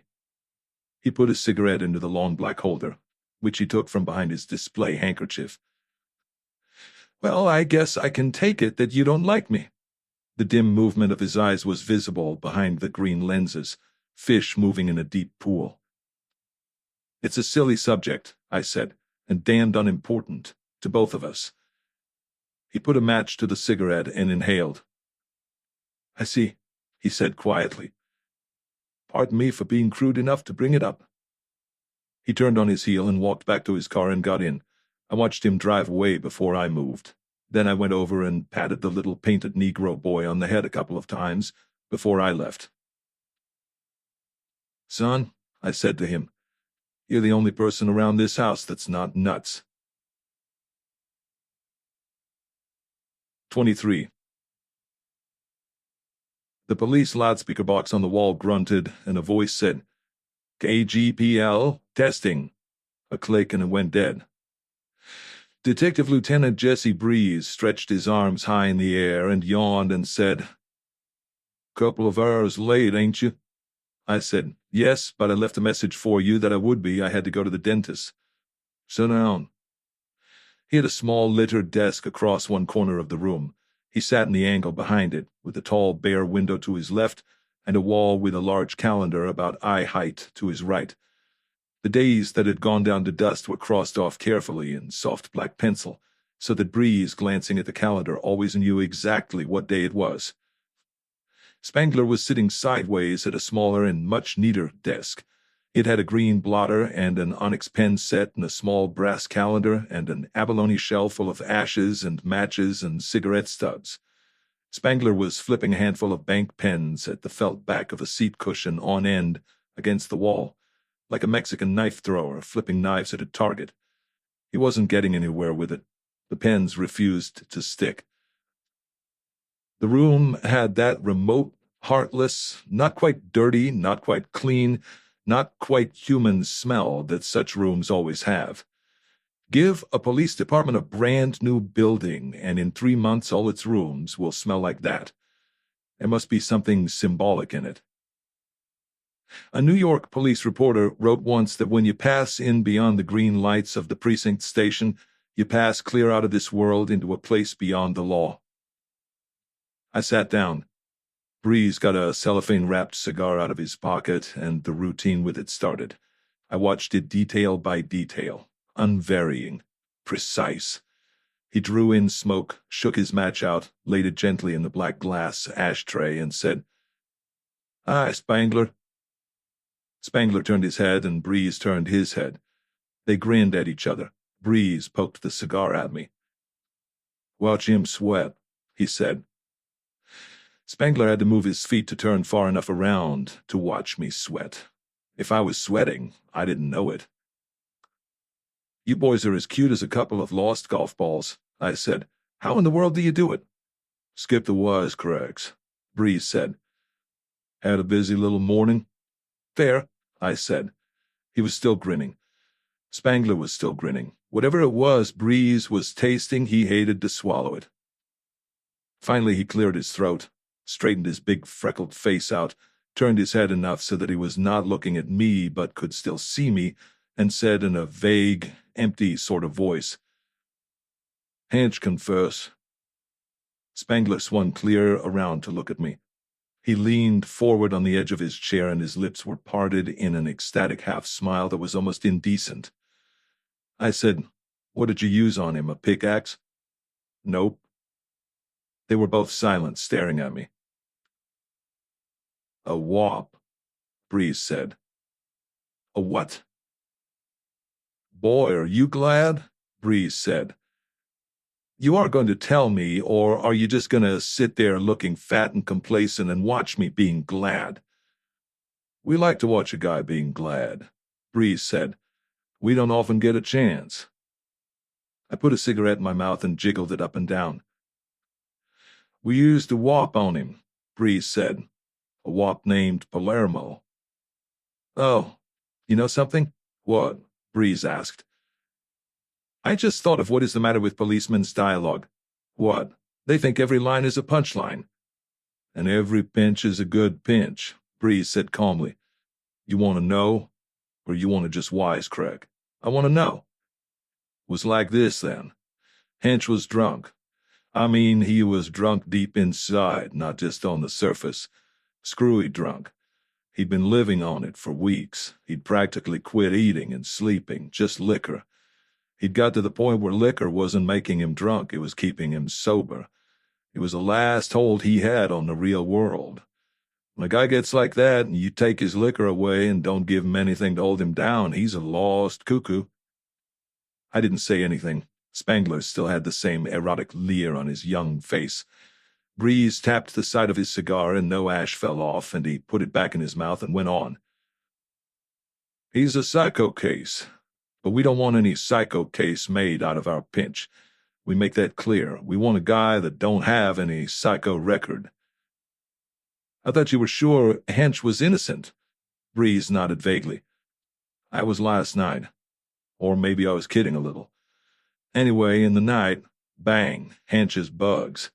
So they drag him over to the hospital ward and shoot him full of hop. The jail doc does. That's between you and me. No hop in the record. Get the idea? All too clearly, I said. Yeah. He looked vaguely suspicious of the remark, but he was too full of his subject to waste time on it. Well, this AM he is fine. Hop still working? The guy is pale but peaceful. We go to see him. How you doing, kid? Anything you need? Any little thing at all? Be glad to get it for you. They treating you nice in here? You know the line. I do, I said. I know the line. Spangler licked his lips in a nasty way. So after a while he opens his trap just enough to say Palermo. Palermo is the name of the wop across the street that owns the funeral home and the apartment house and stuff. You remember? Yeah, you remember. On account of he said something about a tall blonde. All hooey. Them wops got tall blondes on the brain, in sets of 12. But this Palermo is important. I asked around. He gets the vote out up there. He's a guy that can't be pushed around. Well, I don't aim to push him around. I say to Hench, you mean Palermo's a friend of yours? He says, get Palermo. So we come back here to the hutch and phone Palermo, and Palermo says he will be right down. Okay. He is here very soon. We talk like this. Hench wants to see you, Mr. Palermo. I wouldn't know why. He's a poor guy, Palermo says. A nice guy. I think he's okay. He want to see me? That's a fine. I see him alone, without any coppers. I say, okay, Mr. Palermo, and we go over to the hospital ward, and Palermo talks to Hench, and nobody listens. After a while, Palermo comes out, and he says, okay, copper, he make they confess. Pay the lawyer, maybe. I like the poor guy, just like that. He goes away. I didn't say anything. There was a pause. The loudspeaker on the wall put out a bulletin, and Breeze cocked his head and listened to 10 or 12 words and then ignored it. So, we go in with a steno, and Hench gives us the dope. Phillips made a pass at Hench's girl. That was day before yesterday, out in the hall. Hench was in the room, and he saw it, but Phillips got into his apartment and shut the door before Hench could get out. But Hench was sore. He socked the girl in the eye, but that didn't satisfy him. He got to brooding, the way a drunk will brood. He says to himself, that guy can't make a pass at my girl. I'm the boy that will give him something to remember me by. So he keeps an eye open for Phillips. Yesterday afternoon, he sees Phillips go into his apartment. He tells the girl to go for a walk. She don't want to go for a walk, so Hench socks her in the other eye. She goes for a walk. Hench knocks on Phillips's door, and Phillips opens it. Hench is a little surprised at that, but I told him Phillips was expecting you. Anyway, the door opens, and Hench goes in and tells Phillips how he feels and what he's going to do, and Phillips is scared and pulls a gun. Hench hits him with a sap. Phillips falls down, and Hench ain't satisfied. You hit a guy with a sap, and he falls down, and what have you. No satisfaction, no revenge. Hench picks the gun off the floor, and he is very drunk there, being dissatisfied, and Phillips grabs for his ankle. Hench doesn't know why he did what he did then. He's all fuzzy in the head. He drags Phillips into the bathroom and gives him the business with his own gun. You like it? I love it, I said. But what is this satisfaction in it for Hench? Well, you know how drunk he is. Anyway, he gives him the business. Well, it ain't Hench's gun, you see, but he can't make a suicide out of it. There wouldn't be any satisfaction for him in that, so Hench takes the gun away and puts it under his pillow and takes his own gun out and ditches it. He won't tell us where. Probably passes it to some tough guy in the neighborhood. Then he finds the girl, and they eat. That was a lovely touch, I said, putting the gun under his pillow. I'd never in the world have thought of that. Breeze leaned back in his chair and looked at the ceiling. Spangler, the big part of the entertainment over, swung around in his chair and picked up a couple of bank pens and threw one at the cushion. Look at it this way, Breeze said. What was the effect of that stunt? Look how Hench did it. He was drunk, but he was smart. He found that gun and showed it before Phillips was found dead. First, we get the idea that a gun is under Hench's pillow that killed a guy, been fired anyway. And then we get the stiff. We believed Hench's story. It seemed reasonable. Why would we think any man would be such a sap as to do what Hench did? It doesn't make any sense. See, we believed somebody put the gun under Hench's pillow and took Hench's gun away and ditched it. And suppose Hench ditched the death gun instead of his own. Would he have been any better off? Things being what they were, we would be bound to suspect him, and that way he wouldn't have started our minds thinking any particular way about him. The way he did, he got us thinking he was a harmless drunk that went out and left his door open and somebody ditched a gun on him. He waited, with his mouth a little open and the cigar in front of it, held up by a hard, freckled hand, and his pale blue eyes full of dimmed satisfaction. Well, I said, if he was going to confess anyway, it wouldn't have made very much difference. Will he cop a plea? Sure, I think so. I figure Palermo could get him off with manslaughter. Naturally, I'm not sure. Why would Palermo want to get him off with anything? He kind of likes Hench, and Palermo is a guy we can't push around. I said, I see. I stood up. Spangler looked at me sideways along glistening eyes. What about the girl? Won't say a word. She's smart. We can't do anything to her. Nice, neat little job all around. You wouldn't kick, would you? Whatever your business is, it's still your business. Get me? And the girl is a tall blonde, I said. Not of the freshest, but still a tall blonde. Although only one. Maybe Palermo doesn't mind. Hell, I never thought of that, Breeze said. He thought about it and shook it off. Nothing in that, Marlowe. Not enough class. Cleaned up and sober, you never can tell, I said. Class is a thing that has a way of dissolving rapidly in alcohol. That all you want with me? Yes, so. He slanted the cigar up and aimed it at my eye. Not that I wouldn't like to hear your story, but I don't figure I have an absolute right to insist on it the way things are. That's why to you, Breeze, I said. And you too, Spangler. A lot of the good things in life to both of you. They watched me go out, both with their mouths a little open. I rode down to the big marble lobby and went and got my car out of the official parking lot. 24. Mr. Pietro Palermo was sitting in a room which, except for a mahogany roll-top desk, a sacred triptych in gilt frames, and a large ebony and ivory crucifixion, looked exactly like a Victorian parlor. It contained a horseshoe sofa and chairs with carved mahogany frames and antimacassars of fine lace. There was an ormolu clock on the gray-green marble mantel, a grandfather clock ticking lazily in the corner, and some wax flowers under a glass dome on an oval table with a marble top and curved, elegant legs. The carpet was thick and full of gentle sprays of flowers. There was even a cabinet for bric-a-brac, and there was plenty of bric-a-brac in it.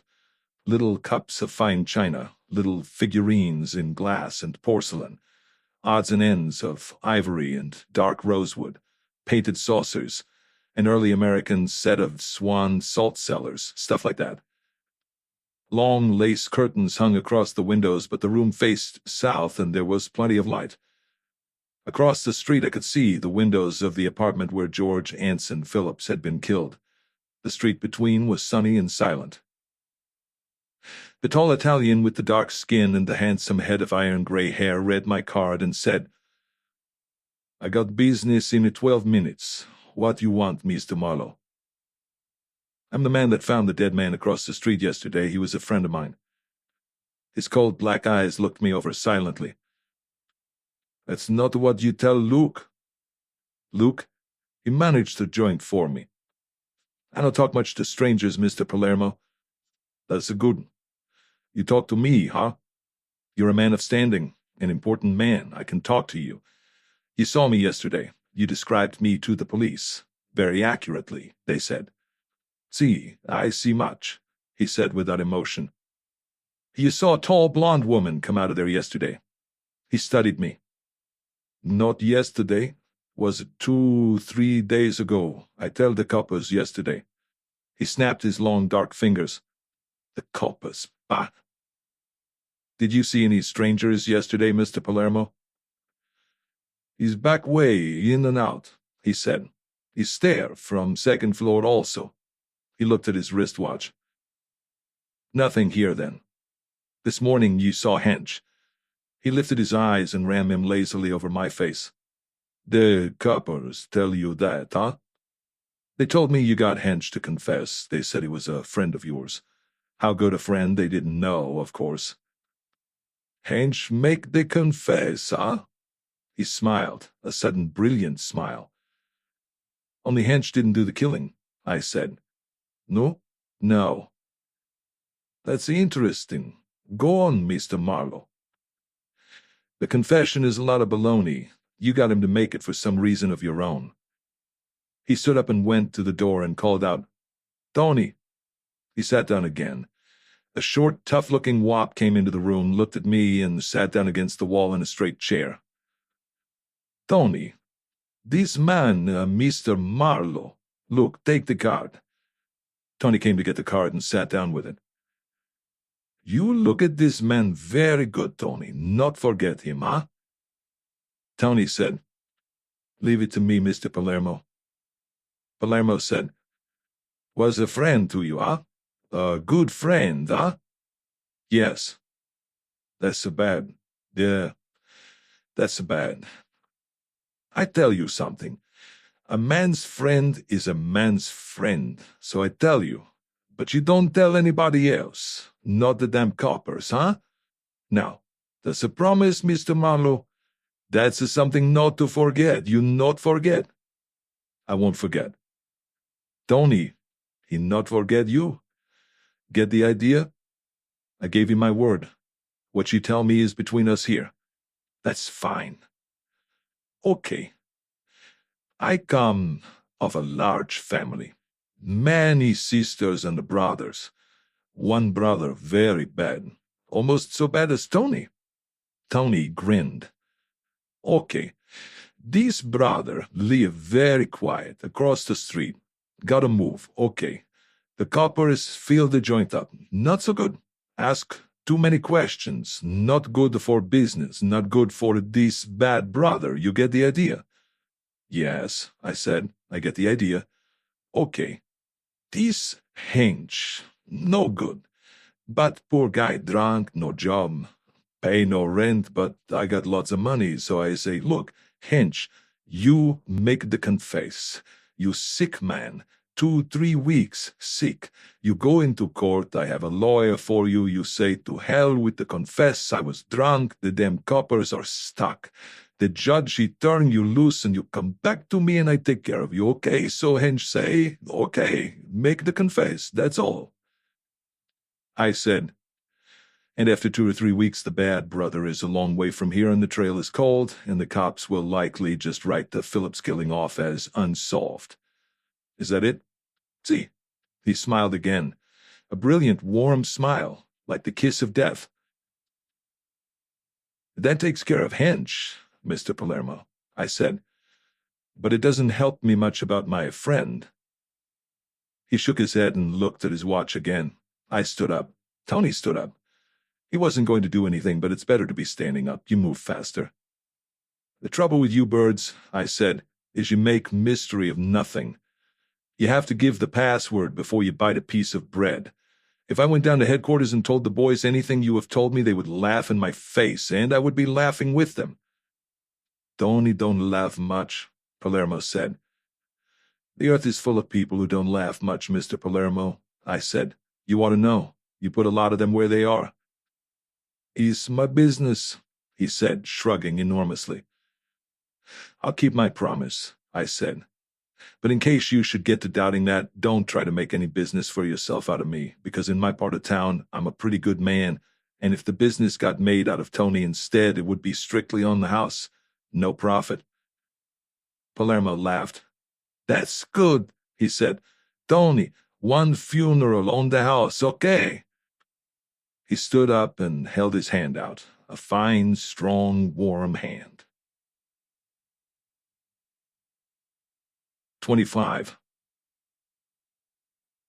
In the lobby of the Belfont building, in the single elevator that had light in it, on the piece of folded burlap, the same watery-eyed relic sat motionless, giving his imitation of the forgotten man. I got in with him and said, 6. The elevator lurched into motion and pounded its way upstairs. It stopped at 6. I got out, and the old man leaned out of the car to spit and said in a dull voice, "What's cooking?" I turned around all in one piece, like a dummy on a revolving platform. I stared at him.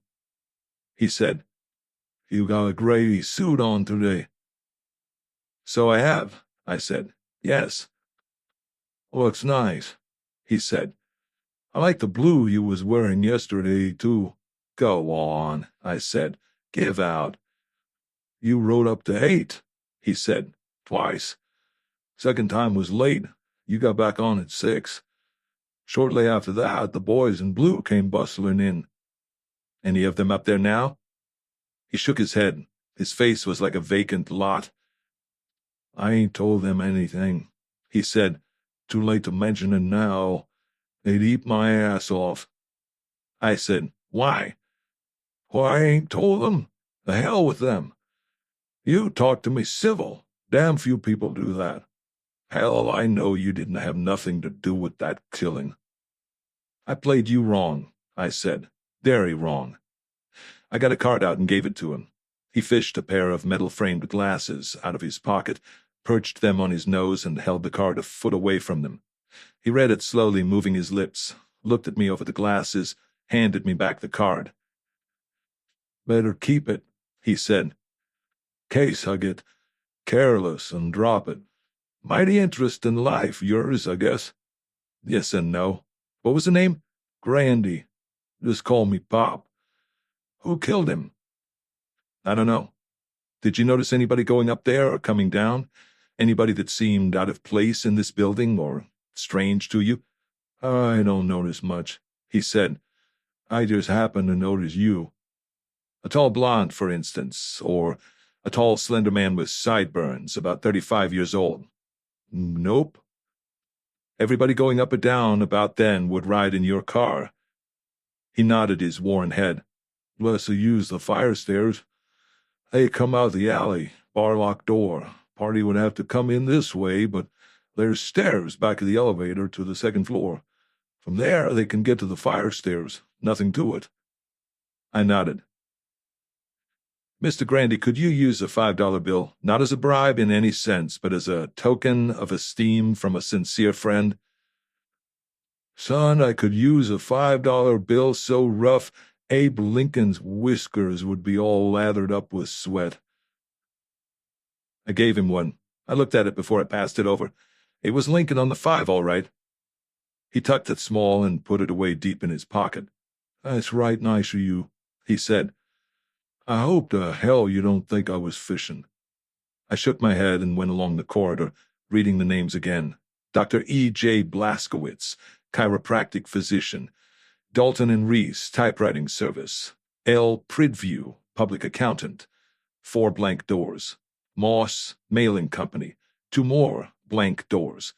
H.R. Teeger, dental laboratories.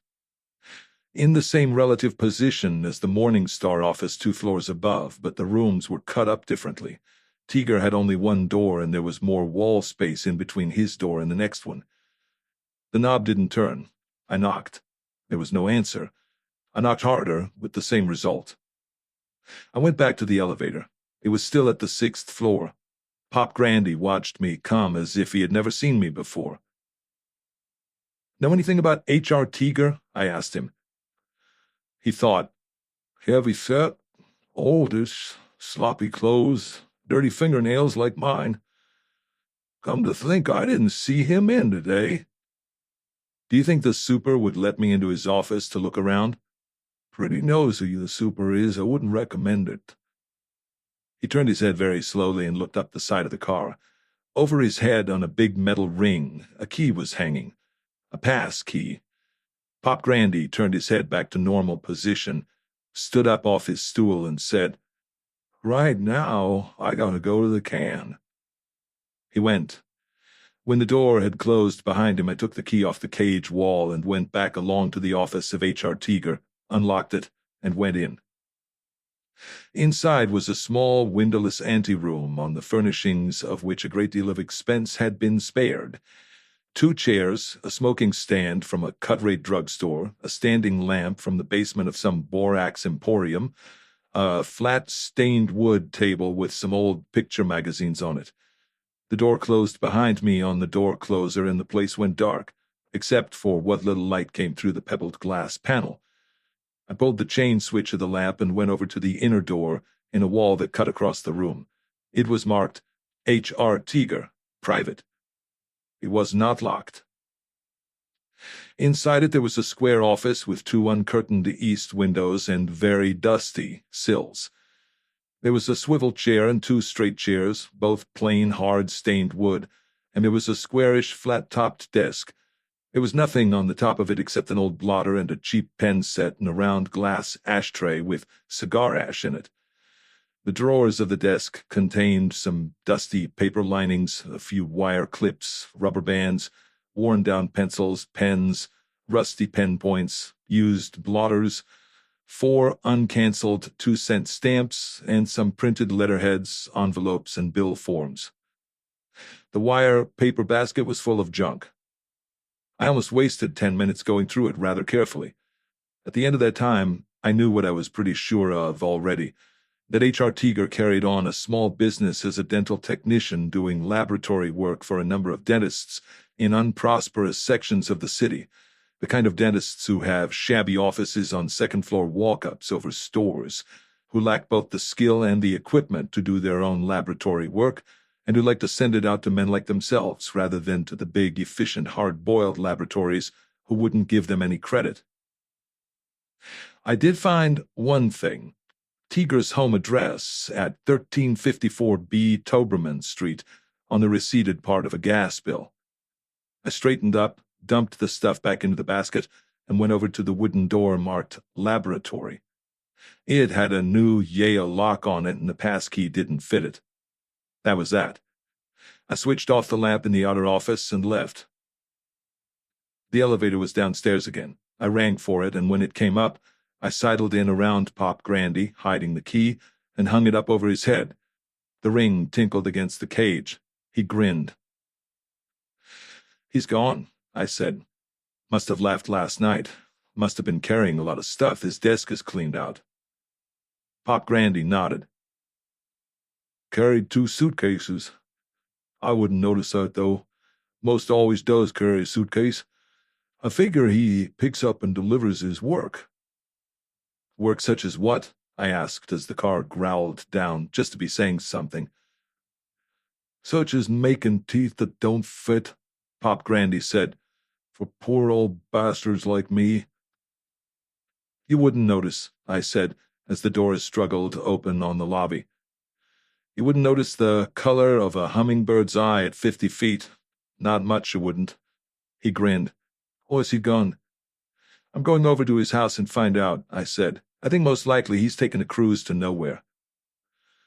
"I'd shift places with him," Pop Grandy said. "Even if he only got to Frisco and got pinched there, I'd shift places with him."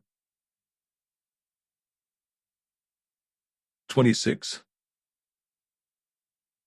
Toberman Street, a wide, dusty street off Pico. Number 1354B was an upstairs flat, south, in a yellow and white frame building. The entrance door was on the porch, beside another marked 1352B. The entrances to the downstairs flats were at right angles, facing each other across the width of the porch. I kept on ringing the bell even after I was sure that nobody would answer it. In a neighborhood like that, there is always an expert window peeker. Sure enough, the door of 1354A was pulled open, and a small, bright-eyed woman looked out at me. Her dark hair had been washed and waved and was an intricate mass of bobby pins. "You want Mrs. Teager?" she shrilled. "Mr. or Mrs. They gone away last night on their vacation. They loaded up and gone away late.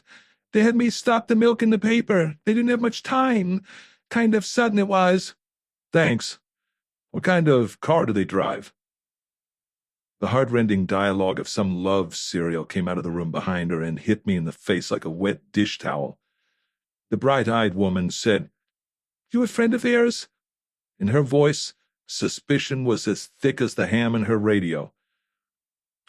"Never mind," I said in a tough voice. "All we want is our money. Lots of ways to find out what car they were driving." The woman cocked her head, listening. "That's Beulah May," she told me with a sad smile. "She won't go to the dance with Dr. Myers. I was scared she wouldn't." "Oh, hell," I said, and went back to my car and drove on home to Hollywood. The office was empty. I unlocked my inner room and threw the windows up and sat down. Another day drawing to its end, the air dull and tired, the heavy growl of homing traffic on the boulevard, and Marlowe in his office nibbling a drink and sorting the day's mail. 4 advertisements, 2 bills, a handsome colored postcard from a hotel in Santa Rosa where I had stayed for 4 days last year, working on a case, a long, badly typed letter from a man named Peabody in Sausalito, the general and slightly cloudy drift of which was that a sample of the handwriting of a suspected person would, when exposed to the searching Peabody examination, reveal the inner emotional characteristics of the individual, classified according to both the Freudian and Jung systems. There was a stamped, addressed envelope inside. As I tore the stamp off and threw the letter and envelope away, I had a vision of a pathetic old rooster in long hair, black felt hat, and black bow tie, rocking on a rickety porch in front of a lettered window, with the smell of ham hocks and cabbage coming out of the door at his elbow. I sighed, retrieved the envelope, wrote its name and address on a fresh one, folded a dollar bill into a sheet of paper, and wrote on it, "This is positively the last contribution." I signed my name, sealed the envelope, stuck a stamp on it, and poured another drink. I filled and lit my pipe and sat there smoking. Nobody came in, nobody called, nothing happened, nobody cared whether I died or went to El Paso. Little by little, the roar of the traffic quieted down. The sky lost its glare. Over in the west, it would be red. An early neon light showed a block away, diagonally over roofs. The ventilator churned dully in the wall of the coffee shop down in the alley. A truck filled and backed and growled its way out onto the boulevard. Finally, the telephone rang. I answered it, and the voice said, "Mr. Marlowe, this is Mr. Shaw at the Bristol." "Yes, Mr. Shaw, how are you?" "I'm very well, thanks, Mr. Marlowe. I hope you are the same. There's a young lady here asking to be let into your apartment. I don't know why." "Me neither, Mr. Shaw. I didn't order anything like that. Does she give a name?"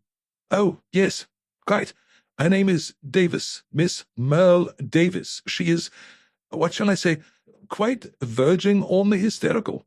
"Let her in," I said rapidly. "I'll be there in 10 minutes. She's the secretary of a client. It's a business matter entirely." "Quite. Oh, yes.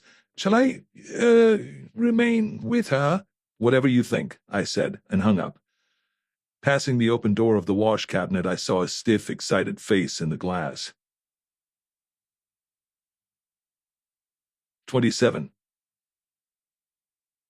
As I turned the key in my door and opened it, Shaw was already standing up from the Davenport. He was a tall man with glasses and a high-domed bald head that made his ears look as if they had slipped down on his head. He had the fixed smile of polite idiocy on his face. The girl sat in my easy chair behind the chess table. She wasn't doing anything, just sitting there.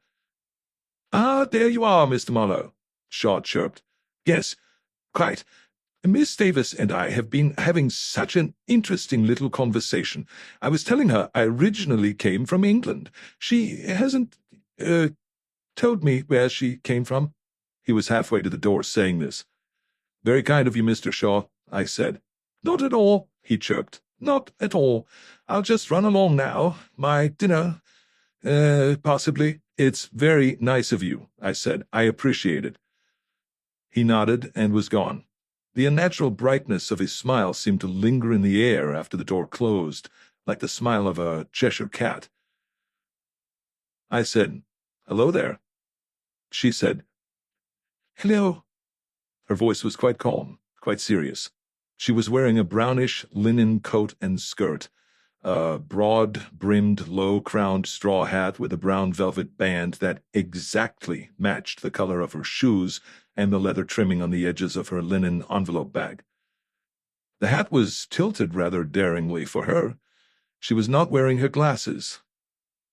Except for her face, she would have looked all right. In the first place, her eyes were quite mad. There was white showing all around the iris, and they had a sort of fixed look. When they moved, the movement was so stiff that you could almost hear something creak. Her mouth was in a tight line at the corners, but the middle part of her upper lip kept lifting off her teeth, upwards and outwards, as if fine threads attached to the edge of the lip were pulling it. It would go up so far that it didn't seem possible, and then the entire lower part of her face would go into a spasm, and when the spasm was over, her mouth would be tight shut, and then the process would slowly start all over again. In addition to this, there was something wrong with her neck, so that very slowly her head was drawn around to the left about 45 degrees. It would stop there, her neck would twitch, and her head would slide back the way it had come. The combination of these two movements, taken with the immobility of her body, the tight-clasped hands in her lap, and the fixed stare of her eyes, was enough to start anybody's nerves backfiring. There was a can of tobacco on the desk, between which and her chair was the chess table, with the chessmen in their box. I got the pipe out of my pocket and went over to fill it at the can of tobacco. That put me just on the other side of the chess table from her. Her bag was lying on the edge of the table, in front of her and a little to one side. She jumped a little when I went over there, but after that she was just like before. She even made an effort to smile. I filled the pipe and struck a paper match and lit it and stood there holding the match after I had blown it out. "You're not wearing your glasses," I said. She spoke. Her voice was quiet, composed. "Oh, I only wear them around the house and for reading. They're in my bag." "You're in the house now," I said. "You ought to be wearing them." I reached casually for the bag. She didn't move. She didn't watch my hands. Her eyes were on my face. I turned my body a little as I opened the bag. I fished the glass case out and slid it across the table. "Put them on," I said. "Oh, yes, I'll put them on," she said. "But I'll have to take my hat off, I think." "Yes, take your hat off," I said. She took her hat off and held it on her knees. Then she remembered about the glasses and forgot about the hat. The hat fell on the floor while she reached for the glasses. She put them on. That helped her appearance a lot, I thought. While she was doing this, I got the gun out of her bag and slid it into my hip pocket. I didn't think she saw me. It looked like the same Colt .25 automatic with the walnut grip that I had seen in the top right-hand drawer of her desk the day before. I went back to the Davenport and sat down and said, "Well, here we are. What do we do now? Are you hungry?" "I've been over to Mr. Van Eer's house," she said. "Oh." "He lives in Sherman Oaks, at the end of Escamillo Drive, at the very end." "Quite probably," I said without meaning, and tried to blow a smoke ring but didn't make it. A nerve in my cheek was trying to twang like a wire. I didn't like it. "Yes," she said in her composed voice. with her upper lip still doing the hoist and flop movement, and her chin still swinging around at anchor and back again. It's very quiet there. Mr. Vanier's been living there 3 years now. Before that, he lived in the Hollywood Hills on Diamond Street. Another man lived with him there, but they didn't get along very well, Mr. Vanier said. I feel as if I could understand that too, I said. How long have you known Mr. Vanier? I've known him 8 years. I haven't known him very well.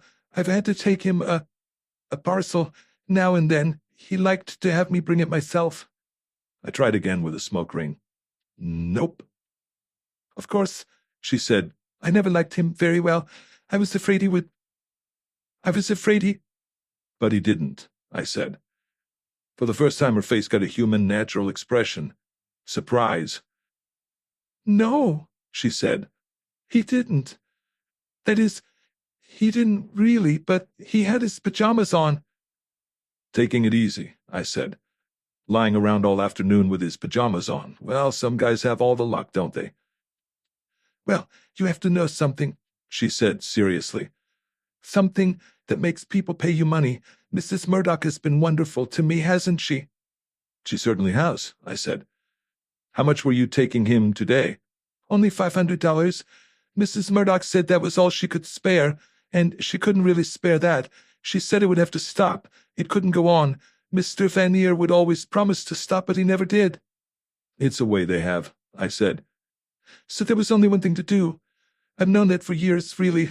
It was all my fault, and Mrs. Murdoch has been so wonderful to me. It couldn't make me any worse than I was already, could it? I put my hand up and rubbed my cheek hard to quiet the nerve. She forgot that I hadn't answered her and went on again. So I did it, she said. He was there in his pajamas with a glass beside him. He was leering at me. He didn't even get up to let me in, but there was a key in the front door. Somebody had left a key there. It was... Her voice jammed in her throat. It was a key in the front door, I said. So you were able to get in? Yes. She nodded and almost smiled again. There wasn't anything to it, really. I don't even remember hearing the noise, but there must have been a noise, of course, quite a loud noise. I suppose so, I said. I went over quite close to him so I couldn't miss, she said. And what did Mr. Vanier do? He didn't do anything at all. He just leered, sort of. Well, that's all there is to it. I didn't like to go back to Mrs. Murdoch and make any more trouble for her, and for Leslie. Her voice hushed on the name and hung suspended, and a little shiver rippled over her body. So I came here, she said. And when you didn't answer the bell, I found the office and asked the manager to let me in and wait for you. I knew you would know what to do. And what did you touch in the house while you were there? I asked. Can you remember it all? I mean, besides the front door. Did you just go in at the door and come out without touching anything in the house? She thought, and her face stopped moving. Oh, I remember one thing, she said. I put the light out before I left. It was a lamp, one of these lamps that shine upwards with big bulbs. I put that out. I nodded and smiled at her. Marlowe, one smile, cheerful. What time was this? How long ago? Oh, just before I came over here. I drove. I had Mrs. Murdoch's car, the one you asked about yesterday. I forgot to tell you that she didn't take it when she went away. Or did I? No, I remember now I did tell you. Let's see, I said. Half an hour to drive here, anyway. You've been here close to an hour. That would be about 5:30 when you left Mr. Vanier's house. And you put the light off. That's right. She nodded again, quite brightly, pleased at remembering. I put the light out. Would you care for a drink? I asked her. Oh, no. She shook her head quite vigorously. I never drink anything at all. Would you mind if I had one? Certainly not. Why should I? I stood up, gave her a studying look. Her lip was still going up and her head was still going round, but I thought not so far. It was like a rhythm which is dying down. It was difficult to know how far to go with this. It might be that the more she talked, the better. Nobody knows very much about the time of the absorption of a shock. I said, "Where's your home?" Why, I live with Mrs. Murdoch in Pasadena. I mean your real home, where your folks are. My parents live in Wichita, she said, but I don't go there, ever. I write once in a while, but I haven't seen them for years. What does your father do? He has a dog and cat hospital. He's a veterinarian. I hope they won't have to know. They didn't about the other time. Mrs. Murdoch kept it from everybody. Maybe they won't have to know, I said. I'll get my drink. I went out round the back of her chair to the kitchen and poured it, and I made it a drink that was a drink. I put it down in a lump and took the little gun off my hip and saw that the safety was on. I smelled the muzzle, broke out the magazine. There was a cartridge in the chamber, but it was one of those guns that won't fire when the magazine is out. I held it so that I could look into the breech. The cartridge in there was the wrong size and was crooked against the breech block. It looked like a .32. The cartridges in the magazine were the right size, 25s. I fitted the gun together again and went back to the living room. I hadn't heard a sound. She had just slid forward in a pile in front of the chair, on top of her nice hat. She was as cold as a mackerel. I spread her out a little and took her glasses off and made sure she hadn't swallowed her tongue. I wedged my folded handkerchief into the corner of her mouth so that she wouldn't bite her tongue when she came out of it. I went to the phone and called Carl Moss. "Phil Marlowe, Doc. Any more patients, or are you through?" "All through," he said. "Leaving. Trouble?" "I'm home," I said. 408 Bristol Apartments, if you don't remember. I've got a girl here who has pulled a feint. I'm not afraid of the feint. I'm afraid she may be nuts when she comes out of it." "Don't give her any liquor," he said. "I'm on my way." I hung up and knelt down beside her. I began to rub her temples. She opened her eyes. The lips started to lift. I pulled the handkerchief out of her mouth. She looked up at me and said, "I've been over to Mr. Vanier's house. He lives in Sherman Oaks. "Do you mind if I lift you up and put you on the Davenport? You know me, Marlowe, the big boob that goes around asking all the wrong questions." "Hello," she said. I lifted her. She went stiff on me, but she didn't say anything. I put her on the Davenport and tucked her skirt down over her legs and put a pillow under her head and picked her hat up. It was as flat as a flounder. I did what I could to straighten it out and laid it aside on the desk. She watched me sideways, doing this. "Did you call the police?" she asked softly. "Not yet," I said. "I've been too busy." She looked surprised. I wasn't quite sure, but I thought she looked a little hurt, too. I opened up her bag and turned my back to her to slip the gun back into it. While I was doing that, I took a look at what else was in the bag. The usual oddments, a couple of handkerchiefs, lipstick, a silver and red enamel compact with powder in it, a couple of tissues, a purse with some hard money and a few dollar bills. No cigarettes, no matches, no tickets for the theater. I pulled open the zipper pocket at the back. That held her driver's license and a flat packet of bills, 10 50s. I riffled them. None of them brand new. Tucked into the rubber band that held them was a folded paper. I took it out and opened it and read it. It was neatly typewritten, dated that day. It was a common receipt form, and it would, when signed, acknowledge the receipt of $500, payment on account. It didn't seem as if it would ever be signed now. I slipped money and receipt into my pocket. I closed the bag and looked over at the Davenport. She was looking at the ceiling and doing that with her face again. I went into my bedroom and got a blanket to throw over her. Then I went into the kitchen for another drink. 28. Dr. Carl Moss was a big burly Jew with a Hitler mustache, pop eyes, and the calmness of a glacier. He put his hat and bag on a chair and went over and stood looking down at the girl on the Davenport inscrutably. "I'm Dr. Moss," he said. "How are you?" She said, "Aren't you the police?" He bent down and felt her pulse and then stood there watching her breathing. "Where does it hurt, Miss—" "Davis," I said. "Miss Merle Davis. Miss Davis." "Nothing hurts me," she said, staring up at him. I don't even know why I'm lying here like this. I thought you were the police. You see, I killed a man." "Well, that's a normal human impulse," he said. I've killed dozens. He didn't smile. She lifted her lip and moved her head round for him. You know you don't have to do that, he said quite gently. You feel a twitch of the nerves here and there, and you proceed to build it up and traumatize it. You can control it if you want to. Can I? She whispered. If you want to, he said. You don't have to. It doesn't make any difference to me either way. Nothing pains at all, eh? No. She shook her head. He patted her shoulder and walked out to the kitchen. I went after him. He leaned his hips against the sink and gave me a cool stare. What's the story? She's the secretary of a client, a Mrs. Murdoch in Pasadena. The client is rather a brute. About 8 years ago, a man made a hard press at Merle. How hard, I don't know. Then, I don't mean immediately, but around that time he fell out of a window or jumped. Since then, she can't have a man touch her. Not in the most casual way, I mean. Uh-huh. His pop eyes continued to read my face. Does she think he jumped out of the window on her account? I don't know.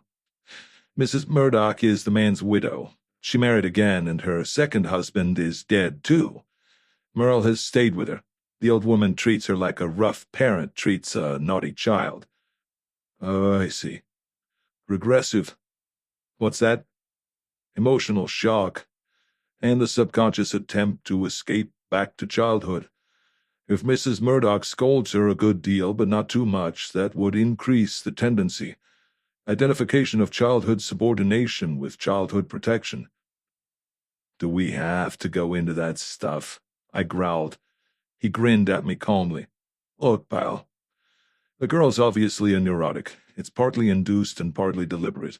I mean to say that she really enjoys a lot of it, even if she doesn't realize that she enjoys it. However, that's not of immediate importance. What's this about killing a man? A man named Vanier who lives in Sherman Oaks. There seems to be some blackmail angle. Merle had to take him as money from time to time. She was afraid of him. I'd seen the guy. A nasty type. She went over there this afternoon, and she says she shot him. Why? She says she didn't like the way he leered at her. Shot him with what? She had a gun in her bag. Don't ask me why. I don't know. But if she shot him, it wasn't with that. The gun's got a wrong cartridge in the breech. It can't be fired as it is. Also, it hasn't been fired. This is too deep for me, he said. I'm just a doctor. What did you want me to do with her? Also, I said, ignoring the question, she said the lamp was turned on and it was about 5:30 of a nice summery afternoon, and the guy was wearing his sleeping suit and there was a key in the lock of the front door, and he didn't get up to let her in. He just sort of sat there, sort of leering. He nodded and said, Oh. He pushed a cigarette between his heavy lips and lit it. If you expect me to tell you whether she really thinks she shot him, I can't do it. From your description, I gather that the man is shot. That's so? Brother, I haven't been there, but that much seems pretty clear. If she thinks she shot him and isn't just acting, and God, how these types do act, that indicates it was not a new idea to her. You say she carried a gun, so perhaps it wasn't. She may have a guilt complex, wants to be punished, wants to expiate some real or imaginary crime. Again, I ask, what do you want me to do with her? She's not sick, she's not loony. She's not going back to Pasadena. Oh, he looked at me curiously. Any family? In Wichita. Father's a vet. I'll call him, but she'll have to stay here tonight. I don't know about that. Does she trust you enough to spend the night in your apartment? She came here of her own free will and not socially, so I guess she does. He shrugged and fingered the sidewall of his coarse black mustache. Well, I'll give her some Nembutal and we'll put her to bed, and you can walk the floor wrestling with your conscience. I have to go out, I said. I have to go over there and see what has happened, and she can't stay here alone, and no man, not even a doctor, is going to put her to bed. Get a nurse. I'll sleep somewhere else.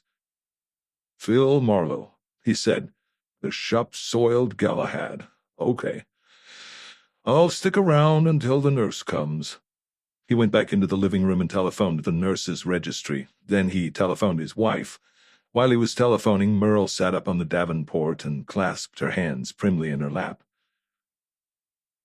I don't see why the lamp was on, she said. It wasn't dark in the house at all. Not that dark. I said, What's your dad's first name? Dr. Wilbur Davis. Why? Wouldn't you like something to eat? At the telephone, Carl Moss said to me, Tomorrow will do for that. This is probably just a lull. He finished his call, hung up, went to his bag and came back with a couple of yellow capsules in his hand on a fragment of cotton. He got a glass of water, handed her the capsules, and said, Swallow. I'm not sick, am I? She said, looking up at him. Swallow, my child, swallow. She took them and put them in her mouth and took the glass of water and drank. I put my hat on and left. On the way down in the elevator, I remembered that there hadn't been any keys in her bag, so I stopped at the lobby floor and went out through the lobby to the Bristol Avenue side. The car was not hard to find. It was parked crookedly about 2 feet from the curb. It was a gray Mercury convertible, and its license number was 2XIIII. I remembered that this was the number of Linda Murdoch's car. A leather key holder hung in the lock. I got into the car, started the engine, saw that there was plenty of gas, and drove it away. It was a nice, eager little car. Over Coenga Pass, it had the wings of a bird. 29. Escamillo Drive made 3 jogs in 4 blocks for no reason that I could see. It was very narrow, averaged about 5 houses to a block, and was overhung by a section of shaggy brown foothill on which nothing lived at this season except sage and manzanita. In its 5th and last block, Escamillo Drive did a neat little curve to the left, hit the base of the hill hard, and died without a whimper. In this last block were 3 houses, 2 on the opposite entering corners, 1 at the dead end. This was Van Ear's. My spotlight showed the keys still in the door. It was a narrow, English-type bungalow with a high roof, leaded front windows, a garage to the side, and a trailer parked beside the garage. The early moon lay quietly on its small lawn. A large oak tree grew almost on the front porch. There was no light in the house now, none visible from the front, at least. From the lay of the land, a light in the living room in the daytime did not seem utterly improbable. It would be a dark house, except in the morning. As a love nest, the place had its points, but as a residence for a blackmailer, I didn't give it very high marks. Sudden death can come to you anywhere, but Van Ear had made it too easy. I turned into his driveway, backed to get myself pointed out of the dead end, and then drove down to the corner and parked there. I walked back in the street because there was no sidewalk. The front door was made of iron-bound oak planks, beveled where they joined. There was a thumb latch instead of a knob. The head of the flat key projected from the lock. I rang the bell, and it rang with that strange remote sound of a bell ringing at night in an empty house. I walked round the oak tree and poked the light of my pencil flash between the leaves of the garage door. There was a car in there. I went back round the house and looked at a small flowerless yard walled in by a low wall of fieldstone. 3 more oak trees, a table, and a couple of all-metal chairs under one of them. A rubbish burner at the back. I shone my light into the trailer before I went back to the front. There didn't seem to be anybody in the trailer. Its door was locked. I opened the front door, leaving the key in the lock. I wasn't going to work any dipsy-doodle in this place. Whatever was, was. I just wanted to make sure. I felt round on the wall inside the door for a light switch, found one, and tilted it up. Pale flame bulbs in pairs in wall brackets went on all around the room, showing me the big lamp Merle had spoken of, as well as other things. I went over to switch the lamp on, then back to switch the wall light off. The lamp had a big bulb inverted in a porcelain glass bowl. You could get 3 different intensities of light. I clicked the button switch around until I had all there was. The room ran from front to back, with a door at the back and an arch up front to the right. Inside that was a small dining room. Curtains were half drawn across the arch, heavy pale green brocade curtains, far from new. The fireplace was in the middle of the left wall, bookshelves opposite and on both sides of it, not built in.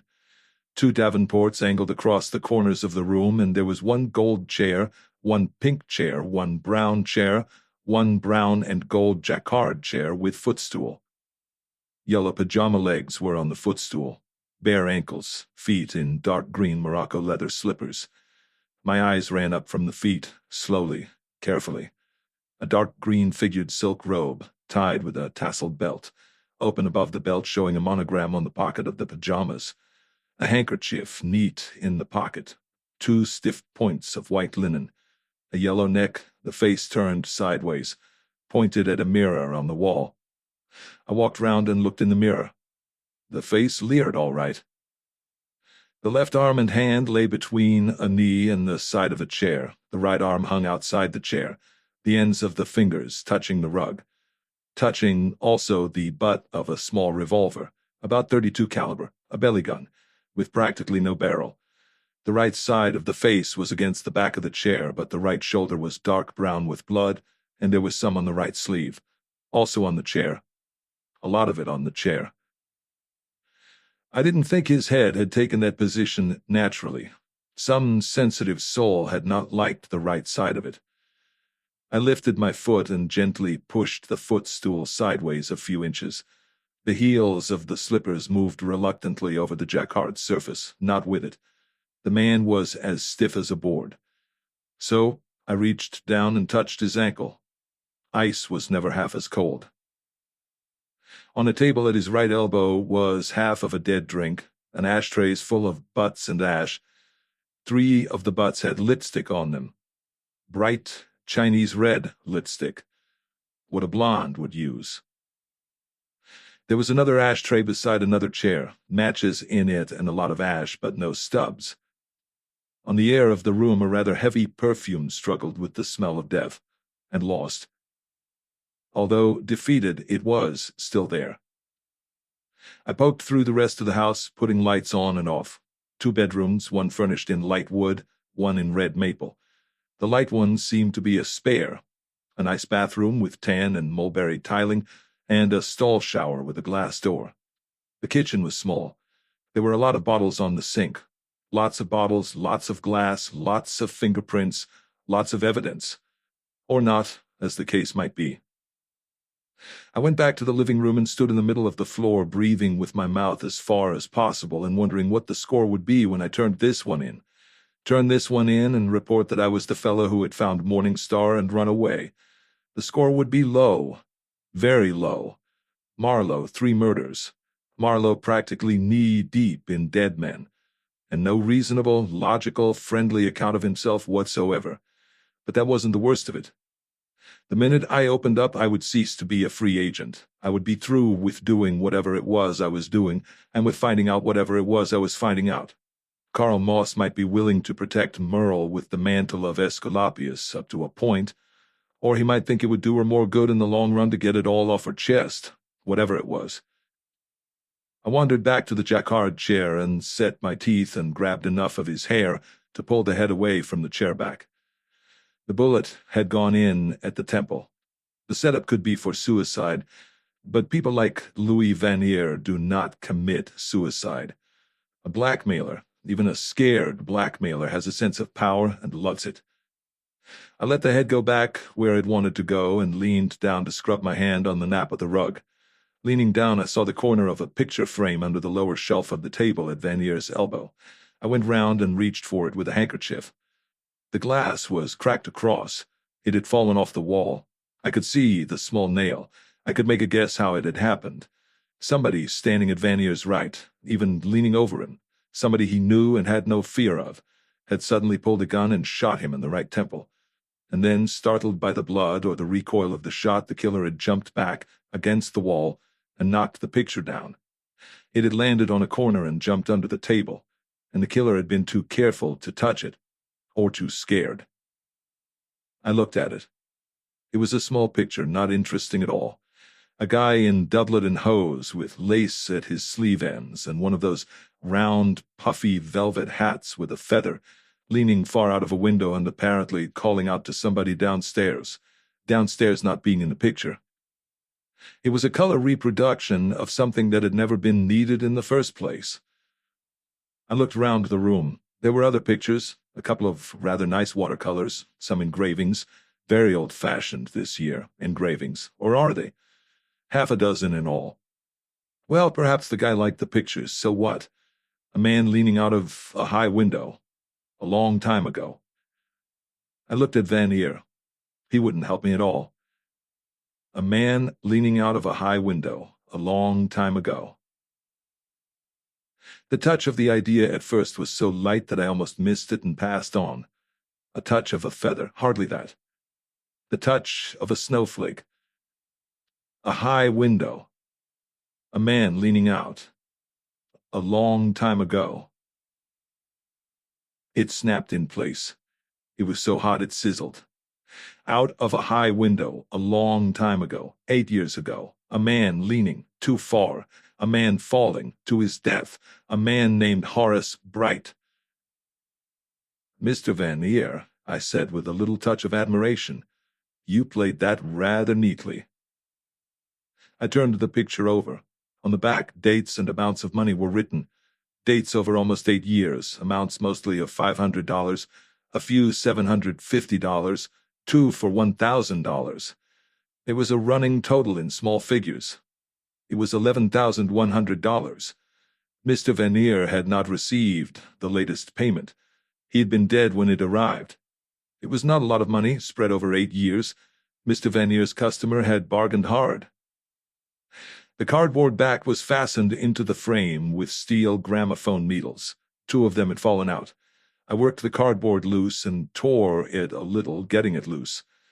There was a white envelope between the back and the picture, sealed, blank. I tore it open. It contained 2 square photographs and a negative. The photos were just the same. They showed a man leaning far out of a window with his mouth open, yelling. His hands were on the brick edges of the window frame. There was a woman's face behind his shoulder. He was a thinnish, dark-haired man. His face was not very clear, nor the face of the woman behind him. He was leaning out of a window and yelling or calling out.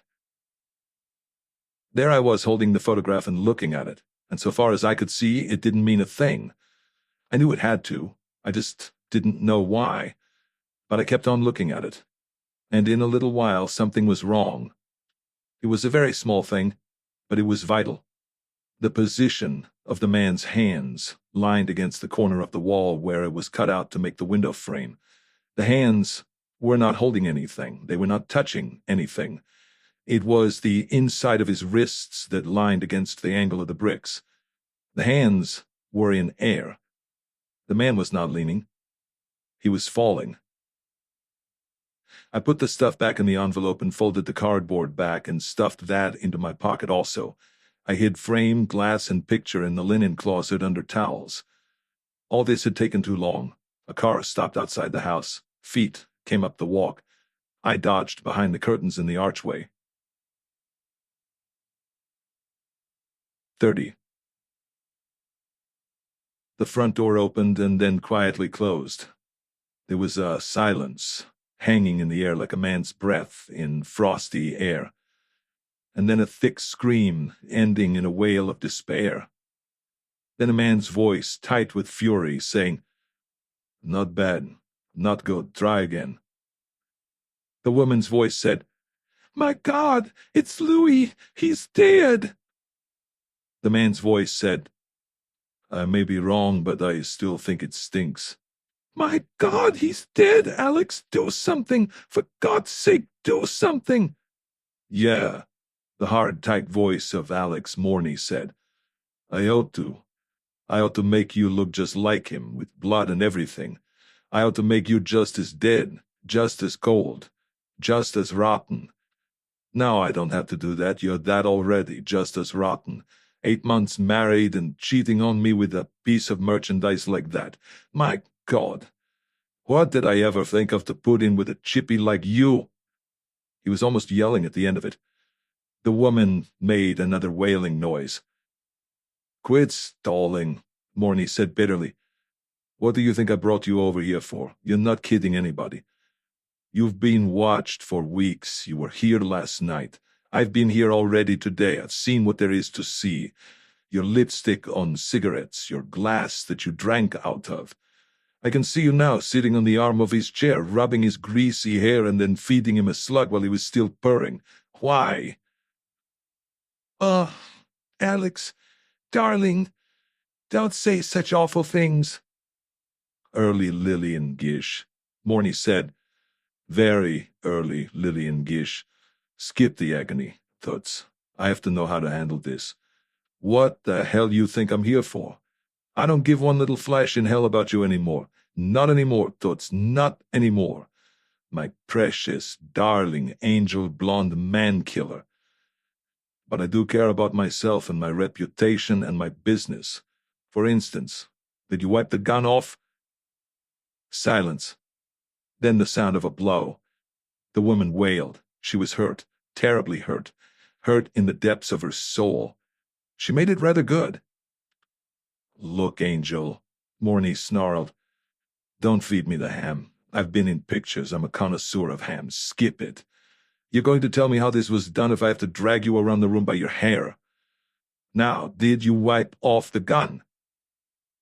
Suddenly she laughed, an unnatural laugh, but clear, and with a nice tinkle to it. Then she stopped laughing just as suddenly.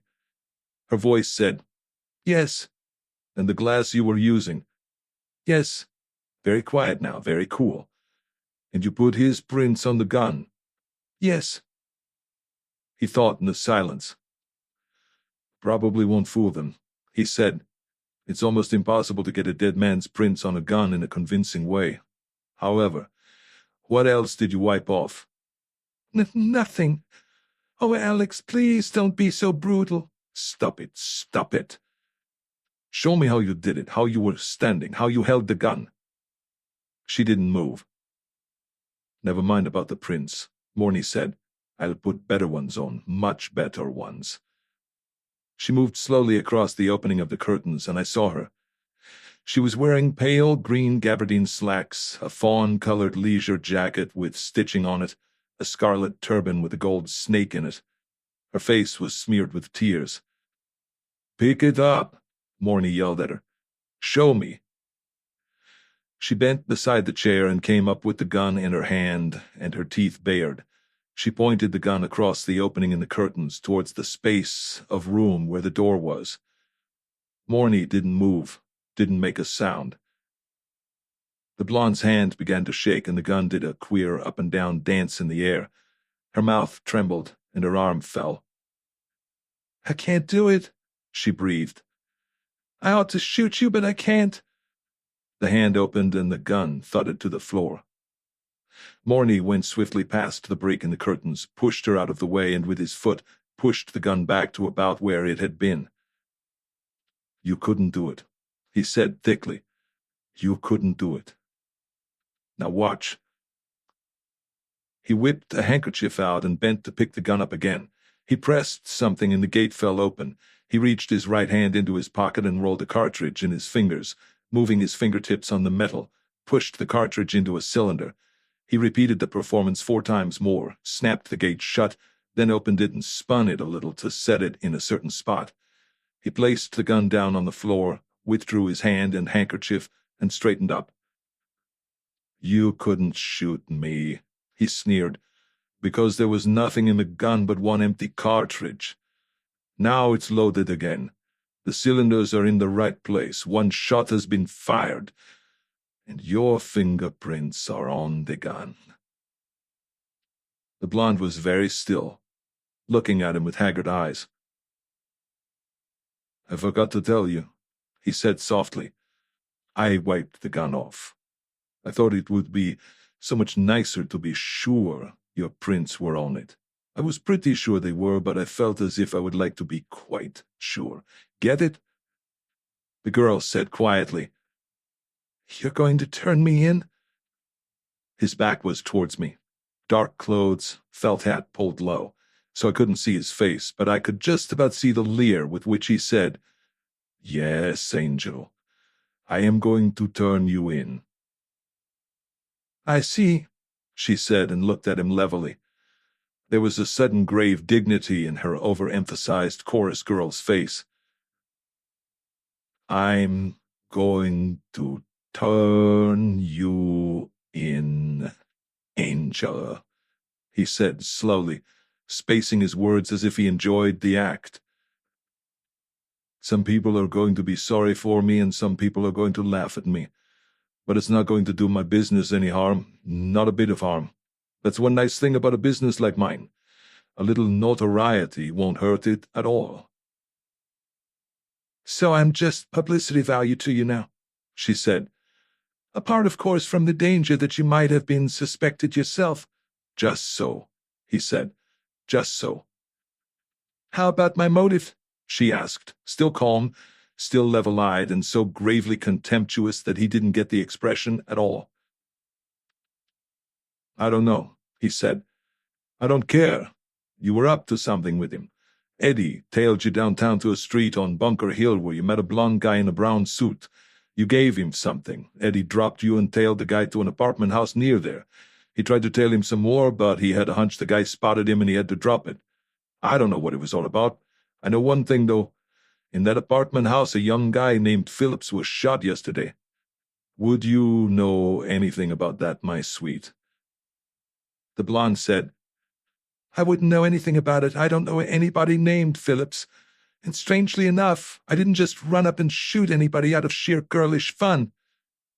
"But you shot Vanier, my dear," Morny said almost gently. "Oh, yes," she drawled. "Of course, we were wondering what my motive was. You get it figured out yet?" "You can work that out with the Johns," he snapped. "Call it a lover's quarrel. Call it anything you like." "Perhaps," she said. "When he was drunk, he looked just a little like you. Perhaps that was the motive." He said, "Ah," and sucked his breath in. "Better looking," she said. "Younger, with less belly, but with the same goddamned self-satisfied smirk." "Ah," Morny said, and he was suffering. "Would that do?" she asked him softly. He stepped forward and swung a fist. It caught her on the side of the face, and she went down and sat on the floor, a long leg straight out in front of her, one hand to her jaw, her very blue eyes looking up at him. "Maybe you oughtn't to have done that," she said. "Maybe I won't go through with it now." "You'll go through with it all right. You won't have any choice. You'll get off easy enough. Christ, I know that, with your looks, but you'll go through with it, Angel. Your fingerprints are on that gun." She got to her feet slowly, still with the hand to her jaw. Then she smiled. "I knew he was dead," she said. "That is my key in the door. I'm quite willing to go downtown and say I shot him, but don't lay your smooth white paw on me again, if you want my story. Yes, I'm quite willing to go to the cops. I'll feel a lot safer with them than I feel with you." Morny turned, and I saw the hard white leer of his face and the scarred dimple in his cheek twitching. He walked past the opening in the curtain. The front door opened again. The blonde stood still a moment, looked back over her shoulder at the corpse, shuddered slightly, and passed out of my line of vision. The door closed, steps on the walk, then car doors opening and closing. The motor throbbed, and the car went away. 31. After a long time, I moved out from my hiding place and stood looking around the living room again. I went over and picked the gun up and wiped it off very carefully and put it down again. I picked the 3 rouge-stained cigarette stubs out of the tray on the table and carried them into the bathroom and flushed them down the toilet. Then I looked around for the second glass with her fingerprints on it. There wasn't any second glass. The one that was half full of a dead drink, I took to the kitchen and rinsed out and wiped on a dish towel.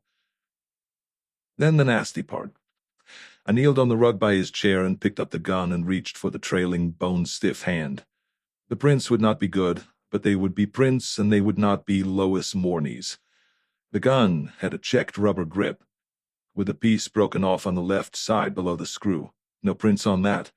An index print on the right side of the barrel, 2 fingers on the trigger guard, a thumbprint on the flat piece on the left side behind the chambers. Good enough. I took one more look around the living room. I put the lamp down to a lower light. It still glared too much on the dead yellow face. I opened the front door, pulled the key out and wiped it off and pushed it back into the lock. I shut the door and wiped the thumb latch off and went my way down the block to the Mercury. I drove back to Hollywood and locked the car up and started along the sidewalk past the other parked cars to the entrance of the Bristol. A harsh whisper spoke to me out of the darkness, out of a car. It spoke my name. Eddie Prue's long, blank face hung somewhere up near the roof of a small Packard behind its wheel. He was alone in it. I leaned on the door of the car and looked in at him. "How you making out, Seamus?" I tossed a match down and blew smoke at his face. I said, "Who dropped that dental supply company's bill you gave me last night? Vanier or somebody else?" "Vanier." "What was I supposed to do with it? Guess the life history of a man named Teager?" "I don't go for dumb guys," Eddie Prue said. I said, "Why would he have it in his pocket to drop? And if he did drop it, why wouldn't you just hand it back to him? In other words, seeing that I'm a dumb guy, explain to me why a bill for dental supplies should get anybody all excited and start trying to hire private detectives. Especially gents like Alex Morney, who don't like private detectives." "Morney's a good head," Eddie Prue said coldly. "He's the fellow for whom they coined the phrase as ignorant as an actor. Skip that. Don't you know what they use that dental stuff for?" "Yeah, I found out. They use alba stone for making molds of teeth and cavities. It's very hard, very fine grain, and retains any amount of fine detail. The other stuff, crystal bolite, is used to cook out the wax in an invested wax model. It's used because it stands a great deal of heat without distortion. Tell me you don't know what I'm talking about." "I guess you know how they make gold inlays," Eddie Prue said. "I guess you do, huh?" "I spent 2 of my hours learning today. I'm an expert. What does it get me?" He was silent for a little while, and then he said, "You ever read the paper?" "Once in a while." "It couldn't be you read where an old guy named Morningstar was bumped off in the Belfont building on 9th Street, just 2 floors above where this H.R. Teager had his office. It couldn't be you read that, could it?" I didn't answer him. He looked at me for a moment longer, then he put his hand forward to the dash and pushed the starter button. The motor of his car caught, and he started to ease in the clutch. "Nobody could be as dumb as you act," he said softly. "Nobody ain't. Good night to you." The car moved away from the curb and drifted down the hill towards Franklin. I was grinning into the distance as it disappeared. I went up to the apartment and unlocked the door and pushed it open a few inches and then knocked gently. There was movement in the room. The door was pulled open by a strong-looking girl with a black stripe on the cap of her white nurse's uniform. "I'm Marlowe. I live here."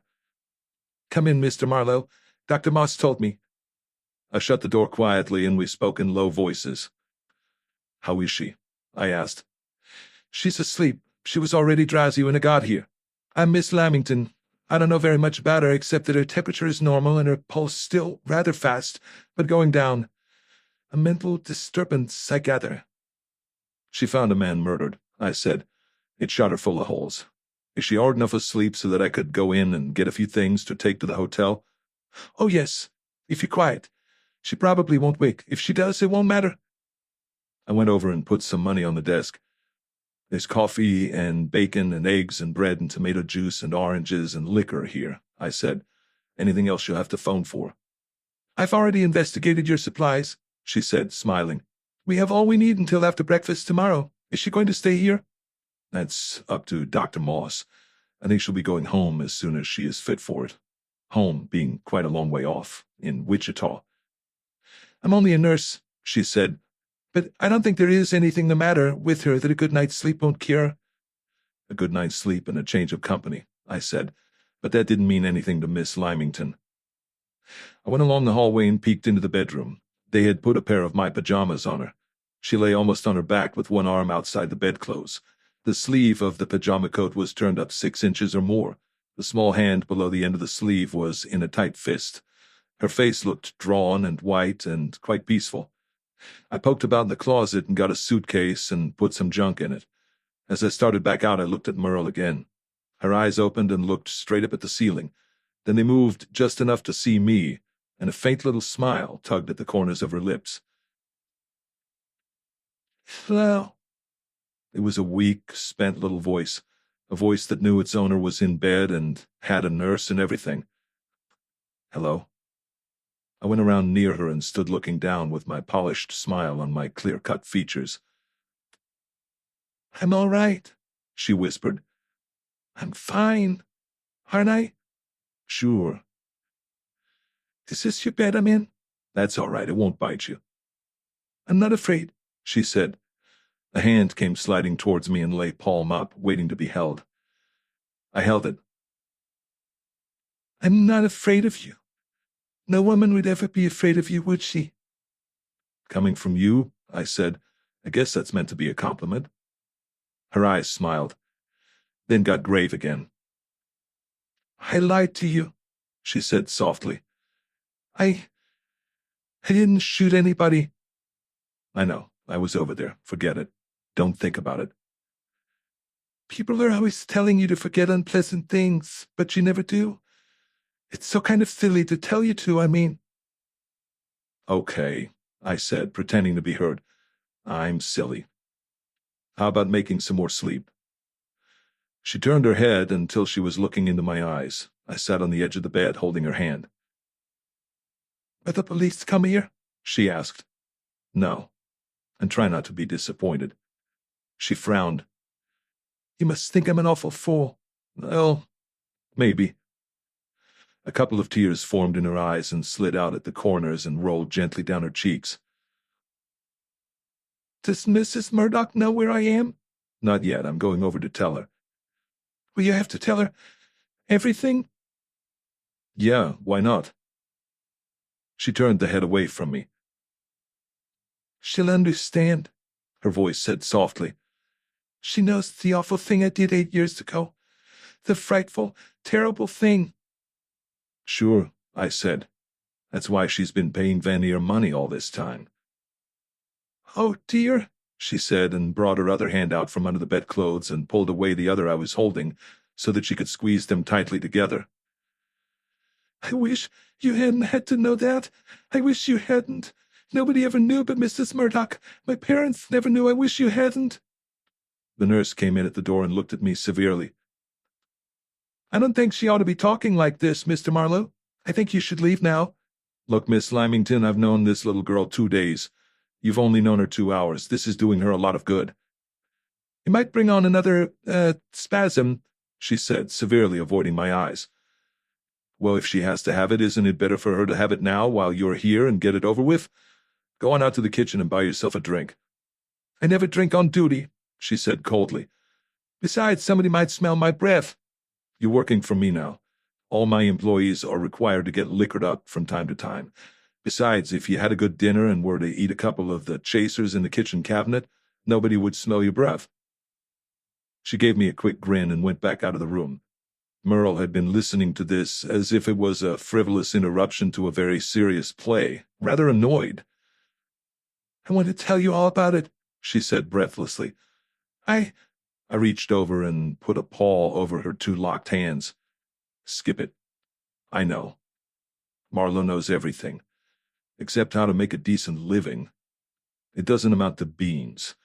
Now you're going back to sleep, and tomorrow I'm going to take you on the way back to Wichita to visit your parents, at Mrs. Murdoch's expense. Why, that's wonderful of her, she cried, her eyes opening wide and shining. But she's always been wonderful to me. I got up off the bed. She's a wonderful woman, I said, grinning down at her. Wonderful. I'm going over there now, and we're going to have a perfectly lovely talk over the teacups. And if you don't go to sleep right now, I won't let you confess to any more murders. You're horrid, she said. I don't like you. She turned her head away and put her arms back under the bedclothes and shut her eyes. I went towards the door. At the door, I swung round and looked back quickly. She had one eye open, watching me. I gave her a leer, and it snapped shut in a hurry. I went back to the living room, gave Miss Lymington what was left of my leer, and went out with my suitcase. I drove over to Santa Monica Boulevard. The hock shop was still open. The old Jew in the tall black skull cap seemed surprised that I was able to redeem my pledge so soon. I told him that was the way it was in Hollywood. He got the envelope out of the safe and tore it open and took my money and pawn ticket and slipped the shining gold coin out on his palm. "So valuable this is, I am hating to give it back to you," he said. "The workmanship, you understand, the workmanship is beautiful. And the gold in it must be worth all of $20, I said. He shrugged and smiled, and I put the coin in my pocket and said good night to him. 32. The moonlight lay like a white sheet on the front lawn except under the deodar where there was the thick darkness of black velvet. Lights in 2 lower windows were lit, and in one upstairs room visible from the front. I walked across the stumblestones and rang the bell. I didn't look at the little painted Negro by the hitching block. I didn't pat his head tonight. The joke seemed to have worn thin. A white-haired, red-faced woman I hadn't seen before opened the door, and I said, "I'm Philip Marlowe. I'd like to see Mrs. Murdoch, Mrs. Elizabeth Murdoch." She looked doubtful. "I think she's gone to bed," she said. "I don't think you can see her." "It's only 9 o'clock. "Mrs. Murdoch goes to bed early." She started to close the door. She was a nice old thing, and I hated to give the door the heavy shoulder. I just leaned against it. "It's about Miss Davis," I said. "It's important. Could you tell her that?" "I'll see." I stepped back and let her shut the door. A mockingbird sang in a dark tree nearby. A car tore down the street much too fast and skidded round the next corner. The thin shreds of a girl's laughter came back along the dark street, as if the car had spilled them out in its rush. The door opened after a while, and the woman said, "You can come in." I followed her across the big empty entrance room. A single dim light burned in one lamp, hardly reaching to the opposite wall. The place was too still, and the air needed freshening. We went along the hall to the end and up a flight of stairs with a carved handrail and newel post. Another hall at the top. A door opened towards the back. I was shown in at the open door, and the door was closed behind me. It was a big sitting room with a lot of chintz, a blue and silver wallpaper, a couch, a blue carpet, and French windows open on a balcony. There was an awning over the balcony. Mrs. Murdoch was sitting in a padded wing chair with a card table in front of her. She was wearing a quilted robe, and her hair looked a little fluffed out. She was playing solitaire. She had the pack in her left hand, and she put a card down and moved another one before she looked up at me. Then she said, "Well?" I went over by the card table and looked down at the game. It was Canfield. "Merle's at my apartment," I said. She threw an ing-bing. Without looking up, she said, "And just what is an ing-bing, Mr. Marlowe?" She moved another card, then 2 more quickly. "A case of the vapors, they used to call it," I said. "Ever catch yourself cheating at that game?" "It's no fun if you cheat," she said gruffly, "and very little if you don't. What's this about Merle? She has never stayed out like this before. I was getting worried about her." I pulled a slipper chair over and sat down across the table from her. It put me too low down. I got up and got a better chair and sat in that. "No need to worry about her," I said. "I got a doctor and a nurse. She's asleep. She was over to see Vanier." She laid the pack of cards down and folded her big gray hands on the edge of the table and looked at me stolidly. "Mr. Marlowe," she said, "you and I had better have something out. I made a mistake calling you in the first place. That was my dislike of being played for a sucker, as you would say, by a hard-boiled little animal like Linda. But it would have been much better if I had not raised the point at all. The loss of the doubloon would have been much easier to bear than you are, even if I had never got it back." "But you did get it back," I said. She nodded. Her eyes stayed on my face. "Yes, I got it back. You heard how." I didn't believe it. "Neither did I," she said calmly. "My fool of a son was simply taking the blame for Linda, an attitude I find childish." "You have a sort of knack," I said, of getting yourself surrounded with people who take such attitudes. She picked her cards up again and reached down to put a black 10 on a red jack, both cards that were already in the layout. Then she reached sideways to a small heavy table on which was her port. She drank some, put the glass down, and gave me a hard, level stare. "I have a feeling that you are going to be insolent, Mr. Marlowe." I shook my head. "Not insolent, just frank. I haven't done so badly for you, Mrs. Murdoch. You did get the doubloon back. I kept the police away from you, so far. I didn't do anything on the divorce, but I found Linda. Your son knew where she was all the time, and I don't think you'll have any trouble with her. She knows she made a mistake marrying Leslie. However, if you don't think you got value—" She made a humph noise and played another card. She got the ace of diamonds up to the top line. "The ace of clubs is buried, darn it. I'm not going to get it out in time." "Kind of slide it out," I said, "when you're not looking." "Hadn't you better?" she said very quietly. "Get on with telling me about Merle, and don't gloat too much. If you have found out a few family secrets, Mr. Marlowe—" "I'm not gloating about anything. You sent Merle to Vanier's place this afternoon with $500. "And if I did?" She poured some of her port and sipped, eyeing me steadily over the glass. "When did he ask for it?" "Yesterday. I couldn't get it out of the bank until today. What happened?" "Vanier's been blackmailing you for about 8 years, hasn't he? On account of something that happened on 26 April 1933. A sort of panic twitched in the depths of her eyes, but very far back, very dim, and somehow as though it had been there for a long time and had just peeped out at me for a second. "Merle told me a few things," I said. "Your son told me how his father died. I looked up the records and the papers today. Accidental death. There had been an accident in the street under his office, and a lot of people were craning out of windows. He just craned out too far. There was some talk of suicide because he was broke and had $50,000 life insurance for his family, but the coroner was nice and slid past that." "Well," she said. It was a cold, hard voice, neither a croak nor a gasp. A cold, hard, utterly composed voice. "Merle was Horace Bright's secretary. A queer little girl in a way, over-timid, not sophisticated, a little girl mentality, likes to dramatize herself, very old-fashioned ideas about men, all that sort of thing. I figure he got high one time and made a pass at her and scared her out of her socks." "Yes." Another cold, hard monosyllable prodding me like a gun barrel. "She brooded and got a little murderous inside. She got a chance and passed right back at him, while he was leaning out of a window. Anything in it?" "Speak plainly, Mr. Marlowe. I can stand plain talk." "Good grief, how plain do you want it? She pushed her employer out of a window, murdered him, in 2 words, and got away with it, with your help." She looked down at the left hand clenched over her cards. She nodded. Her chin moved a short inch, down, up.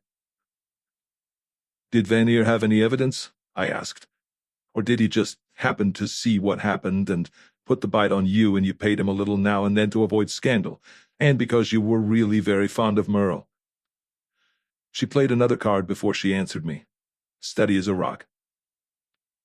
"He talked about a photograph," she said, "but I never believed it. He couldn't have taken one, and if he had taken one he would have shown it to me sooner or later." I said, "No, I don't think so. It would have been a very fluky shot even if he happened to have the camera in his hand, on account of the doings down below in the street. But I can see he might not have dared to show it. You're a pretty hard woman in some ways. He might have been afraid you would have him taken care of. I mean, that's how it might look to him, a crook. How much have you paid him?" "That's none," she started to say, then stopped and shrugged her big shoulders. A powerful woman, strong, rugged, ruthless, and able to take it, she thought. $11,100, not counting the $500 I sent him this afternoon." "Ah." It was pretty darn nice of you, Mrs. Murdoch, considering everything. She moved a hand vaguely, made another shrug. It was my husband's fault, she said. He was drunk, vile. I don't think he really hurt her, but as you say, he frightened her out of her wits. I can't blame her too much. She has blamed herself enough all these years. She had to take the money to Vanier in person. That was her idea of penance. A strange penance. I nodded. I guess that would be in character. Later you married Jasper Murdoch, and you kept Merle with you and took care of her. Anybody else know? Nobody. Only Vanier. Surely he wouldn't tell anybody. No, I hardly think so. Well, it's all over now. Vanier is through.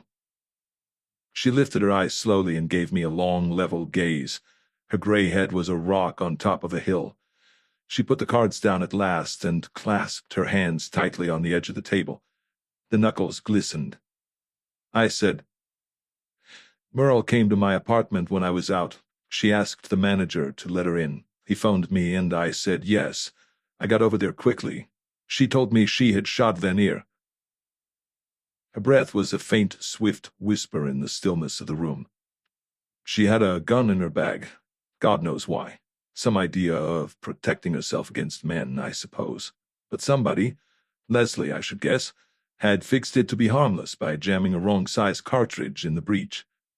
She told me she'd killed Vanier and fainted. I got a doctor friend of mine.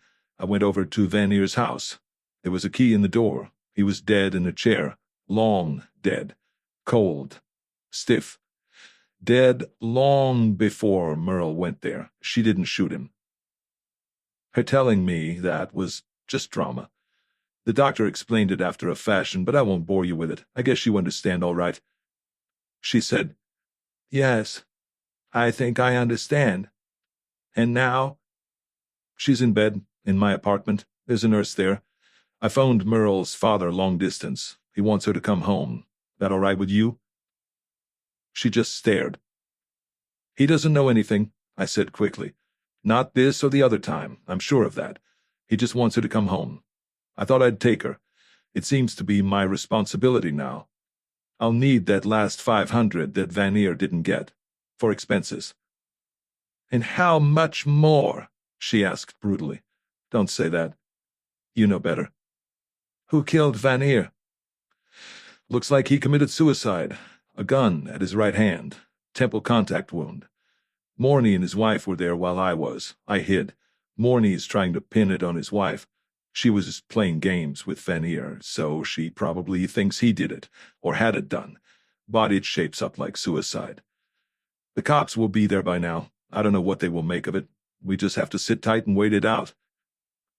Men like Vanier, she said grimly, don't commit suicide. It's like saying girls like Merle don't push people out of windows. It doesn't mean anything.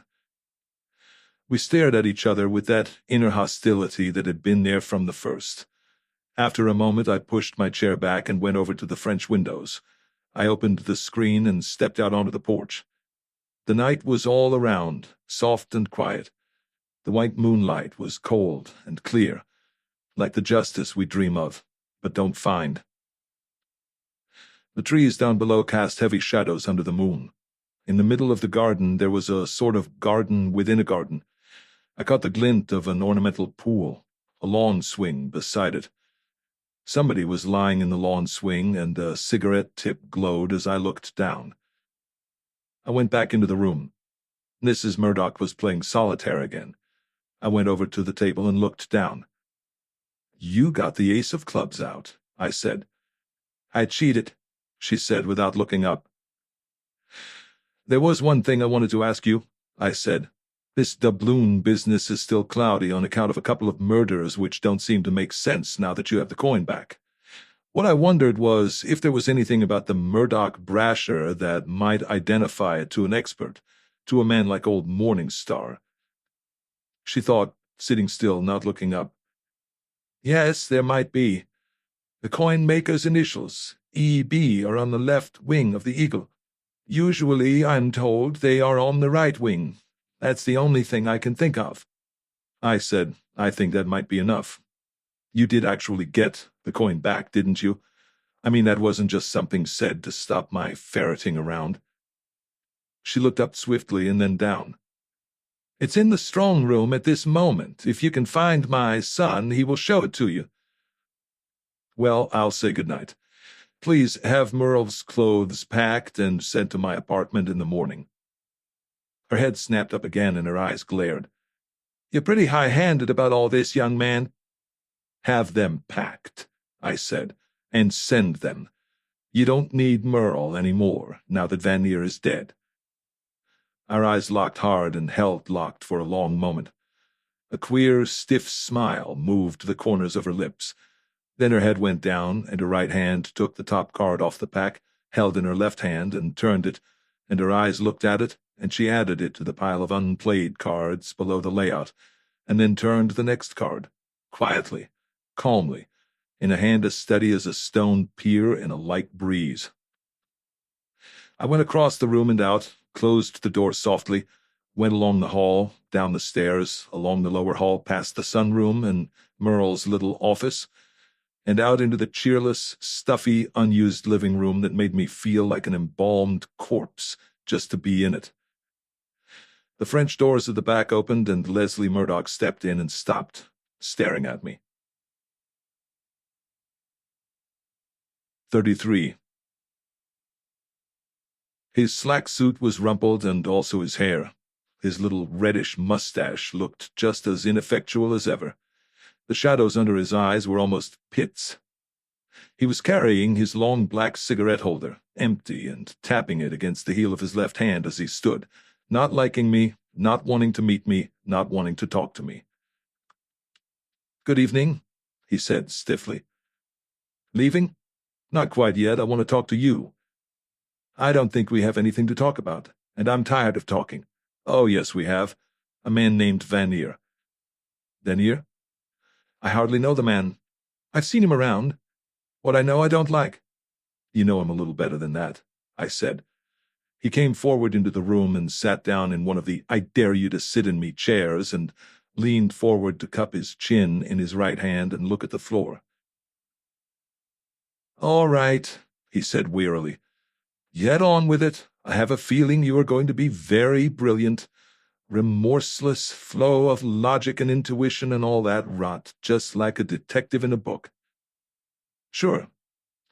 Taking the evidence piece by piece, putting it all together in a neat pattern, sneaking in an odd bit I had on my hip here and there, analyzing the motives and characters and making them out to be quite different from what anybody, or I myself for that matter, thought them to be up to this golden moment, and finally making a sort of world-weary pounce on the least promising suspect.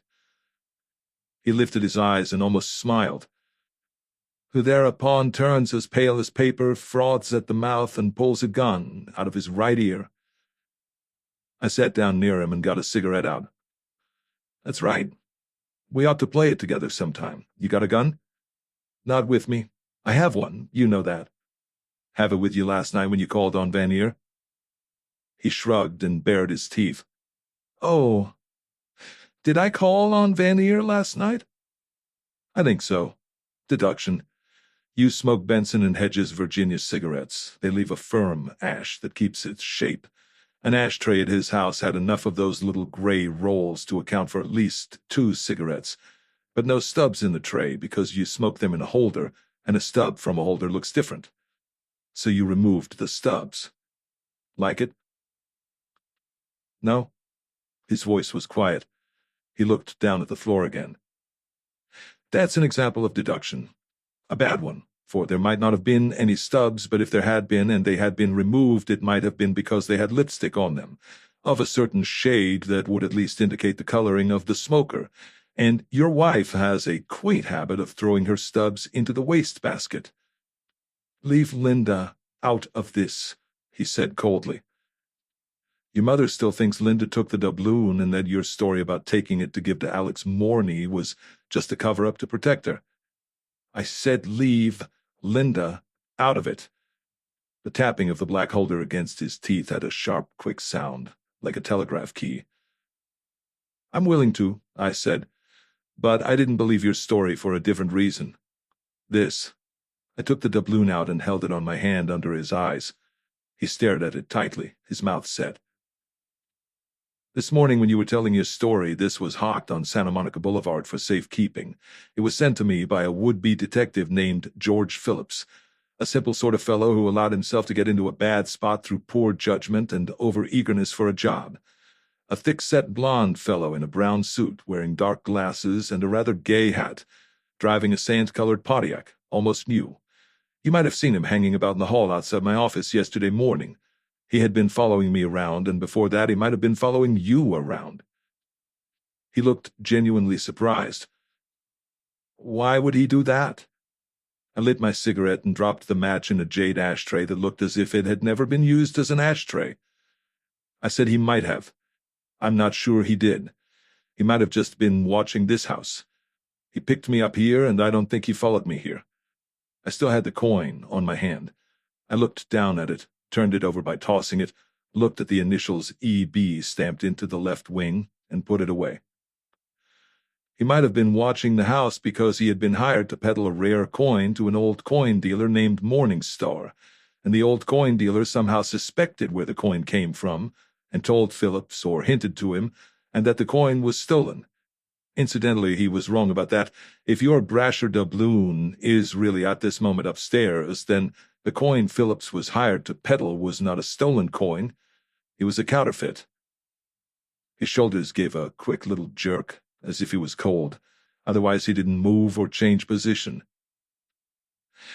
I'm afraid this is getting to be one of those long stories after all, I said rather gently.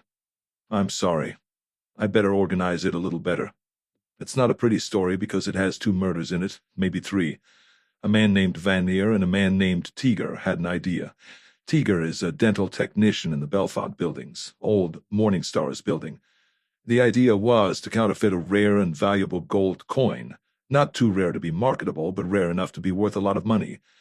The method they thought of was about what a dental technician uses to make a gold inlay, requiring the same materials, the same apparatus, the same skill. That is, to reproduce a model exactly, in gold, by making a matrix in a hard, white, fine cement called Alba stone, then making a replica of the model in that matrix in molding wax, complete in the finest detail, then investing the wax, as they call it, in another kind of cement called cristobolite, which has the property of standing great heat without distortion. A small opening is left from the wax to outside by attaching a steel pin, which is withdrawn when the cement sets. Then the cristobolite casting is cooked over a flame until the wax boils out through this small opening, leaving a hollow mold of the original model. This is clamped against a crucible on a centrifuge, and molten gold is shot into it by centrifugal force from the crucible. Then the cristobolite, still hot, is held under cold water and it disintegrates, leaving the gold core with a gold pin attached, representing the small opening. This is trimmed off, the casting is cleaned in acid and polished, and you have, in this case, a brand new brasher doubloon, made of solid gold and exactly the same as the original. You get the idea? He nodded and moved a hand wearily across his head. The amount of skill this would take, I went on, would be just what a dental technician would have.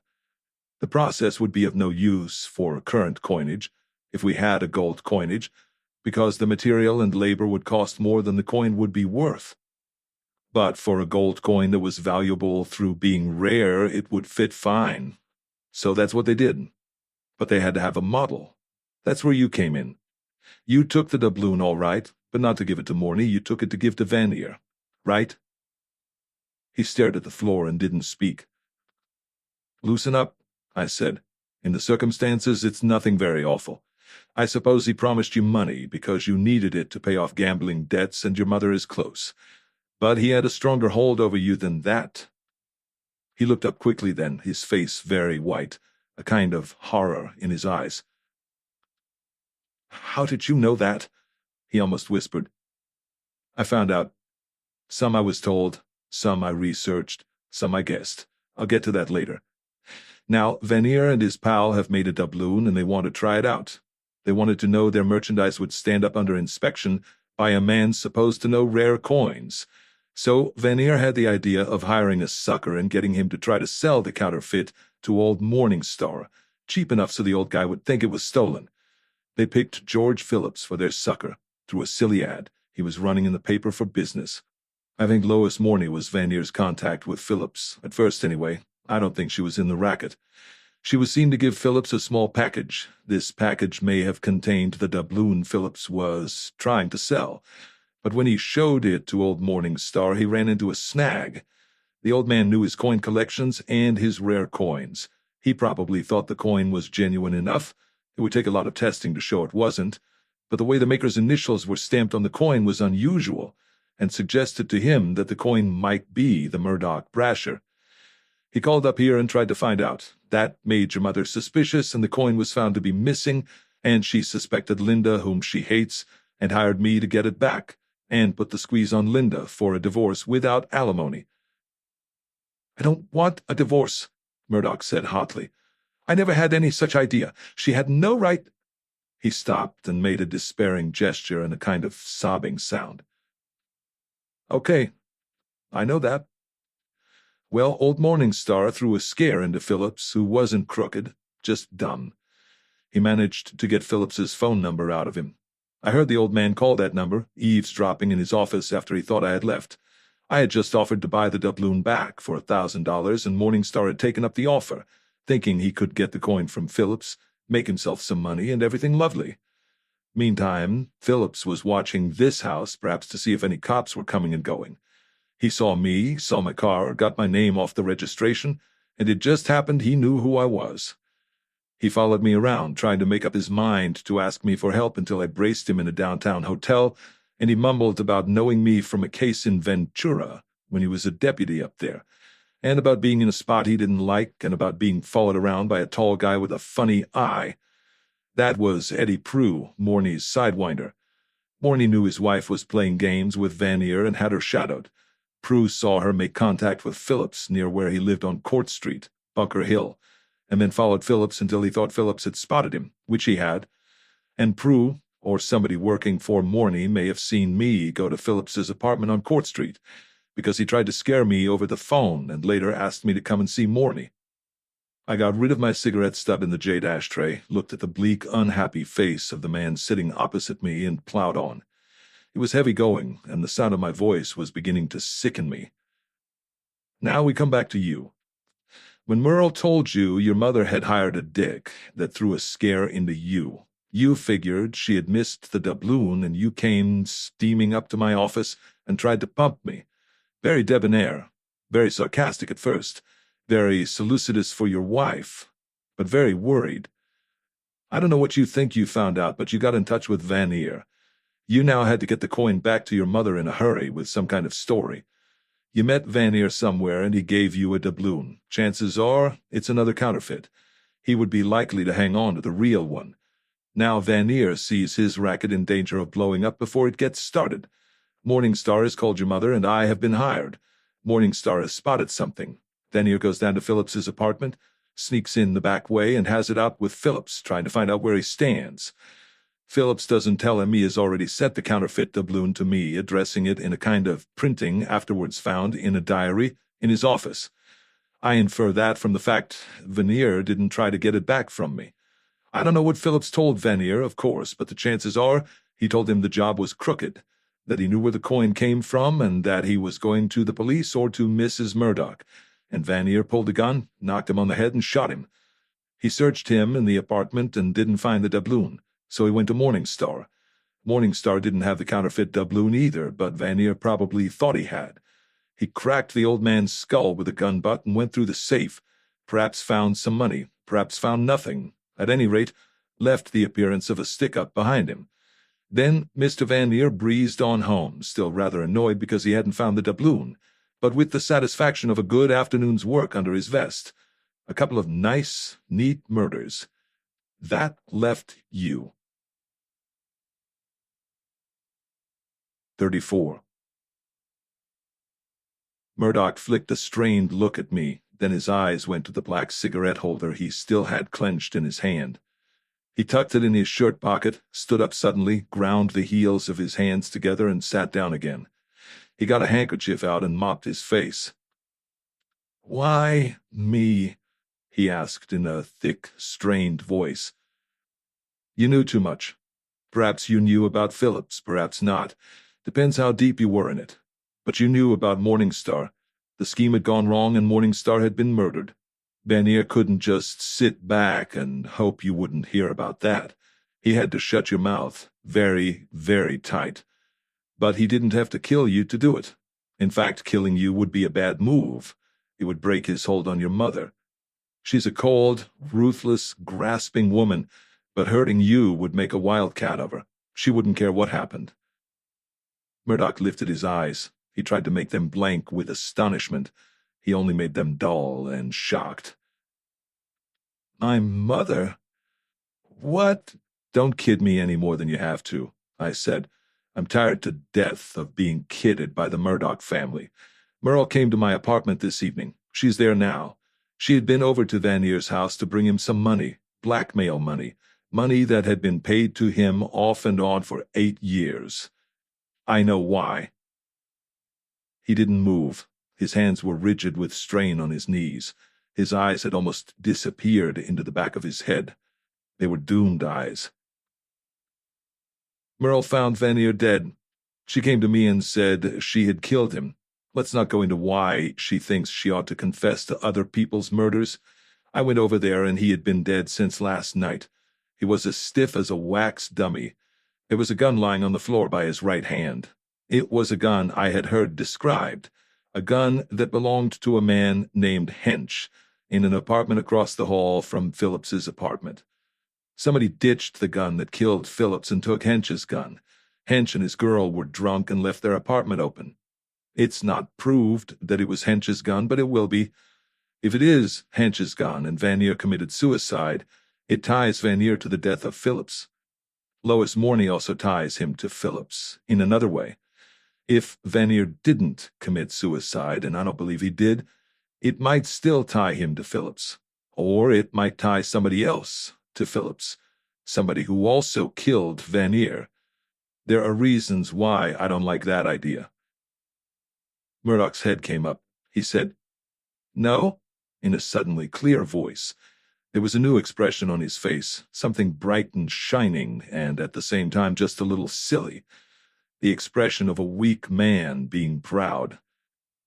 I said, "I think you killed Vanier." He didn't move, and the bright, shining expression stayed on his face. "You went over there last night. He sent for you. He told you he was in a jam, and that if the law caught up with him, he would see that you were in the jam with him. Didn't he say something like that?"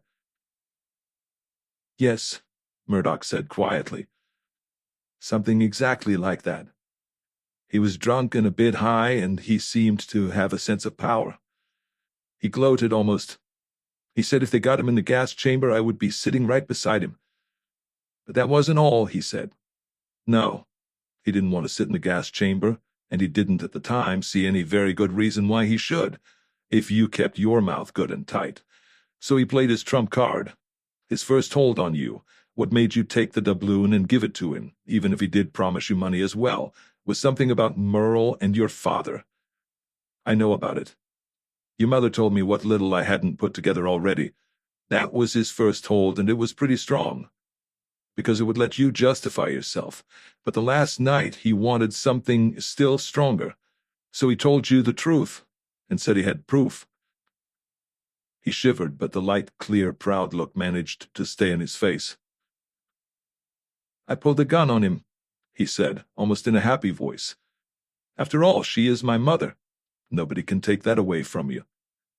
He stood up very straight, very tall.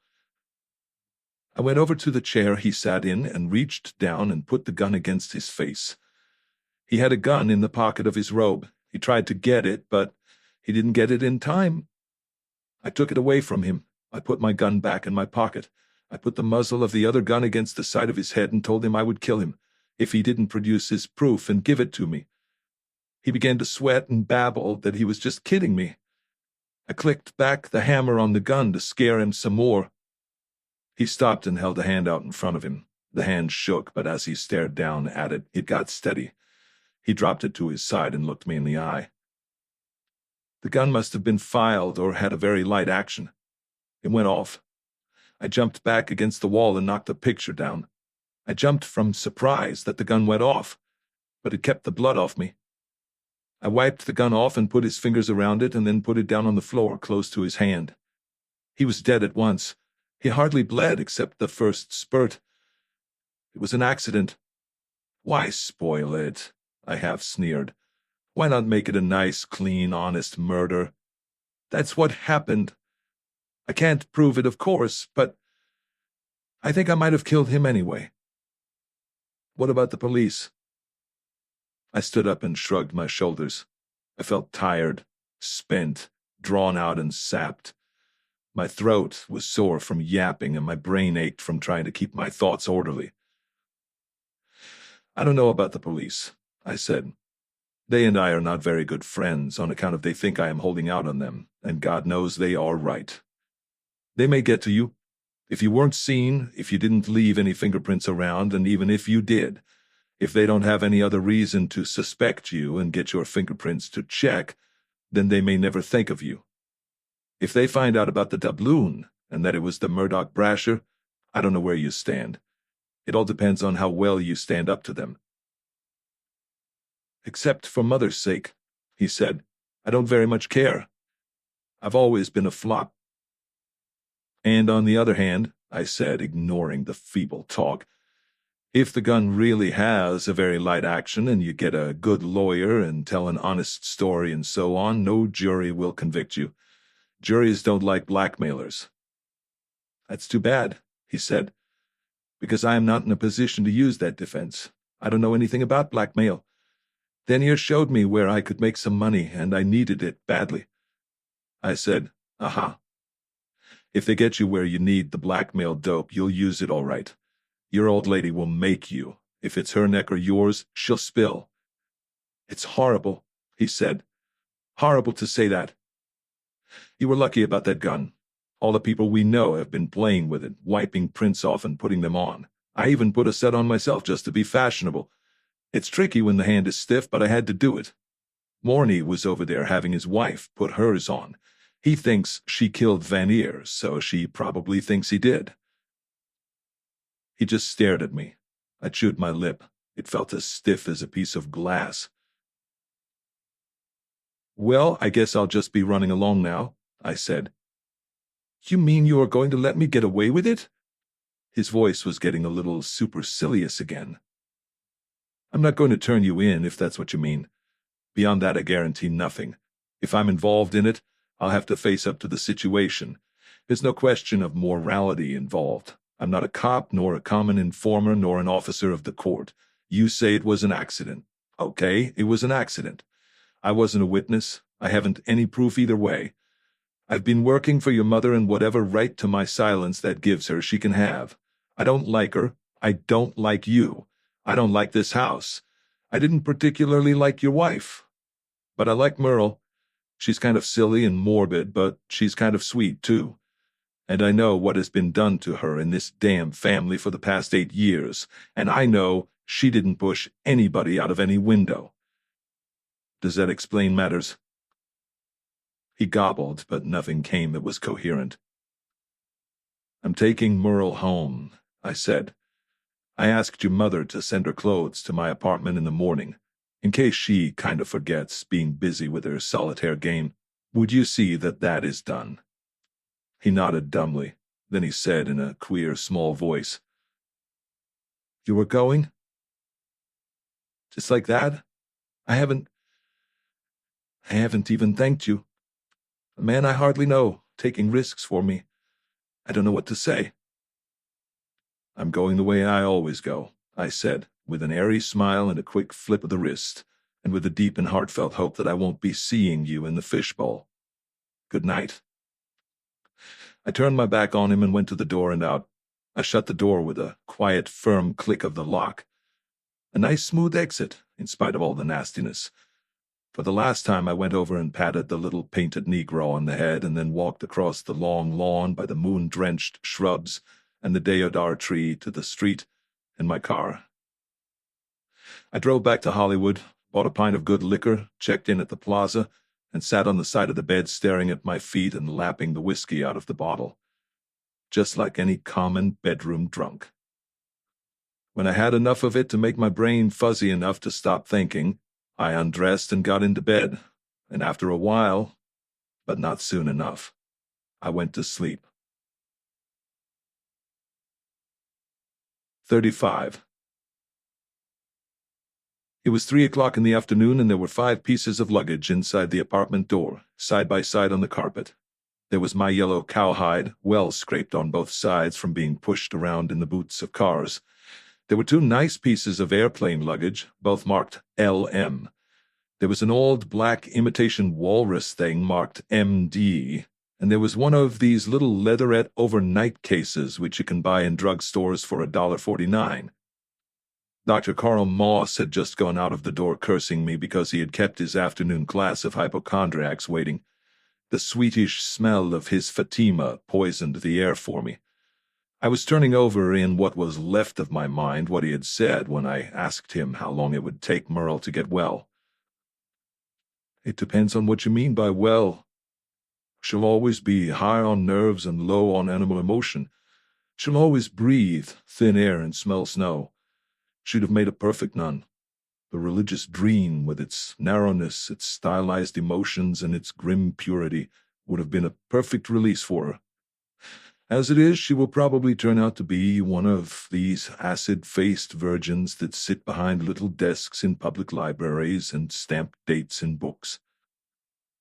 She's not that bad, I had said, but he had just grinned at me with his wise Jew face and gone out of the door. And besides, how do you know they are virgins? I added to the closed door, but that didn't get me any farther. I lit a cigarette and wandered over to the window, and after a while she came through the doorway from the bedroom part of the apartment and stood there looking at me with her eyes dark-ringed and a pale, composed little face without any makeup except on the lips. "Put some rouge on your cheeks," I told her. "You look like the snow maiden after a hard night with the fishing fleet." She went back and put some rouge on her cheeks. When she came back again, she looked at the luggage and said softly, "Leslie lent me 2 of his suitcases." I said, "Yeah," and looked her over. She looked very nice. She had a pair of long-waisted rust-colored slacks on, and bata shoes, and a brown and white print shirt, and an orange scarf. She didn't have her glasses on. Her large, clear cobalt eyes had a slightly dopey look, but not more than you would expect. Her hair was dragged down tight, but I couldn't do anything much about that. "I've been a terrible nuisance," she said. "I'm terribly sorry." "Nonsense. I talked to your father and mother both. They're tickled to death. They've only seen you twice in over 8 years, and they feel as if they had almost lost you." "I left seeing them for a while," she said, looking down at the carpet. "It's very kind of Mrs. Murdoch to let me go. She's never been able to spare me for long." She moved her legs as if she wondered what to do with them in slacks, although they were her slacks and she must have had to face the problem before. She finally put her knees close together and clasped her hands on top of them. "Any little talking we might have to do," I said, "or anything you might want to say to me. Let's get it over with now, because I'm not driving halfway across the United States with a nervous breakdown in the seat beside me." She bit a knuckle and sneaked a couple of quick looks at me around the side of the knuckle. "Last night," she said, and stopped and colored. "Let's use a little of the old acid," I said. "Last night you told me you killed Vanier, and then you told me you didn't. I know you didn't. That's settled." She dropped the knuckles, looked at me levelly, quiet, composed, and the hands on her knees now not straining at all. "Vanier was dead a long time before you got there. You went there to give him some money for Mrs. Murdoch." "No, for me," she said. "Although, of course, it was Mrs. Murdoch's money. I owe her more than I'll ever be able to repay. Of course, she doesn't give me much salary, but that would hardly—" I said roughly. "Her not giving you much salary is a characteristic touch, and your owing her more than you can ever repay is more truth than poetry. It would take the Yankee outfield with 2 bats each to give her what she was coming from you. However, that's unimportant now. Vanier committed suicide because he had got caught out in a crooked job. That's flat and final. The way you behaved was more or less an act. You got a severe nervous shock seeing his leering dead face in a mirror, and that shock merged into another one a long time ago, and you just dramatized it in your screwy little way. She looked at me shyly and nodded her copper-blonde head, as if in agreement. And you didn't push Horace Bright out of any window, I said.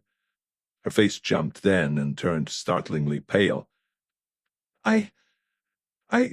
Her hand went to her mouth and stayed there, and her shocked eyes looked at me over it. I wouldn't be doing this, I said, if Dr. Moss hadn't said it would be all right, and we might as well hand it to you now. I think maybe you think you killed Horace Bright. You had a motive and an opportunity, and just for a second I think you might have had the impulse to take advantage of the opportunity. But it wouldn't be in your nature. At the last minute you would hold back. But at that last minute probably something snapped and you pulled a feint. He did actually fall, of course, but you were not the one that pushed him. I held it a moment and watched the hand drop down again to join the other one, and the two of them twine together and pull hard on each other. You were made to think you had pushed him, I said. It was done with care, deliberation, and the sort of quiet ruthlessness you only find in a certain kind of woman dealing with another woman. You wouldn't think of jealousy to look at Mrs. Murdoch now, but if that was a motive, she had it. She had a better one, $50,000 life insurance, all that was left from a ruined fortune. She had the strange, wild, possessive love for her son such women have. She's cold, bitter, unscrupulous, and she used you without mercy or pity, as insurance, in case Vanier ever blew his top. You were just a scapegoat to her. If you want to come out of this pallid, sub-emotional life you have been living, you have got to realize and believe what I am telling you. I know it's tough. It's utterly impossible, she said quietly, looking at the bridge of my nose. Mrs. Murdoch has been wonderful to me always. It's true I never remembered very well, but you shouldn't say such awful things about people. I got out the white envelope that had been in the back of Vanier's picture, 2 prints in it and a negative. I stood in front of her and put a print on her lap. Okay, look at it. Vanier took it from across the street. She looked at it. Why, that's Mr. Bright, she said. It's not a very good picture, is it? And that's Mrs. Murdoch. Mrs. Bright she was then right behind him. Mr. Bright looks mad. She looked up at me with a sort of mild curiosity. If he looks mad there, I said, you ought to have seen him a few seconds later when he bounced. When he what? Look, I said, and there was a kind of desperation in my voice now. That is a snapshot of Mrs. Elizabeth Bright Murdoch giving her first husband the heave out of his office window. He's falling. Look at the position of his hands. He's screaming with fear. She is behind him and her face is hard with rage, or something. Don't you get it at all? This is what Vanier has had for proof all these years. The Murdochs never saw it, never really believed it existed, but it did. I found it last night by a fluke of the same sort that was involved in the taking of the picture, which is a fair sort of justice. Do you begin to understand? She looked at the photo again and laid it aside. Mrs. Murdoch has always been lovely to me, she said. She made you the goat, I said, in the quietly strained voice of a stage manager at a bad rehearsal. She's a smart, tough, patient woman. She knows her complexes. She'll even spend $1 to keep $1, which is what few of her type will do. I hand it to her. I'd like to hand it to her with an elephant gun, but my polite breeding restrains me. Well, she said, that's that. And I could see she had heard 1 word in 3 and hadn't believed what she had heard. You must never show this to Mrs. Murdoch. It would upset her terribly.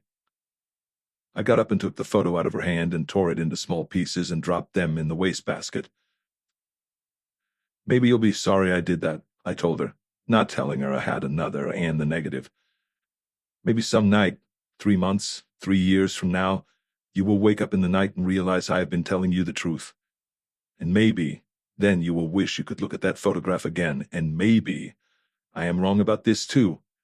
Maybe you would be very disappointed to find out you hadn't really killed anybody. That's fine. Either way, it's fine. Now we are going downstairs and get in my car, and we are going to drive to Wichita to visit your parents. And I don't think you are going back to Mrs. Murdoch.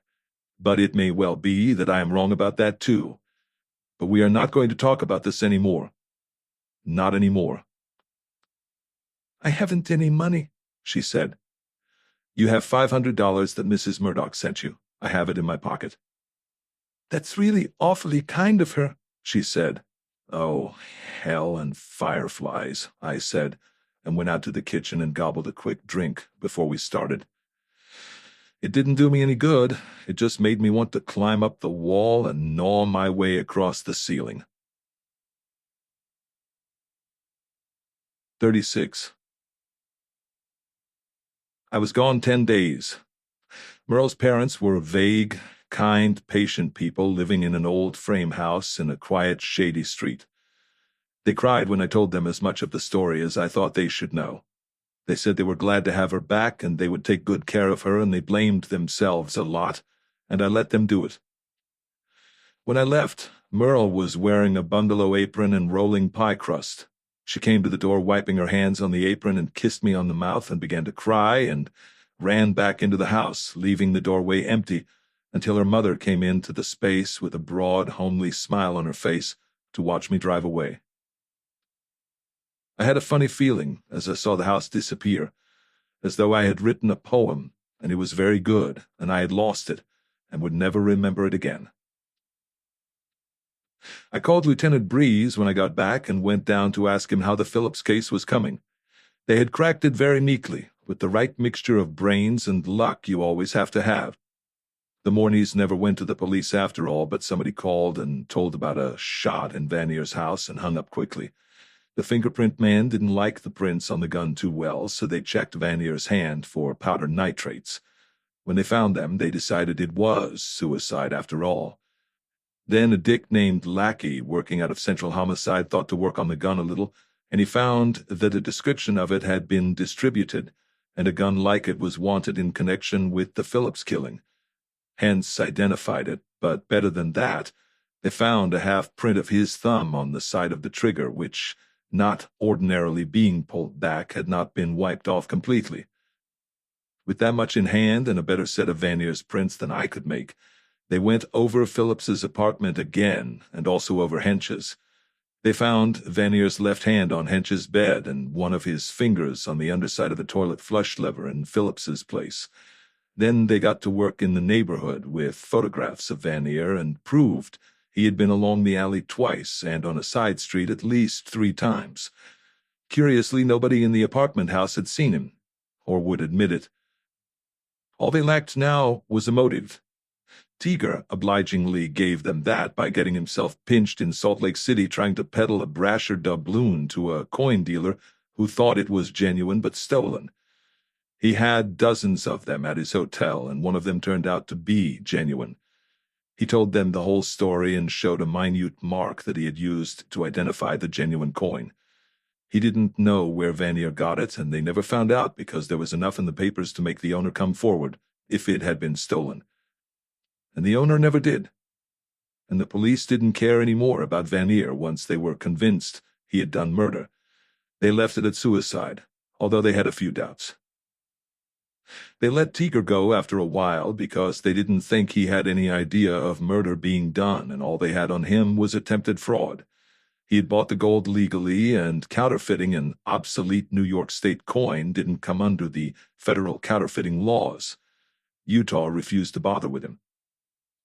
They never believed Hench's confession. Breeze said he just used it for a squeeze on me in case I was holding out. He knew I couldn't keep quiet if I had proof that Hench was innocent. It didn't do Hench any good either. They put him in the lineup and pinned 5 liquor store holdups on him and a wop named Gaetano Prisco, in one of which a man was shot dead. I never heard whether Prisco was a relative of Palermo's, but they never caught him anyway. Like it? Breeze asked me when he had told me all this, or all that had then happened. 2 points not clear, I said. Why did Teager run away, and why did Phillips live on Court Street under a phony name? Teager ran away because the elevator man told him old Morningstar had been murdered, and he smelled a hookup.